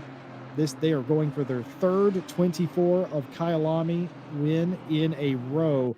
Absolutely unheard of stuff. The 97, though, and the 367 have been locked in a battle. That has been cooled off overnight. They nearly came together, did the 97 and the 367. The All-In Racing Bentley attempting to overtake the 97 would lose it on the curb, have some damage on the nose, and have to pit for repairs. An extra 10 seconds or so of damage on the Bentley, and ever since they have been separated by a significant margin. Behind them, the first ZA team on the grid, the number 100 Audi. Grobler in the car now. They haven't always been running in the top 5, has the number 10. They had to fight their way up the top 10, but they were absolutely flying in the late evening and night stints and have found themselves in the very prestigious position up inside the top 5 into the 4th place position with 7:45 to go. Be interested to see if they could potentially have a say on who finishes in the 3rd step of the podium. Right behind them, Milton Steel Vassen is currently driving in the 5th place position for MSV, doing a very fantastic job getting it done. Didn't know if they would be able to finish top 5. Said that'd be a brilliant result if they could. Well, they're there now, and they are battling the number 11 Audi. Centorino in that car right now. That's been a back and forth battle and still continues to be. Only about 11 seconds in it between the 962 and the 11 for 5th place. And behind them, the 404 Bentley with Adam in it, which I also believe is a all South African team. They've been going well indeed again, indeed, they are an all South African team. That is the South African M Sport Bentley they are driving, and they have had their share of good fortunes in this race. They have been going very well and capitalizing on others' mistakes. Speaking of mistakes, we talked about Mohamed in the 88. The last time he was in the car, they were slapped with a penalty, but that, of course, has since been served, but that has dropped them down to the 8th place position. And in 9th, the 666 has also been in the wars, but also finds themselves quickly encroaching on Mohamed in the 88. A battle that I believe was on at one point in the night, but then cooled off. But now looking like it's going to come back to them is Facus and the 666 BBR Racing Audi team. And in the final spot in the top 10, the 520 of Schooler is hanging on to that spot, the beneficiary of a couple of cars behind them getting some penalties and taking them out of a running order for the top 10, though it is not all peaches and roses for Schooler. He's only 5.3 seconds in front of Bauman in the 158. The 158, who was knocked out of the top 10 earlier, finds himself just 5 seconds behind for a top 10 place. Behind all of them, the 13, who has just received a second drive-through penalty. We saw the 87 have a drive-through earlier. The 13 was re-promoted of Lagarde back to the 12th place position. This fight has been going on for hours between the 13 and the 87. Well, now the 13 has another drive-through penalty. Absolutely astounding back and forth, though it has played out in the pit lane, it must be said. Not on the racetrack, but it is looking like it's going to be a job of who has the who doesn't get a penalty. In that case, might be the person or the team that takes home the 12th place spot. And that really be good too, Jesse, right? I mean, they've been fighting back and forth with drive-throughs more than they've been fighting back and forth on the track. Exactly, that's absolutely been the case. And of course, behind them, you have the 738, the 91, the 221. The 969 that has had their fair share of excursions. The 129, the 777 as well, and the 714 is the top 20. Well, Daly is holding on to 21st place, but only just, as the 999 thinking about going the outside of Sunset. It might as well be called Sunrise now. Is that pursuit going to be a fruitful one? Yes, it is. And position forfeited by Daly as the 999 gets by Odin Racing, working their way up to 21st. And a nice pass around the outside. You don't see that around Sunset very often. No, it's not one you see very often around Sunset, but if you can make it work, you can make it work. And in the end, he made it work. So that's good for him. The 999, by the way, has caught all the way up to the back of Daly at this point, and you know, has now passed him, obviously. So what did he gain, Jesse? Was that 4 seconds, I think, at the check? About 10 minutes ago. So that 999 is moving in comparison to Daly here. And there's Cat Patterson catching up as well behind him for the PWSR team. And we know that they have the ability to get up on pace and get out here. So they might lose another position and be demoted back down to P23 here momentarily. But I'm a little surprised to see that 999 really moving that quick. I mean, that was a hell of a pass for one, but also just impressive that he was able to catch up that quickly when Jordan was moving pretty well. Yeah, I didn't expect an outside. I thought that Daly had that done, the inside around Sunset, the old checkmate. But well, unfortunately, he left his king vulnerable, and he got checkmated there. Are any of these references landing? I wonder. Perhaps not. The 420 with a 10-second penalty. They'll just check that real quick. No doubt showing up in the box, and is 10-second penalty for the 420 for causing a collision. We talked about the 158 getting a 5-second penalty earlier, well, just to reiterate, they did get a 5-second penalty, the 158, for causing a collision on lap 529. The 420's 10-second penalty took place on lap 502. But either way, those are the most recent penalties. And if you're wondering if I'm rereading a 158 penalty that was 5 seconds, I'm not. The 158 has received 2 separate 5-second penalties, one for a lap 499 incident and one for a lap 529 incident, just to clear that up. Yeah, the 158 not having a great back half of the race. They're obviously, or sorry, the 420 rather, pretty far back in there. We've seen them struggle through the race as well, obviously, in both of those Lexuses, the 420 and the 344. Jordan Daly in the pit lane. I do believe this will be where he's going to hand off to Ted Edwards, if I'm not mistaken. Let's take a look and see if that happens or not. Jordan putting in a pretty good stint too, struggling at the back half of the stint there. Not quite surprising, maybe. The Lambo not known to be quite easy on its tires, all said and done. So, it was good by him to at least keep a hold of it and not lose too much time. Only that few seconds to the BMW, and then get on in the pit lane before the Porsche comes past him, so that he's not losing too much time fighting there as well. If I'm not mistaken, by the way, looking at Ted's stream, I do think that Jordan is going to be doing another stint, as I do not see Ted ready to go. So it could be Jordan back out here momentarily. We'll see if the fresh Pirelli rubber on the car will help him get back out and punch that throttle a little bit harder and perhaps make up that time to the 999. And indeed, Jordan's coming out of the pit lane now.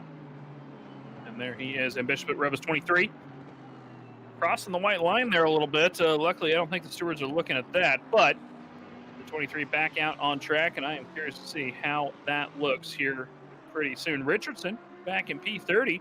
I see he's only a few seconds back off the Ferrari 274 of Gerber. And again, Jesse, this 57, obviously besides the fact he's been struggling with incidents, both induced by himself and not, he's again still just got reasonable pace comparatively to where he's at in the field. And if the Richardson brothers can kind of keep it on the track, they can do well. We now have Nigel in the car, so we do have the other Richardson brother, which was Gary Richardson, out of the car at this point. We'll see if Nigel can maybe help out the team for that 57 Audi and keep that thing out on track perhaps a little bit better. And that is one of the lead Audis behind him, if I'm not mistaken, about ready to slide on past. And there he goes. I can't tell if that's a 96 or 97 because they look so similar, but that is indeed the 96. As I take a look over at what is now Michael name for Jesse to pronounce here in just a moment, as I do not remember. Kundaksioglu. Michael Kundaksioglu. I got to get that in my head.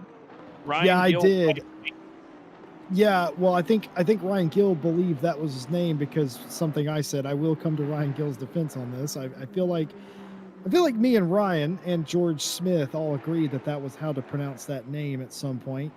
That is, of course, despite the fact that I knew that that's not how that name is pronounced, and we just sort of stuck with it. But again, I've asked Michael 3 times now how to pronounce his name, and I seem to forget it every single time. He doesn't. Maybe he'll come back with a different pronunciation next time, just to mess with us, right? Well, here's the thing. He doesn't take offense to it.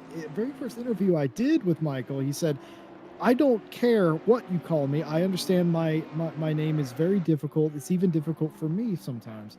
Yeah. And that's very nice of him. But at the same token, I would still like to attempt to pronounce your name correctly, just out of sheer professionalism. But can tell you though, class act that Michael. And I went into the SideMax Discord, which was an instant mistake. Oh, did you, Jesse Lee? I did indeed. And there were some messages shared that I don't think the sponsors would much appreciate. So I don't think we'll talk about what's on the SideMax Discord. But it's not surprising.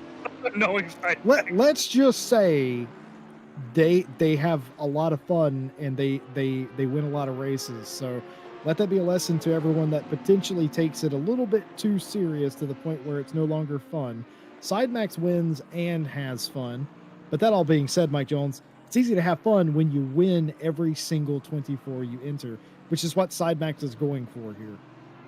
Yeah, that's really what it is, right? I mean, they've got 2 Kyalamis under their belt. They're deep into a third one at this point with the hat trick, and they want that hat trick. Of course, George Boothby, unfortunately, not with them anymore because of a personal issue. But he has had 2 race wins in a row this week, by the way. So he was going for the double hat trick, getting 3 race wins in a row, as well as the triple Kyalami 24 hours in a row. So it was, a reach by him. Of course, he did participate, so I'm still going to consider this a massive win for George Boothby as well, assuming that these guys come home in P1. Much celebration to be had by him, I'm sure, once he's back around and is able to get back online. So sounds like he'll be offline for a little while. But Derek Adam here, the Bentley Team M Sport 404, not BMW, Bentley Continental. And of course, this is one of our South African teams in the race. This one and the 100 team, the 2 South African teams in the top 10. And these guys are still trucking along. Not really gaining any positions, but not losing any either. As we just kind of look down the board, Jesse, we're seeing, pretty much we go 1 lap down, 2 lap down, 3 lap down, 4 lap down as we go down the top 10. So all these guys have so much time to make up as they approach the next car that they're really going to have to win the attrition battle over the next 7.5 hours. Make sure they're not getting the drive-throughs. Make sure they don't get the cuts. Make sure they easily navigate the lap traffic when possible. And that's really what's going to win them the race. As I was just talking about 15 minutes ago, gaining a couple tenths by pushing a little harder is not going to do you any good when you get a 40-second penalty by having to take a drive-through. So that's really what I think those guys need to do in the top 10, and just hope that their opponents do make those mistakes and they're able to pick up a lap or 2 here or there. And that's really what's going to win them the race. Milton Steele Bassett, of course, in P6. We spoke with him a little while ago before he jumped in the car. He's only about a drive-through behind Marco Centurino in that number 11 in P5. So, he's got the time to catch him. He just needs to do it. Milton, of course, one of the quickest drivers that we see in RCI, and he's putting down some fast laps right now as well, running about as fast as the leader is. Granted, not all the cars in the top 10 are, but he's definitely up there, and I see him running some low 41s at times when he's not cutting through traffic, and that really shows what he can do if he's given clear air. He's just got to get that for more than a couple laps at a time. Yeah, and the same that you're saying could be said about Nigel Richardson in the 57. And what an absolute adventure this race has been for the 57 Audi. And can I just say, I believe that is the 274 Power Ranger Ferrari in front of him, unless I'm very much mistaken. That's Gerber. And this battle here, think about how difficult a first half of the race was for the 57 to now have an opportunity to put their car into the 20s on the position board. 29th sounds a little bit better than 30th now, doesn't it? And right there is the battle. Battle's going all down through the field, and this being one sort of near the back of the field, but it will matter very little to them. This position means a lot, and if you are Gerber, you don't want to get put back to 30th. And the 57, of course, we documented it. Accidents galore, some of which, I'd say about half of which, in fact, not their fault. An innocent bystander when I think it was an Aston or an Audi crashed, leaving Leacop. 57 is just trying to get around them, gets tagged and absolutely destroyed. I don't think Nigel was driving at the time, but either way, that battle very much on for the 29th position. And here we go, 16th place. Antel has ran down Hennebury for the 16th place. Bentley on Bentley here, a little bit more pace in Antel's. As I promised you, the track temperature would start to rise a little bit as well. It has indeed done that with the early morning. 19 degrees C now as the mercury starts to move on the meter. and the pressure starts to mount for Henneberry in the 969 as they are once again under fire by a Bentley. Ooh, looking down the inside, a little bit of a defensive move by Henneberry there, and nothing doing for Antel into 2. Can't quite make the move, and now it's follow the leader here. That's unfortunate for Antel because this is the part of the track where Antel has a little extra speed. Could he potentially, surely not, the most sincere passing zone here, but ducking it down the inside, position not conceded through sunset, as they're going to continue side by side. Fantastic side by side racing, and I don't think the position's going to get conceded. A tiny little touch there, but it is going to go in favor of Henneberry, and they will successfully, took them 4 corners, but successfully defend the 16th place position. Excellent stuff. That would be a negative, by the way. That would be Antel out in front, getting ahead of Henneberry. So Henneberry gets out in front, gets into P16. Henneberry not able to make that defense. And we're going to see if he's able to get back in front of him, though, or if Antel's going to take off down the road. That 969 is looking like he's still all over the back of the 738, and he should be able, hopefully, to make an attack move coming in. There's no slipstream for Antel at the moment out ahead, and the 969 has plenty of it. So if he gets a good run coming out of Ingwe, the question being, can he get down into turn 2 and make it happen? It does not look like it, by the way. Antel, a fantastic run through Cheetah and Ingwe, and there is the gap already, almost a second as they cross the line. And that, of course, is a Porsche out behind them.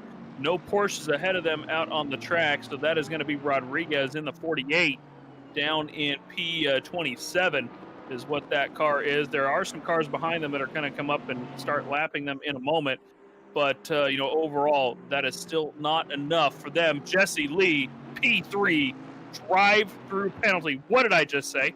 What did I just say 6 minutes ago? You literally said that you can't make mistakes, and if you do make a mistake, they are only about a drive-through penalty away.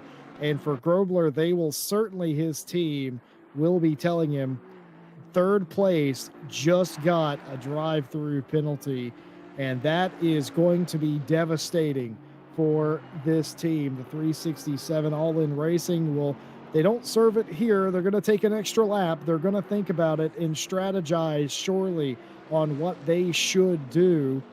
And that is absolutely devastating. You can't have that ever, Mike Jones. You can't have it when you're on a podium, and you certainly shouldn't have it after the fight that you have had to put up to keep and have this position in the first place. But nevertheless, it is the situation he finds himself in, and this team finds themselves in. And a brief moment here to talk it over with the team, figure out what they want to do. As I just noticed, Henneberry just in the 969 has pitted after losing out to Mark Antel for 16th place. By the way, Antel just closed down on Webster 2 seconds in just about a lap. Absolutely rocketing through the field is the 738 right now for Webster. But for Sebastian now, Mike Jones, got to face the music, don't you? Got 2 laps or so, got to come down the pit lane. Yeah, I mean, that's the thing. It doesn't matter what you discuss with the team. Regardless of what happens, you're going to have to pull off the left to Cheetah, make your way into that pit lane, and take the long 31-mile-an-hour trip down the Kyalami pit lane. Luckily, the pit lane... What is that in Ks? Is that 50, 60? if I'm not mistaken. 60. It's 50. I think it's 50 in the pit lane. It's 60 on the formation lap and 50 in the pit lane. I'm almost positive. That's so slow. So slow. And that's the thing, right? Let's see. Does he pull over? It looks like he's no. He's going for one more lap. So they just pitted 24 laps ago, by the way. So they are definitely not. They're in the middle of their pit window at the moment. And he's got clear air, so I think it makes sense that he's staying out for the moment. He's going to have to this time, right? He's going to have to, but he's got clear air.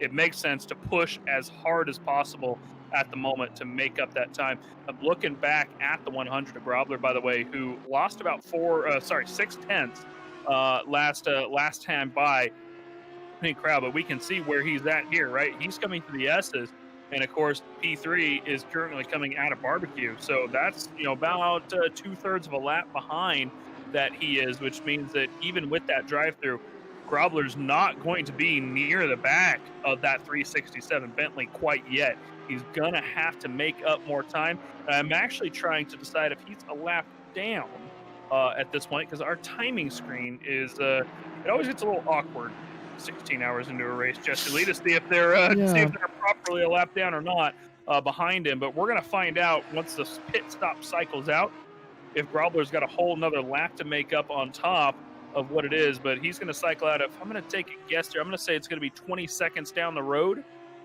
once that drive-through cycles out. Maybe not 20 seconds. It's going to be close to 35 seconds, I think. So Grobler, he's going to have to make up that time. And based on his lap times at the moment, he's not capable of doing so. Like, I've been watching Grobler, especially ever since the 367 got the drive-through. He's not capable of catching up to Sebastian Corral at this point, not on pace alone anyway. So he's gonna have to try and make up a couple tenths somewhere down the line to make up that time. Running mid 42s is not going to do it, unfortunately, in this very quick field. And as we approach dawn, sunrise has been had here, and as we approach dawn, we are in dawn. Sunrise has been had here at Kyalami. Still pretty cloudy, so we can't see much of the sun, but sunrise did, of course, happen at what was it this morning? 6:05? No, sorry, 5:20 a.m. So 2 hours ago, and you can see just how light it has been. Here's Sebastian coming out of the pit lane. I'm watching Grobler. He's coming through Leo Cop at the moment. It's about a half a lap behind, actually. He didn't lose quite as much time as I thought. But either way, it's nothing. There's nothing to be said there. Grobler's going to have to pick up the pace if he wants to get in and get up to the back of that P3 and get on that podium and celebrate this South African 24-hour, the first South African 24-hour with a South African team on podium. Pure Storage, of course, bringing you this race, the Pure Storage 24 Hours of Kyalami, brought to you by Solidarity E-Race and powered by RaceFace. Commentated, of course, by most of the RCI Racing Club International team here at the Kyalami. Greg Maloney and Clark King joining us in the box as well. They'll be in here in about another 80 minutes, bright and early in the morning, ZA time, to jump back into the booth and take over the morning stint and finish out the race with you alongside Brian Gill and George G. Mac Smith. Other sponsors here today, big shout out to NEC, DataSciences, Oxide, SuperMicro, and of course AMD for helping out with this fantastic race that we've had. It's been action-packed for over 16 and a half hours at this point. Even though we've not maybe had a lot of track action go on the overnight stint, we have had drama. Cars are separated out. Cars are having incidents, though, and that is really what's going to matter. We've had positions change all night long, all through the field. People making mistakes, people getting drive-throughs, as we just saw the 367 do. And the problem is, if they keep doing that, that's not going to work for them in the end. And again, Jesse Lee, I'm hoping for a South African podium. Yeah, I think that would pretty much top this off with RaceFace and just have a South African podium. And don't take that the wrong way. I am not in any way betting against or rooting for any demise of anybody. But I mean, it just feels right. And we've come so close in other 24s, and it just hasn't happened. This is about the best shot that we've ever had. But it's going to take some doing, though, must be said, from the 100. It's going to take some doing, still half a lap behind the third place car. I talked about Mark Antel for Retro Esports Alpha earlier, about how he was rapidly catching Webster. He was about 5 seconds behind him. Well, that was only about 3 laps ago, and he has absolutely caught him right on the back of the 221 of Webster now. Antel made short work of Hinneberry behind him when he caught up to him. I wonder if the same is on the cards for Webster. I'm curious what has reawoken the 738 here, because I checked on them a while back, and as far as I know, unless the timing and scoring wasn't cooperating, they sort of weren't really going anywhere, and that could be very, very wrong. It could just be timing and scoring, but all of a sudden I noticed them wake up and absolutely start flying, putting in very consistent and very good lap times. I think And all it's of the a key sudden, word right there, Jason. You said wake up. They've got 5 drivers on their team.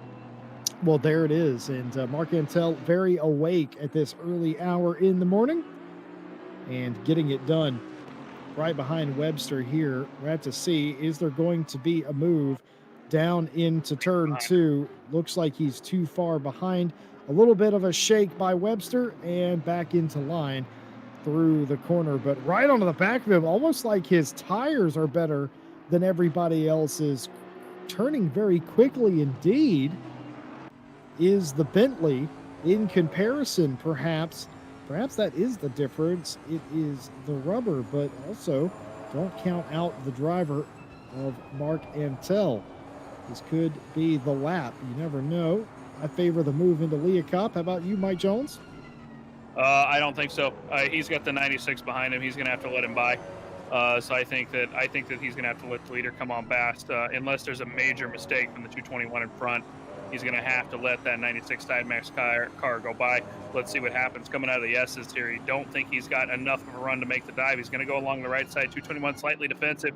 Let's get on the other camera so we can see what happens. He's got the nose there, but the question is, can he get the run coming out? I don't think so. The Aston does have the slide back in, and at this point, 96 all over his bumper, and I think, well, maybe not. Maybe Michael is playing very safe at this point. There's the dive coming into the Crocodiles. We're going to see him get onto the inside. The Aston runs a little wide, doesn't get the traction down quite enough. They're going to go side by side into Cheetah. Will he back out? He won't. He's going to go for it. And there's the Bentley. The Aston catches a little bit of slide. Side by side action through Cheetah. And the Bentley comes out ahead. Mark Antel getting it done out of the Crocodiles with a nice move, proving me wrong. The 96 being plenty patient, realizing that there's a fight out ahead and letting them fight that out before he gets on past. Now he's going to slide past coming into turn 2 of the Aston Martin, and Mark Antel is going to check out ahead of this Aston Martin. We're not that Aston ain't going to see him for another 20 laps, I don't think.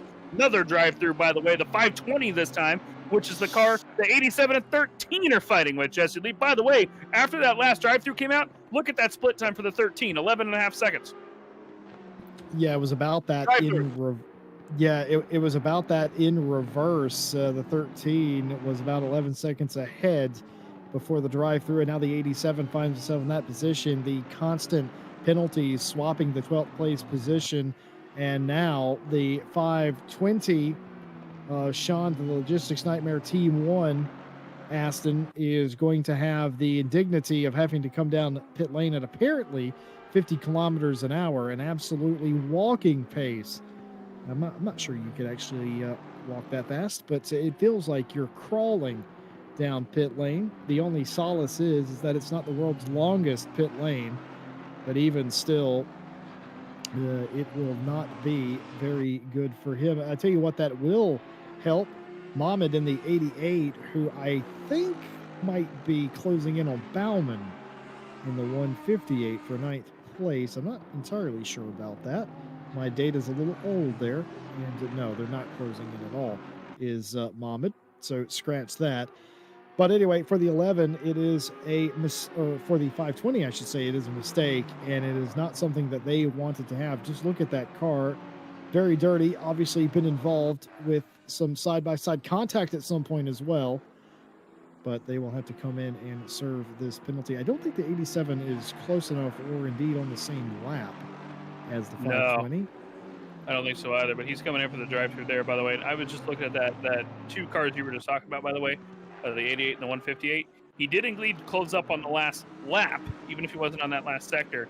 The 88 did run a second faster than the 158 on the what was the last lap. So he caught up on the last lap, just not in the last sector, and that could end up shaping up to be a fight here pretty soon.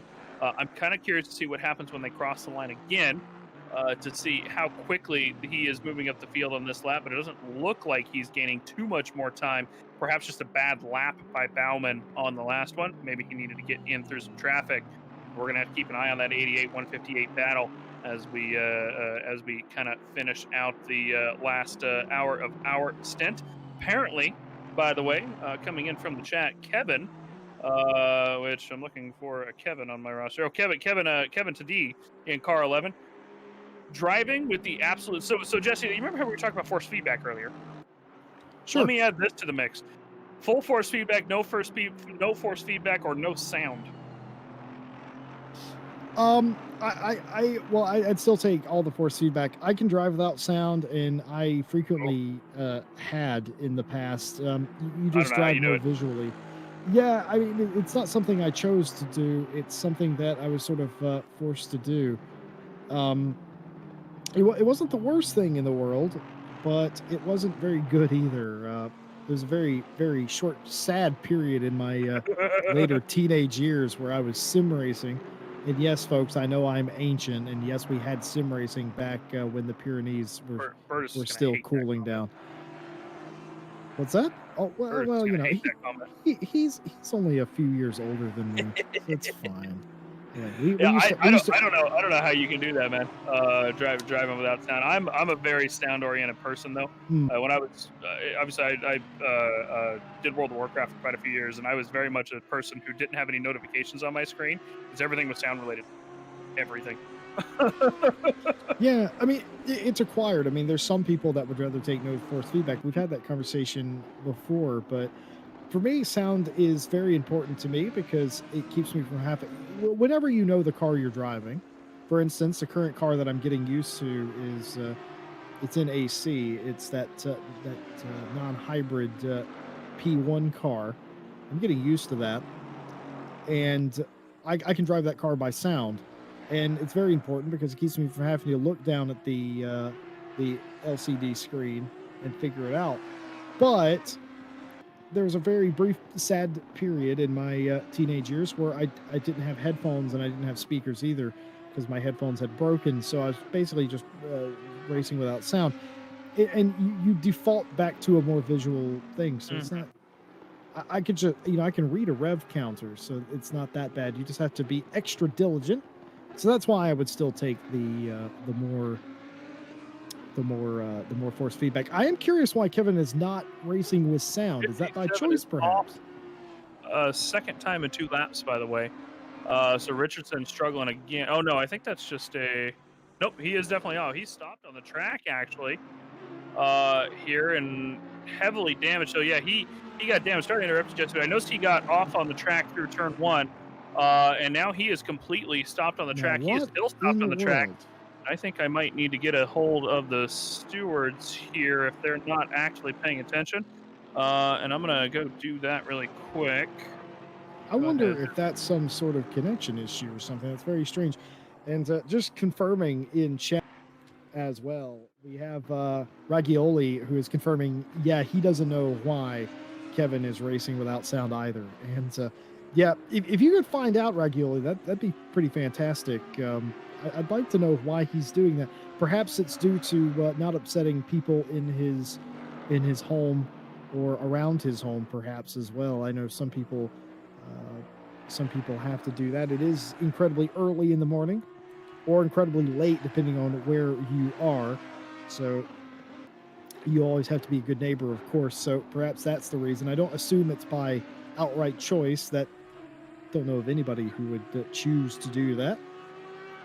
But either way, this is Michael Kundak Xiaoglu, the leader of the race, the Canadian, I assume Canadian native for SideMax Motorworks, leading the race, and very happy doing it indeed. Says that if they win the race, that will be just about one of the biggest accomplishments, or very. He'll look at it the same way that if they battled a team to the win. He said, of course, just like any team, you'd rather, as a competitor, you'd rather battle somebody out. But regardless, making it the distance is part of the challenge. And they've been going incredibly well, several laps ahead of the nearest competitor, which happens to be another SideMax Motorworks team in the 97. Malik Mohammed in the 88 now. Not really gaining on Bauman. I said earlier that I thought he might be, but Mohammed is not. In fact, the gap's pretty much just about the same. it kind of goes down a little bit, but I've seen it as high as 11 seconds. I've seen it as low as about 10.1. So not really going anywhere. Holding station in the top 10, though. A lot more difficult than it may seem. And decent nonetheless. I can tell you the 87 of King is starting to gap Lagarde in the 13. You'll know that the 13 got a drive-through penalty, and that put the 87 back out in front for 12th place. They're around 10 seconds the gap for a very long time, but that gap has started to go out with the 13.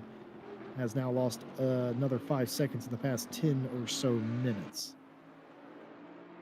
And just confirmed, by the way, with the steward that's, or at least whoever's doing race control for RaceFace here, confirmed that they were monitoring the 57 and was just about to make sure that they got towed off track, and then they went ahead and disconnected. So I think the 57 indeed probably had some sort of a technical or mechanical issue, as they were, despite all the other failures, themselves causing incidents and other people causing incidents into them.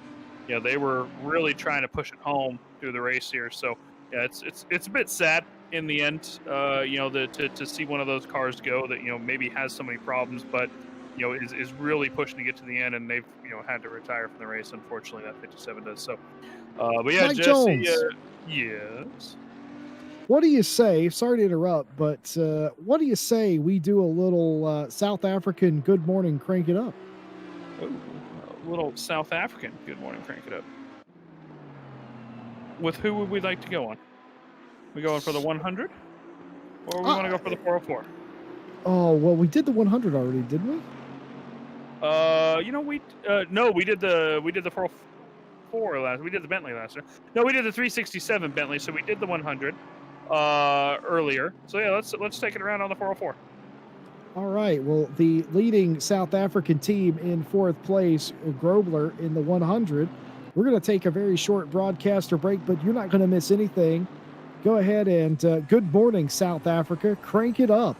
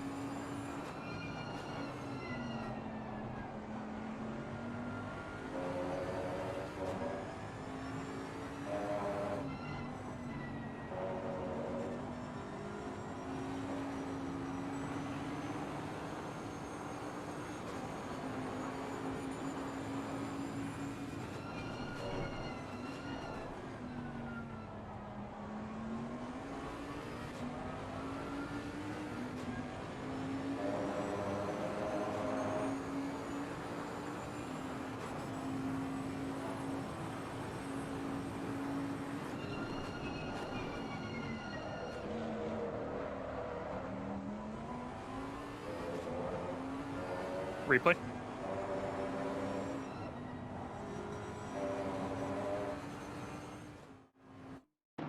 All right, guys, welcome back. We're going to catch a bit of a replay of this. We just saw this 404 367 getting involved in a little scuffle.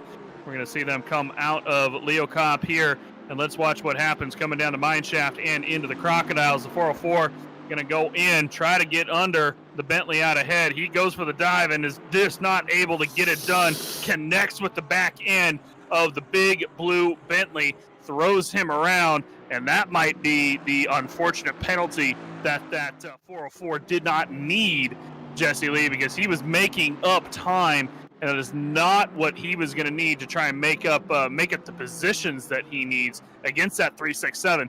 That said, that might put Grobler a little closer to being closer to Corral at this point. It's not probably how that 100 Audi wants to make that done, but in the end, and actually I'm looking at it right now, Grobler is directly behind Corral, but just confirming 100% that Grobler is indeed still a lap behind. So he's got a lap to make up still, but little mistakes like that, little other issues, and that's really what brings it, right? We're talking about that, little mistakes, and really bring it, and they've got 7 hours remaining of mistakes to make. And a couple more like that, and we could see the 100 diving down the side of the 367 on the final lap for that podium. Just confirming, that was the 404 and the 367 coming together. That's correct. Yeah, I was just making sure because I saw that as we were coming back to live pictures we were writing on board during our Crank It Up, and I noticed that, and I was like, oh, that looks like the 367, but I hadn't quite settled yet, and you started talking like you were confirming what I was thinking, so that's unfortunate. That is not what you would have wanted to see, and it's such a difficult situation, isn't it? Rowe is trying to make lap time, and they've caught you, but they are on a different lap. The etiquette, obviously, is to usually give way. Speaking of giving way, how about a punt there for the lap car? But also, if somebody's faster, even though they're on a different lap than you, also probably give way a little bit. I just think it was a bit of a misjudge from Rowe, to be fair, in the 404. I'm sure the stewards will take a good look at that. And Side Max just about came into contact into T1. Sorry to interrupt you, Jesse, but I was watching Michael Kondasoglu's stream, and it was very close. And Aston Martin sideways in turn 2, and instant reaction from Michael to save that car. Good reaction by him, as that could have been heartbreaking for the lead lap car. Sorry to interrupt you, but lead car having a bit of issue. Well, I suppose the lead lap car, if you want to take about it as well, because he's the only car in lead laps. Well, I mean, that's part of the thing here. That's part of what, we talked to Michael earlier. He was talking about that you just got to stay out of trouble. And one thing that all the drivers of the 96 have done well is stay out of trouble. Well, very clearly there, that could have been perhaps not a day done, but that could have been a bit of, I'd say we're in the late race now, a little bit of late race drama there, and very, very attunely avoided by Michael. And Kondasoglu is still going around, and that won't faze him one bit at all. But back to what I was saying about Rowe, obviously the stewards will take a look at that. They'll know better than us. They'll have more angles than us, and be able to determine what they think needs to be done there, if anything. But 404 to me just sort of stuck his nose in there and caught the 367 by a little bit of surprise. Let's just say it, and I say this most weeks, but I'll say it again. Glad I'm not a steward and I don't have to pass judgment on that. Just I think it was a mistimed move there by the 404. Jesse, you say that, and I never believe it every single time, because you join the stewards box when we do our endurance races, and you have some extra time outside of the comms booth, and you seem to enjoy it every single time. I was rather relying on you not telling them that I also am a steward. I mean, you try, Jesse, but I'm not going to let you lie to our viewership. Well, here's the thing. I enjoy being a broadcaster, and it's lovely, and I love just being a broadcaster. But when I'm not here, I also enjoy making sure that the race is fair for everybody out there. And that's your job as a steward to do that and follow the bylaws of whatever series that you're in. And we have very distinct ones that are written out in plain English and several other languages too, mind you. And it's easy to follow, and we discuss things for 5 seconds. Another drive-through, Jesse. Sorry. Another. That's fine. Another drive-through. Well, I'd like to say that's going to end Lagarde's sort of challenge for 12th place, but considering how frequently the 87 and the 13 have been getting these drive-throughs, I'm not so certain it is going to.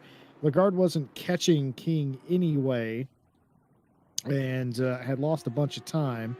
So this is going to be challenge denied for Johan Lagarde for at least a little while in the All-In Racing Aston.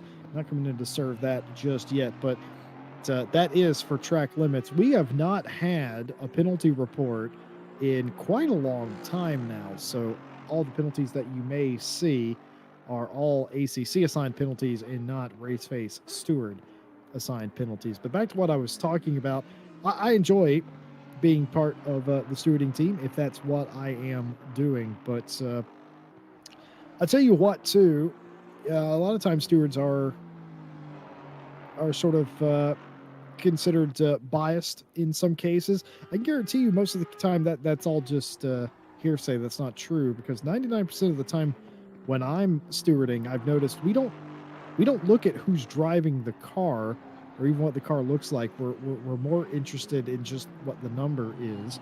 Yeah, and you don't even need to look at the number until you decide the instant and then go, okay, that one gets a penalty, car 12. Okay. Yeah, you know? so and it's a case, too, of a lot of the races that I'm stewarding. Me personally, I don't know who's in what car because there are longer races and the numbers are jumbled up. So I don't know who it is. It's completely irrelevant. It's not even something that's discussed. So I know sometimes it feels like stewarding decisions may be a bit biased, but in my personal experience of doing it for years, it just isn't. Never has been. You know, I agree. That's basically, that's something that we instill, of course, in all of our stewards at RCI. Whenever we bring them in, when either me or Tom generally interviews the stewards that come in, and our entire stewarding team is stressed to and told, like, hey, listen, the only thing that will ever be the most important thing to you is the 13s coming in for their drive-through. The only thing that will ever be the most important to you is accuracy. And that's it, right? It is the accuracy of making sure that the decision that is made is the correct one. By the way, I think 13 is not going to serve their drive-through yet. They had to come in for their pit stop, unfortunately. So that means that they're going to have to come in for their pit stop and then do an outlap and come in for their drive-through. So that's going to cost them probably a little extra time, because now they're going to have 2 outlaps back-to-back and on full tires. That means that they're not going to get their tires at the pressure as quickly as they would like to. The 91 coming in for their scheduled pit stop as well. And that is last pitted on lap 541. Actually, realizing Jesse Lee, I don't think that was a scheduled stop for Lagarde. They pit on lap 556. No, that's about right. It's 40 laps. I was looking at Byron Coaster, who last pit on 541. So the 91 really extended their timeout on the pit stop that time around. Speaking of pit stops, we should be seeing this car right here come in at about another 10 laps as well. This is, of course, Michael. Kind of say it again for me, Jesse. Kundak Xiaoglu. Kundak Xiaoglu. Michael Kundak Xiaoglu. Kundak Xiaoglu. That's what we're gonna do, right? That's what we're gonna say his name, and that's fine. We'll get there one day, won't we? I have to educate Ryan and George on that one before they come in for the day. But we should see him come in for his pit stop here. Of course, he's doing a triple stint at the moment, relieving Killian Ryan Meenan from a bit to go out for a bit of a nap before he jumps back in the car. These guys duoing this race at this point to try and get their 2 drivers across the line in the final about 14 hours of the race.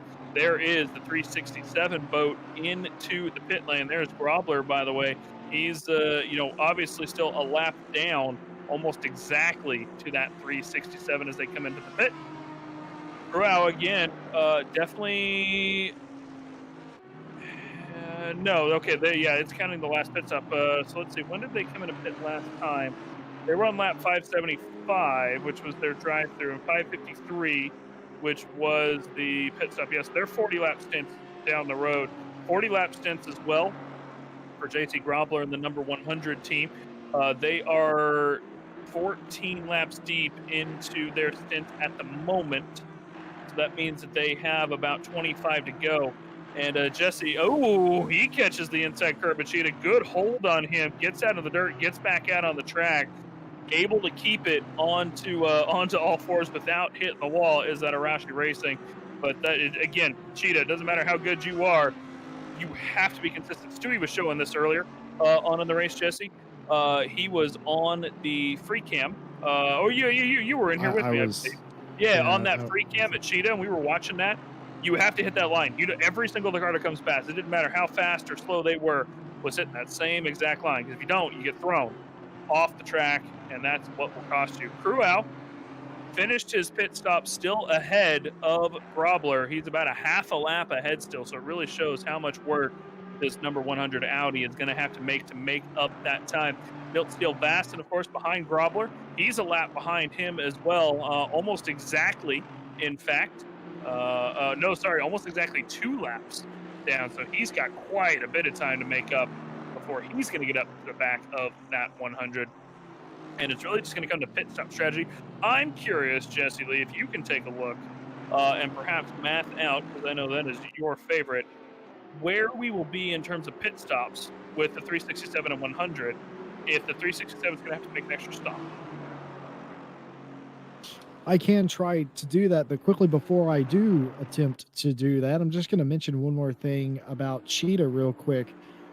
I was taught specifically ways on how to take Cheetah, and funnily enough, the person teaching me this said, if you are going to miss Cheetah, it's in your best interest to miss it by a lot. Yep. What did they mean by that? Well, you notice if you miss it a little bit, you catch the curb, your rear tires come off the ground, and then you end up spinning into the outside wall. What happened whenever Grobler in the 100 missed it? Well, he missed it a lot, went into the sand. It slowed him down, yes, but what happened? He continued straight, and he was no longer on the curb. That's exactly what my mentor meant. If you're going to miss Cheetah, miss it by a lot. Or if you think you're going to miss it by a little bit, make sure you miss it by a lot. And you'll see a lot of the pro drivers. Right. Yeah, you'll see a lot of the pro drivers do that. They will get out of the gas and go ahead and ditch it, basically, is what they'll do on purpose. They're putting it in the sand on purpose as Ferrari off in the background, completely stopped in Sunset Corner. He had to tow. That's Triple Eight again. 888 having issues there. But yeah, that's sort of the point. If you are going to miss Cheetah, miss it by a lot. Miss it enough that you go into the gravel. At least that will save you. And it's all about where you hit that apex, Mike Jones. There's only one apex in Cheetah. And if you miss it, well, you definitely miss it hard. Yeah, absolutely. And I mean, that's like you said, that's what you see a lot of the pro drivers doing. Grobler, played it out perfectly. He hit the curb. He straightened out his wheel. He shot himself off into the grass. He got off the gas. Didn't panic, and just kind of got himself straightened out a little bit after he got the car level, and then got back on the throttle, gets himself through the dirt, and gets himself back on the track. And that's the big difference there. And honestly, that's something that I didn't really like. It didn't click in my head that that's the correct action. I'm sure that I have done that before at some point or another. But realizing that that is really what needs to happen to be there is something I'll probably instill into my head next time that I hit that curb or the outside line at Cheetah next time I race here at Kyalami. So that's a good tip. And again, it's back to that thing that we were looking at with killing Ryan Meenan earlier. You were learning that you were coming into turn 2 all wrong. And that's something that I have picked up during this 24-hour race here at Kyalami. Pure Storage 24-hour Kyalami, brought to you by Solidarity E-Race and powered by RaceFace. Fantastic racing here for the past a little over, rather, 17 hours. we're approaching that 18-hour mark. Final third of the race is going to be up here very soon. Myself, Mike Jones, Jesse Lee joining me in the box, Nick Setnick behind the cameras. We've been here for the past 5 hours. We'll be joining you for the next 45 minutes, and Nick Setnick will be on the cameras for another 2 hours as well. A full 8-hour stint for that man, powering through the night before he goes out for perhaps a little bit of a break, gets himself some food, and then we'll be back, of course, RCI over on our channel, RCI TV, for 6 hours of Bathurst that a bunch of our teams are participating in. I'll be racing. Ryan Gill will be racing. Not George G-Mac Smith, but about 7 staff cars will be over there. So come join us for that. Should be a fantastic race. We'll be showing the POV of our 7 teams. Jesse Lee, Nick Setnick will bring you that. And of course, the rest of our sponsors. We have, of course, Solidarity, bringing you this race. Pure Storage, the title sponsor for this. And of course, Greg Maloney spoke to a couple of the representatives from those organizations yesterday. A lot of interesting information coming out of there, and I'm sure Greg will come back with a bunch of interesting information here in about another hour when he's back on air. NEC joining us as a sponsor as well. DataSciences, Oxide, SuperMicro, and of course AMD helping us put on the very first 24-hour race in South Africa, the 24-hour sim race in South Africa here on Assetto Corsa Competizione. And a great one it has been, and a great one it will continue to be. Not a lot of on-track action going on for the moment, but drama, as we keep saying, happening all throughout the field. Lots of drive-throughs, little incidents, cars losing time, cars losing positions from incidents, and then gaining it back, getting it back over, gaining it back again. The 87 and the 13 have been trading drive-throughs about once an hour for about the past 5 hours or so, if not sooner than that. The guard in the number 13 back out on track at the moment. They had the last drive-through in that fight. And what is closing down is Mohamed has lost a little bit of time to Bauman in the past hour or so. He's lost about 2 seconds. But that said, I'm just looking up. Bauman now is only 8.6 seconds behind the 666. So he's catching up as well. And we might see a little bit of a 3-way battle for the bottom end of the top 10 at some point before this race ends. And of course, the row there in the 404 Bentley in P7, he's looking like he's gaining a little bit of time on the car ahead, but not quite enough to really make up enough time. Looking at the 100 car again, that's the South African team, the leading South African team in this race. He is about, what are we at now? About a half a lap behind Cruau in the 367 Bentley. He's trying to make up that time after a drive-through for the 367 cost him, but he still has another pit stop to make here in about 20 minutes. Jesse Lee is trying to help us out right now and do some maths on if there will be an extra pit stop for the 367. And Jesse, have you done my maths? Yeah, so everybody at home, and Mike Jones as well, I've been doing some maths, and the sum of that math is not very clear, and I know you would wanted a clear answer, but here's why it's not clear. There's a 14-lap difference between the last time the 367 pitted in relation to the 100 car. You do about, what'd you say, about 40-some laps? What's that? They're doing 40 laps exactly on a stint for the past. So they're doing 40 laps exactly on a stint. It's all going to depend, basically, if Grobler can add an additional lap onto their stint over the 367. So if 367 does 38 laps, Grobler needs to do 39 laps or 40 laps, and they can even it up. But let's say they don't, and it stays a 14-lap difference on their pit strategy. There is about a 23% chance right now that Grobler is going to have to come in for a splash and dash at the end, which will add about 28 seconds, I think it is, to their time. So the point is that if they can work on correcting this, which I think they might be able to, that won't occur. But the further we get into it, for instance, the as Taddy in the number 11 for Riglali Racing EGA comes in. My point is, if Grobler does not work on the deficit, the 14-lap deficit, if it goes out, the percentage goes up. If it stays the same from here on out, the percentage goes up. What I'm telling you, Mike Jones, is by the end of the race, there is almost an 85% chance Grobler will have an extra pit stop, but not a full-length one, a short one. Interesting. All right. Well, so basically, status unknown, math unclear is what Jesse just. No. My math was very clear. 85%. He's going to need to do an extra pit stop, but again, you can't say for certain because you don't know what fuel map they're using. You don't know what their strategy is. You don't know if they've been saving fuel. You don't know.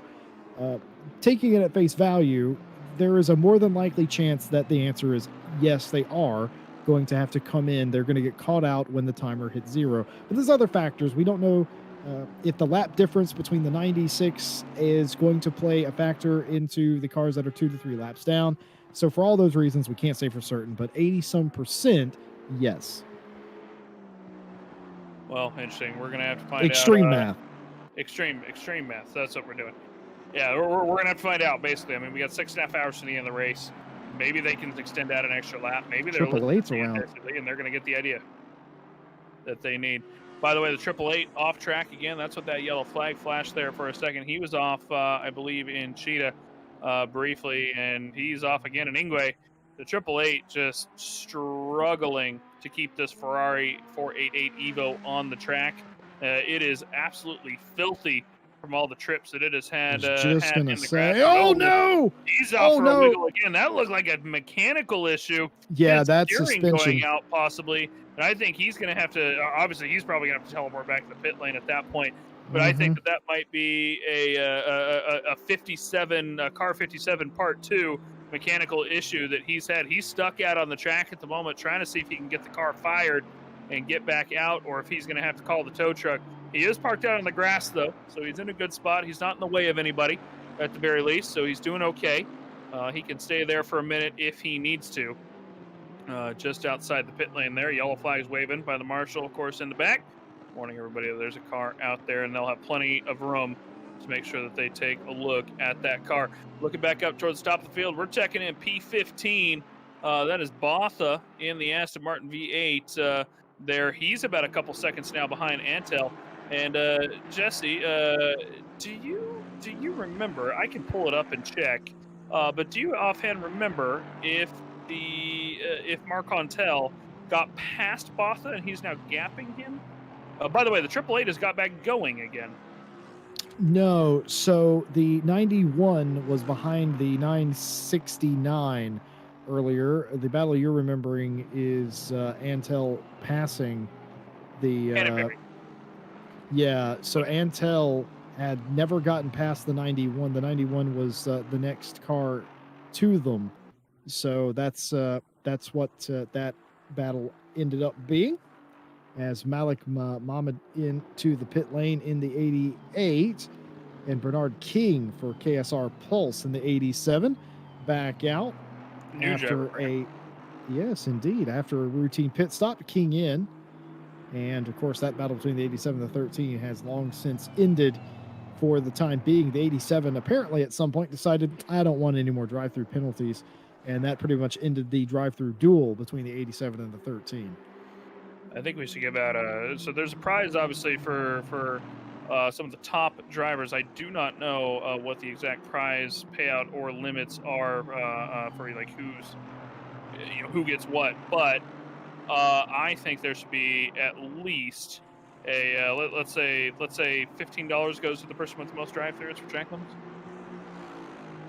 I think that's a dangerous slope you're talking about there, Mike Jones, because I can guarantee you in a 24-hour race I can get more drive-throughs than you. You do you? I'm pretty. You're not wrong. I'm actually, I have never. Like where is some wood? I have never gotten myself a drive-through for track limits before, oddly enough. What's that like, out of curiosity? It's pretty great. I'm not a fan of driving through the pit lane if I don't have to. I got the 87 catching the curb there, and that's what he did. So you can see, by the way, he straightened his wheel out as he hit that curb. You saw his wheels kick back to being straight, and that's what Jesse Lee was talking about, 20 minutes ago or so. That if you can straighten your wheels out and make sure that you land and then turn, which is what King just did, you're solid, you're golden, and that's exactly what he just did and kept it on the track, even though he hit that curb like that. It's counterintuitive but it does work. It is effective. Yep. But yeah, I got good at making sure that I was lifting enough coming off track for the most part. I did get myself 2 track cut warnings at the spa race in Night Owl a couple weeks ago, but once I got the second one, I was like, okay, we're gonna back off a little bit here. And just not quite push as hard, because especially at Spa, that is the last thing you need to do is go through the drive-through. I will not pass go and do not collect $200 if you pass through the drive-through at Spa, because you can stop and get yourself some chicken McNuggets and you're still Isn't that 45? Isn't that 45 to 50 seconds in pit lane at Spa? Something absolutely ridiculous. Something like that. It is It's ridiculous. absolutely insane. And that's not even counting the in and out road. And the out road is so dangerous and bumpy. You have to, you're really slow through there, considering how fast you come through a Rouge and Radeon at Spa. So even coming out of the pit lane and down the Camel Straight, you're losing so much time there just on your out lap. Well, we had Tom in the Tom Edwards, that is, in the chat here for the 24-hour race, and he was bragging that they are in the 20th place, is the 23 ambitious but rubbish Lamborghini, and we last talked to them, they were about 23rd, and they had raced up to 21st in the sequence of pit stops. Well, the unfortunate events of the 101 and the 999 have been an absolute joy for the 23, who seems to have worked out their late evening foibles, and they have now cracked the top 20 in that car, so no longer 23rd position. That will upset Nick Setnick, who loves symmetry, but otherwise they will be enjoying this, as they were a bit joyful for that. And what a milestone in the top 20. We were just watching Christian Duploy behind him in the 999. They are only about 1.2 seconds behind. So that victory celebration for Tom may have been ever so slightly too quick. Yeah, Ted Edwards and his teammate Jordan Daly is... That is who that is. And I do apologize to both Tom Edwards and Ted. I just want you to know, by the way, that I do believe his name is actually Tom, by the way. He said this semi-recently, and I think if I remember correctly... We already had a Tom, and he didn't want to be another Tom. He did say that. I was there. So that's probably why you're that is what happened. Everybody calls him Ted now. He's just Ted. Even like Nathan McConnell, who he races with all the time, calls him Ted. So he's just Ted at this point. He literally said we have too many Toms, and I was like, that doesn't mean you have to change your name. That's I think I'm gonna ask Katrina and figure out what she calls him. Katrina or Lauren? I don't know, but that's very nice of him to want to change his name to benefit the group, but it's still a bit strange. The more the merrier, in my opinion, as 97, the second place car, putting another lap on the 23, but that's not what we're looking at here. We're looking on Duploy in the 999, who, by the way, has actually started to lose a bit of time, and it's now down to 2 seconds. Duploy losing about 3/10 in that last half of a lap to Jordan Daly. So they came in talking about being ambitious but rubbish, and I said, I don't think you're the rubbish part, mate. And they are definitely proving to not be the rubbish part. No, and I've been watching Daly and Deploy's lap times, by the way, as we've been kind of talking about them, and they're the both of them are definitely, I think, feeling a little bit of that fatigue at this point, as they're definitely not consistently dropping the same laps. They're running anywhere between like mid 42s to 44s, and so that's why we're seeing that kind of yo-yo effect on on the timing screen. We've seen Deploy pick up a couple tenths since the start of the lap behind Daly. He was at 2 seconds as he crossed the line out, 1:8.76.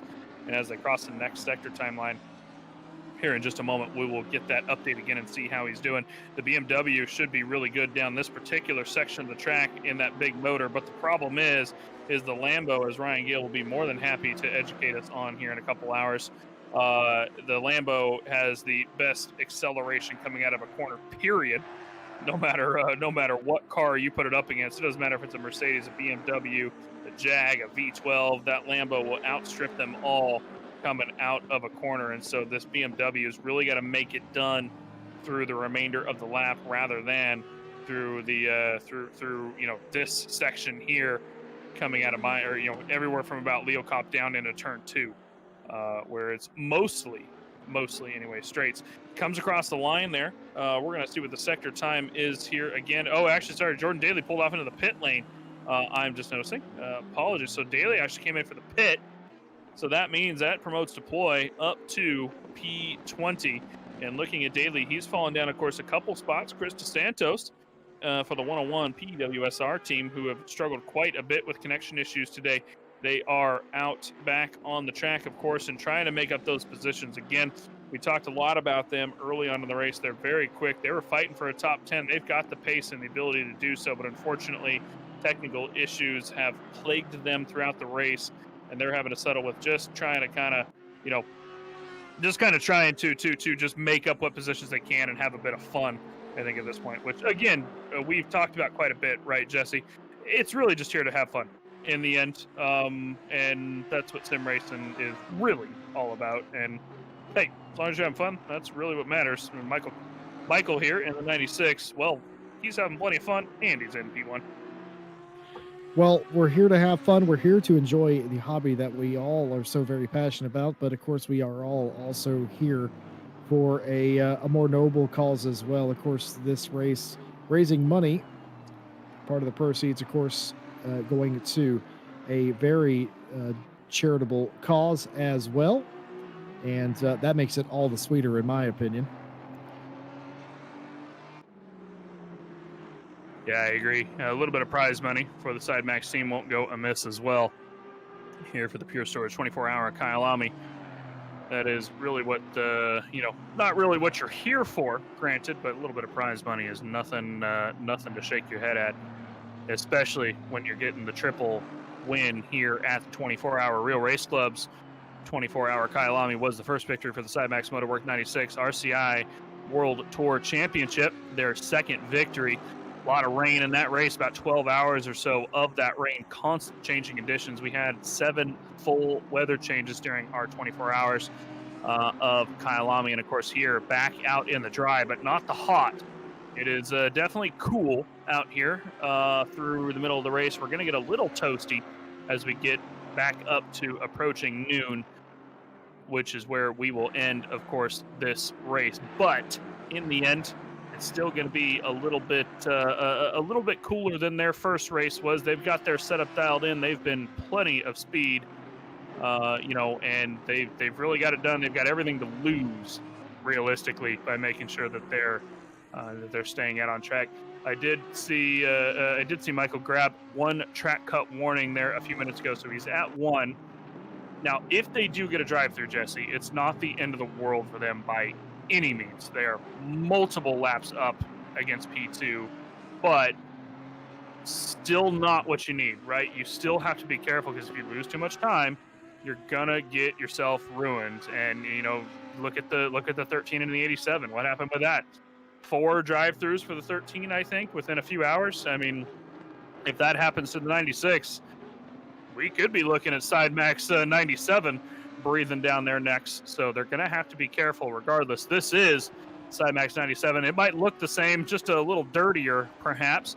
Of course, the team livery here, the sister car, Side Max Motorworks 97, back in P3. Of course, that 367 Crew still sitting in that position. Grobler has not been able to catch up with him. The South African number 100 Audi did a fantastic job, but still just can't rein in that 367 Bentley. Gaining time here and there, losing time here and there. We're going to have to see what happens over the next 6 hours. And of course, in P5, Simon Keeble the MSV 962 AMR V8 Vantage. And again, same situation that he's got versus Grobler, that Grobler's got versus Cruau. He's just not able to make up enough time to really make it worth it at this point. But if we get another drive-through somewhere, well, again, a little drive-through, little action with some back markers perhaps, and that all could change. 6.5 hours to go. Jesse Lee, as we're kind of starting to wrap up our 6-hour stint here in the box, I mean, let's start making a little look forward for the moment. What do we think is going to happen over the next 6 hours after we take off here? I mean, looking at what we have, do we think the 962 can get up to P4? Do we think that the South African team can get up on the podium? What do you think? Do you want the boring answer, or do you want the exciting answer that I normally give? Because I give you both. The boring answer is no. I think the 100. I think Grobler is going to come home in 4th place. I think they need to keep their nose clean and to stay out of trouble, though. And I think they are capable of doing that. The exciting full Vindaloo answer there is very simple as well. The 100 and the 962 are going to have an epic battle, and while I feel like that may be the case, I find it the less likely of the two. I think the 100 has proved themselves to be very formidable, and they've sort of stuck themselves in that 4th place. It is a pity. I would like to see them show a little bit more pace and to have been up there with the 367. But I think primarily, and a bit sadly, I'm afraid, our top 3 or 5, I should say, are all fairly set. The thing with that, though, is behind them, it is its best guess, to be fair. I don't know if the 11 will get to the 962. They certainly haven't shown that they can, but I don't know too much about Rowe either. And what about the 666? And of course, Bauman is now actually closing the gap. The 158 is closing down on the 520. So you just don't really know. And then, of course, back in the field, there are an enormous amount of battles. And one, we talked about it all race. You talked about it just now. Any sort of penalty, any sort of slip up in concentration in the last 6 hours could change your strategy and the complexion of the race entirely for your team. While certain positions seem set, you don't want to rest on your laurels. You do not want to get too comfortable, because when you get too comfortable, that's when the mistakes creep in, and then all of a sudden, it's nothing to have a lap taken away from you. And even if you have several, any number of things could go wrong. And we talked to Kundak Xiaoglu earlier, and he said that, well, it hasn't gone brilliantly, to be honest. They've lost 2 of their drivers that they were supposed to be driving with. It's down to Kilian Ryan Meenan and Kundak Xiaoglu to finish this race. And that is incredibly devastating. So they've been doing that for 12 hours, or they will have been doing that for 12 hours. They've been doing it for 6 hours by themselves. Now they've got another 6 hours to go. They said that they're not pushing the car, but even still, you know as good as I do, they don't control their own destiny. They're still sharing the track with 37 other cars. Any number of them could be the ticket to their downfall. And in several occurrences during our stint, it has almost come to that, sadly. And if you have too many of those incidents, well, then you're going to have a rather lengthy trip down to pit lane. And of course, 3 laps is only about, what do you think, about 5.5 minutes or so. So you don't want to lose time. And quite frankly, the long-winded answer is, yes, every position's up for grabs. Of course it is. You got to run the laps. The short answer is, if everybody holds station like they think they are, I think it's going to be just the way that it is. But everybody has to stay focused. This is the point where fatigue really sets in, mental fatigue and physical fatigue for those that are running on a 2-car team. Very important that you get it right. Very important that you stay focused. And very important here, because a lot of these teams have been double stinting, mind you. Very important to take breaks and keep yourself fresh. Yeah, and that is not what the 96 has been able to do. That's the problem, right? They've not been able to take breaks and keep themselves fresh. and they're still out here a couple laps ahead of the 97 team, just on pure pace and dedication between Michael and Killian and the side max team. Of course, Malinowski going to go ahead and he needs to give a run at getting a lap in so that he's at least out on the track. We spoke with, of course, Michael earlier, making sure that Malinowski would jump into the car. He's going to basically come in with the issues that he's having, try to do at least one lap, get back into the pit lane, and then get back out on the track, and or have a Michael get back out on the track rather, and finish off his triple stint in between him and Killian. Michael's been up for quite a while at this point. He's pretty much not gotten too much sleep. Killian is trying to take a bit of a nap at the moment, and then once he gets out and back up, Michael will dip out, try and take a quick power nap, and then come on back for the end of the race. So these guys are just struggling to make it through, but doing really well so far. No drive-throughs, no drama for them. Michael's reflex is still on point.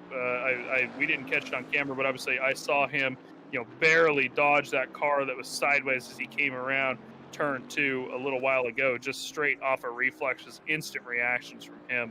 So, even though he's tired, he's still focused and ready to go. Throughout in the 367, again, another team that has just been doing really well. I've seen Corral in the car quite a bit. This is another team that's only running 3 drivers for this 24-hour. And, again, Jesse, that massive difference of keeping yourself hydrated, keeping yourself rested is more difficult. You've got these 3 drivers, right? But that's the thing, is looking at the top 5, the 97 car is in teams of 5, but P3, 4, and 5, all triple. They're all triple teams. So they are not giving themselves too much break, and that's probably going to play in, I think, at the end of this year. And we'll see if they get any more track cut warnings, perhaps.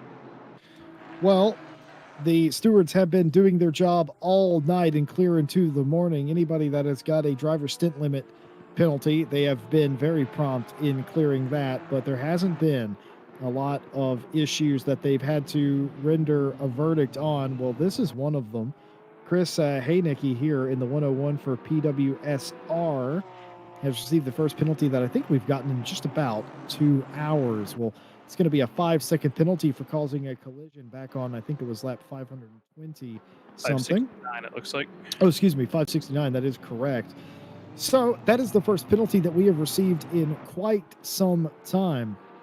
And it's going to be a 5-second variety. And I don't think, no, that doesn't put them in danger from behind. But what that does do for Ted Edwards, who is in the 23 Lamborghini, is that sort of alleviates some of the stress that they would have had from the 101, only 8.4 seconds back. And you're going to add about 5 seconds to that. So that'll act as a cushion back to the 23rd place car. And no doubt Edwards will be aware of that, as Edwards probably looking a bit more forward than backward. They're on a different pit strategy as the 23 due to the early incidents in the early part of the evening, but they have run and will likely run again up as high as the 20th place due to the sequence of stops. Of course, Edwards has pitted, and they have only had about 8 laps after the pit stop. Duploy and Peters have not, as far as I'm aware, yes, indeed, they have not pitted yet. So they will come in at some point, I think, in the next 10 or so laps, and that will likely promote the 23 up those positions again. And of course, behind the penalty as well. So that's where they stand. And I'm going to make a bold prediction, though, Mike Jones, because I feel like I gave the milquetoast option of will there be drama in the top 5. So I'm going to give you an actual exciting one. I think the 87-13 battle for 12th reignites before the end of this thing. Oh, absolutely, no question, done. I don't think that's even a hot take. I think that's done and dusted. That's been a fight for so long at this point that if they are not at each other's throats at the end of this race, I'd be surprised. But in the end, it's something that we're gonna have to wait and find out. But I would not be surprised to see the 13 up on the back end of that 87 at some point. And by the way, just real quick, I went back and checked on the 101's penalty.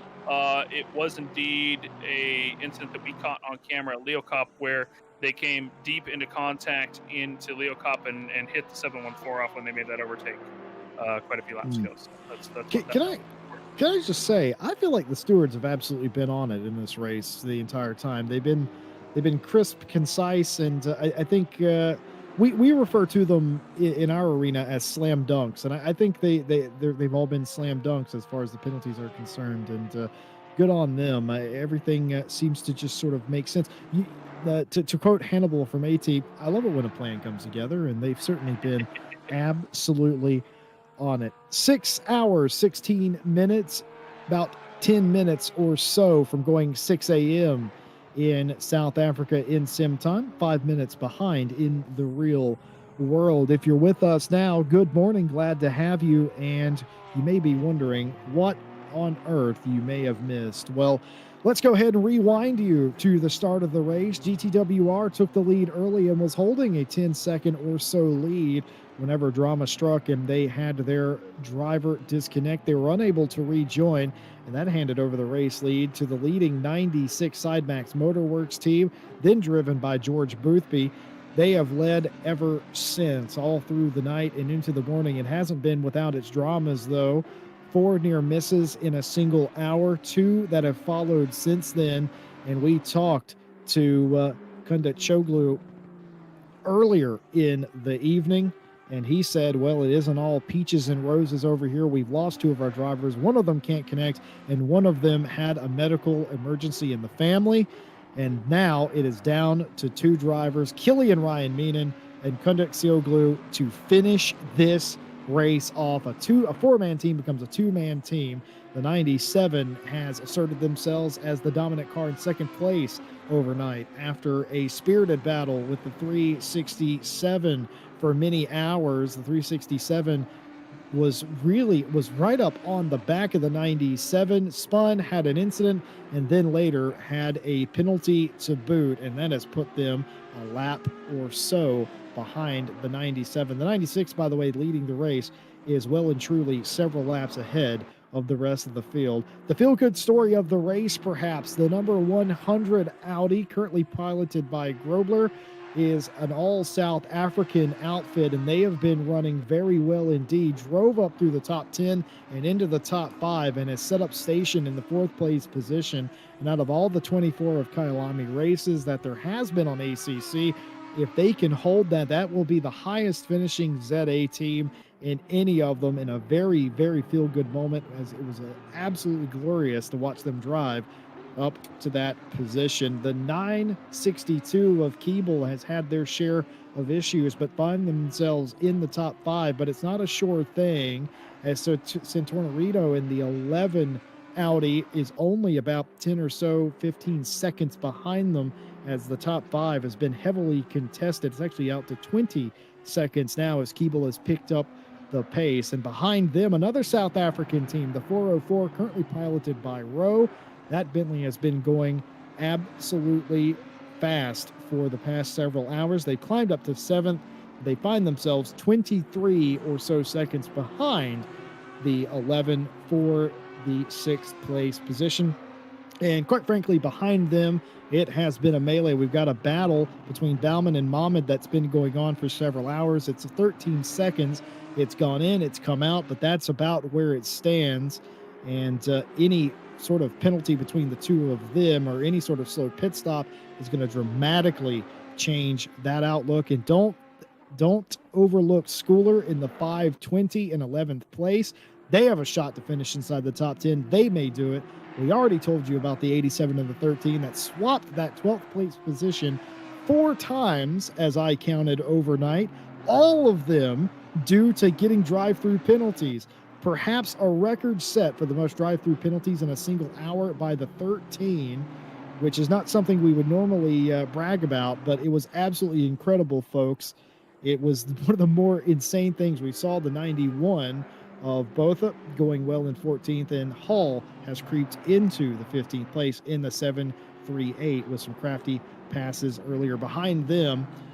It has been very interesting. We've documented the battle between the 99, the 24, the 23, and the 101. That's all fighting for the end of the top 20, the 20th place spot.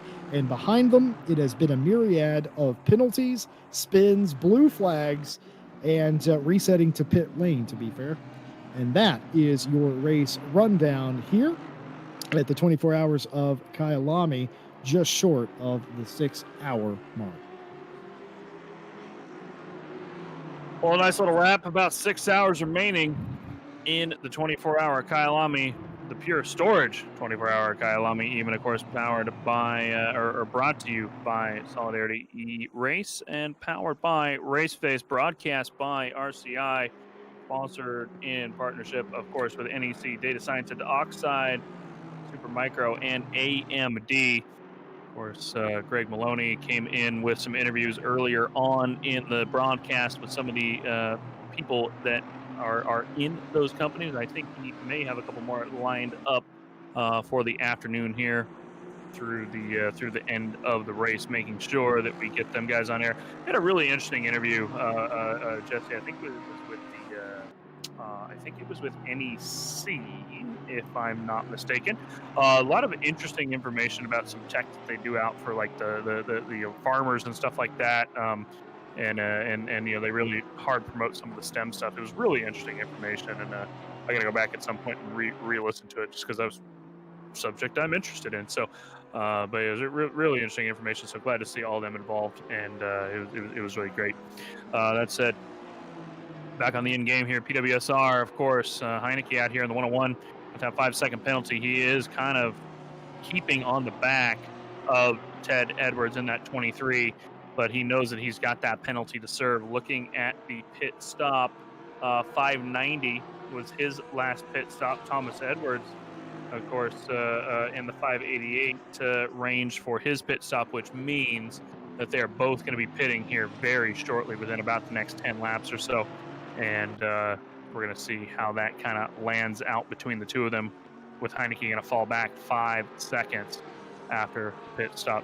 Looking up and down the field again, active track battles. Well, not a whole lot at the moment, just a lot of drama, such as this right here. You know, this is 5-second penalties, the drive-through penalties that we're seeing. There's a little bit of a catch coming up in P16-17. There's Barber there catching up to back of Fox in the 2-2-1. A little bit, at least, only about 4 seconds back. Maybe that will ignite at some point in the future, but so far has been pretty steady. Looking at the last laps between the two of them, just for comparison, of course, we have a 1:45.2 being ran by Gareth Fox and a 43.8 by Kevin Barber. That means he picked up about 1.5 seconds on the last lap.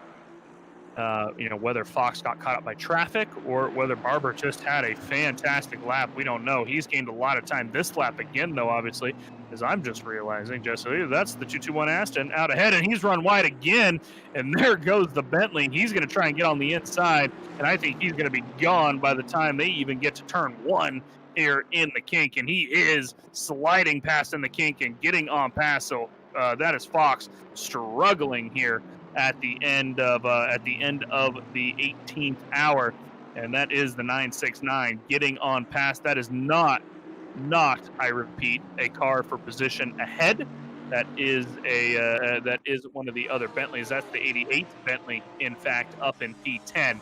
So that is not for position at this point. PWSR caught up to the back. This is important. By the way, there's the dive, and Leo Cop gets on the hammers and gets it down, stopped, and does not, however, get the position. Watch the power of this Lamborghini deep in the slipstream. And do you see how that gap grows as he comes down into Mineshaft and then into Crocodiles? That Lambo is gone. The Porsche is going to have to work a lot harder than that to get a move done coming out of Leo Cop or coming out of Inkway, and he is not going to be able to get it done unless Ted makes that mistake that the 101 is hoping that he does. Hard on the brakes into Ingwe, and watch this. Unless Ted gets sideways here, and he doesn't, he keeps it on the track. Let's watch from the rear splitter cam here on the Lambo, if you don't mind, Nick. I want to see this gap just grow down here. Look at this. So he's already gapped him a little bit there, and you can see even at the end of the straight here, the Porsche full on slipstream, still not gaining any time. He gets to the inside a little bit, but it's just not enough to get the nose under him before he gets into the sweep, and he's going to have to fall back across. The question being now, here's where Ted is going to struggle, right? The ambitious but rubbish 23 is going to struggle coming through sector 2. No. 999 ahead. Deploy. Gets drive-through penalty. Deploy after struggling to get back up and get ahead of these guys. Now is a drive-through penalty for track limits, and Ted runs wide at the sunset, lets the 101 by. I'm wondering if he let him by there or if he truly did run wide, realizing the 101 was faster. I don't think he let him by. I don't think that was. He didn't let him by because here he comes. Here he comes again. Back into the He S's, backed out of it. braking, and he's got to back out, unfortunately, knowing that that's a hard place to pass at. That's a Coming smart in through move. the left-hander into S's, and he unfortunately running wide in a sunset, and that is what's going to cost him. The question being, can this Lambo with all of its grunt out of the corner get the hookup coming out of Leokov, get into the slipstream, and maybe make the move between here and the end of Sector 1? I don't think so. I think that 101 is done and gone. 9/10 between them already, and he is done with. That is going to mean that by the time they come into the pit stop, Heineke is probably going to be right on the back of Edwards when they come out of the pits. I think at this point, 48 gets a drive-through as well. It's all popping off. All popping all off again. This is what happened last time. Again, it's happening to go again. Yeah. I got to say, though, that defense by Ted Edwards was a bit more ingenious than you might think at home. He knew that Heineke had a 5-second penalty, so slowing him up just a little bit more, he was trying to preserve that position. It was to no avail, and I think Heineke now will get away and be able to walk out that 5-second gap so that it won't matter too much in the grand scheme of things for the position. But Deploy getting that drive-through penalty was absolutely massive. How is that going to play into this battle for 20th place? Certainly Deploy is going to lose it to Peters, but what does that mean for the 101 and the 23? Could they also be big players in that as well? We're going to have to find out. And for the 48 of Tozy, Square Racing Team, it just hasn't quite gone to plan for them. They haven't been involved in too many incidents since the sun has started to come up, but even still, it has sort of come undone for them. Well, here is the pride of South Africa at this point, the number 100 Arashi Racing Team for Grobler coming in. I'd be interested to see if Grobler gets out of that car. They've been in there for quite some time. And here is Konduksioglu coming around the final bend onto the front straightaway. 48 has served their penalty. And we had an interesting question in chat that I'm not sure how to answer. Is the 5-second penalty on the beginning of the pit stop or the end? I think it's on the beginning before you do work to the car, though I'm not entirely sure. Added to the beginning.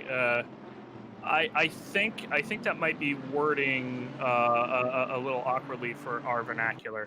I think he was just asking if it's on the pit stop period, and yes, it is. Yes, it certainly can be added. A Bentley backwards there and a couple of cars diving out of the way for cover, but they will find no repute out into the dirt because that's the way the Bentley went. It looks like everybody else got away cleanly. The Bentley stranded on the outside of the corner, and the 505 P30. having issues there for down into the P30 position. And, well, you know what they say, there's no bad weather here in South Africa, but when it rains, it pours, and for the 30th place car, it has not come to plan, or not gone to plan, I should say, for them at all. And the latest incident on the track, don't think he actually collected anybody, though some had to dive straight on to the dirt to avoid any action there. For the moment, at least. I mean, Michael, of course, in this 96 Sidemax team, he was struggling coming through there, but, he managed to get on past it and cause any incidents, and that's really what matters here for him at this point, as we've talked a lot about. Of course, we're looking at this. Look at this, all the way down to P5, plus 1 lap, plus 2, plus 3, plus 4, right? That is really what we've been seeing pretty much all throughout, is these guys just 1 lap apart the entire time, and that's really what we're going to be seeing coming into the final third of this race. Michael's going to start lap 6:26. Sidemax again still leading. about 10 hours later in this race since the GTWR had their power outage mechanical failure issues that they had. Mohammed, by the way, back in P10, is like catching finally up to P9 of Bauman a little bit. Only about 8.5 seconds back rather than 12 that it was. So we'll have to keep an eye on him over the next couple hours as well, see if they shake it out of the pit stops. Here is Ted Edwards again, by the way. He has fallen 2.2 seconds behind Heineke. Still not within that 5-second range from Heineke in that 101, and they are within their pit window here in 588 within the next 2 laps. So look at this behind them. Look at this. This is incredibly dangerous, Mike Jones, because for these cars behind them, they are all on different laps. I don't think any of the cars in that group are fighting each other in the 42 that I think is still running dead last. It has been a war of attrition for them, and perhaps an exercise in frustration as well, as we're going to see a dump here, and there's no other way to call that but an absolute dump and a continued pounding in the rear as he's just trying to get through. Now, that was very unsportsmanlike indeed, but for the 42, it has probably been the most frustrating 24 hours. But if you make it to the end for Werner Francis and the M&R team, you have to say it's a story you'll tell your grandkids and sort of laugh about a little bit, perhaps, about that weekend you spent at Kyalami just getting beat up. Yeah, well, absolutely. And actually, that's going to cost him again, right? The 101. Realistically, I mean, he's now behind the Lambo again, and after that 5-second penalty, well, he's going to have to catch him and pass him one more time. I know Ted's got another stint in him. I don't know if Heineke's double stinting as well. I'm going to just make an assumption that he probably is going to be double stinting. But we are slowly approaching that 6-hour mark. 1/3 of this race remaining. Ted Edwards running wide, coming into T2, out of T2, actually, more so than in. Back on the defense, though. Look at this. Yeah, he's great getting back onto there, but he's going to run just, no, he was all right. It looked like he was going to run right out of barbecue a bit there, but he is going good still. He's going to hold steady and keep that thing going. But before we get too deep into this hour, guys, obviously, if you're joining the Facebook stream, if it hasn't already, the Facebook stream will be ending here very briefly as we do our little bit of a broadcast restart. The Facebook stream will come back up. YouTube is going to go over to part 3. We'll put that link out in chat. Make sure that you guys are ready to switch over to part 3 and join us for the remaining 6 hours of this. Myself and Jesse will be signing off here very shortly. Clark King, Greg Maloney going to be taking over for us here within the next few minutes or so after we come back from the break. And so we're going to go ahead and go. Let's go on board with. Why don't we go on board with Rao in P7? Nick in the 404, one of the local South African teams driving the Bentley Team M Sport South African liveried Bentley Continental GT3 around Kyalami. We're going to go on board. Audio up here. Stream will go down briefly, and then we will be back here in a couple minutes.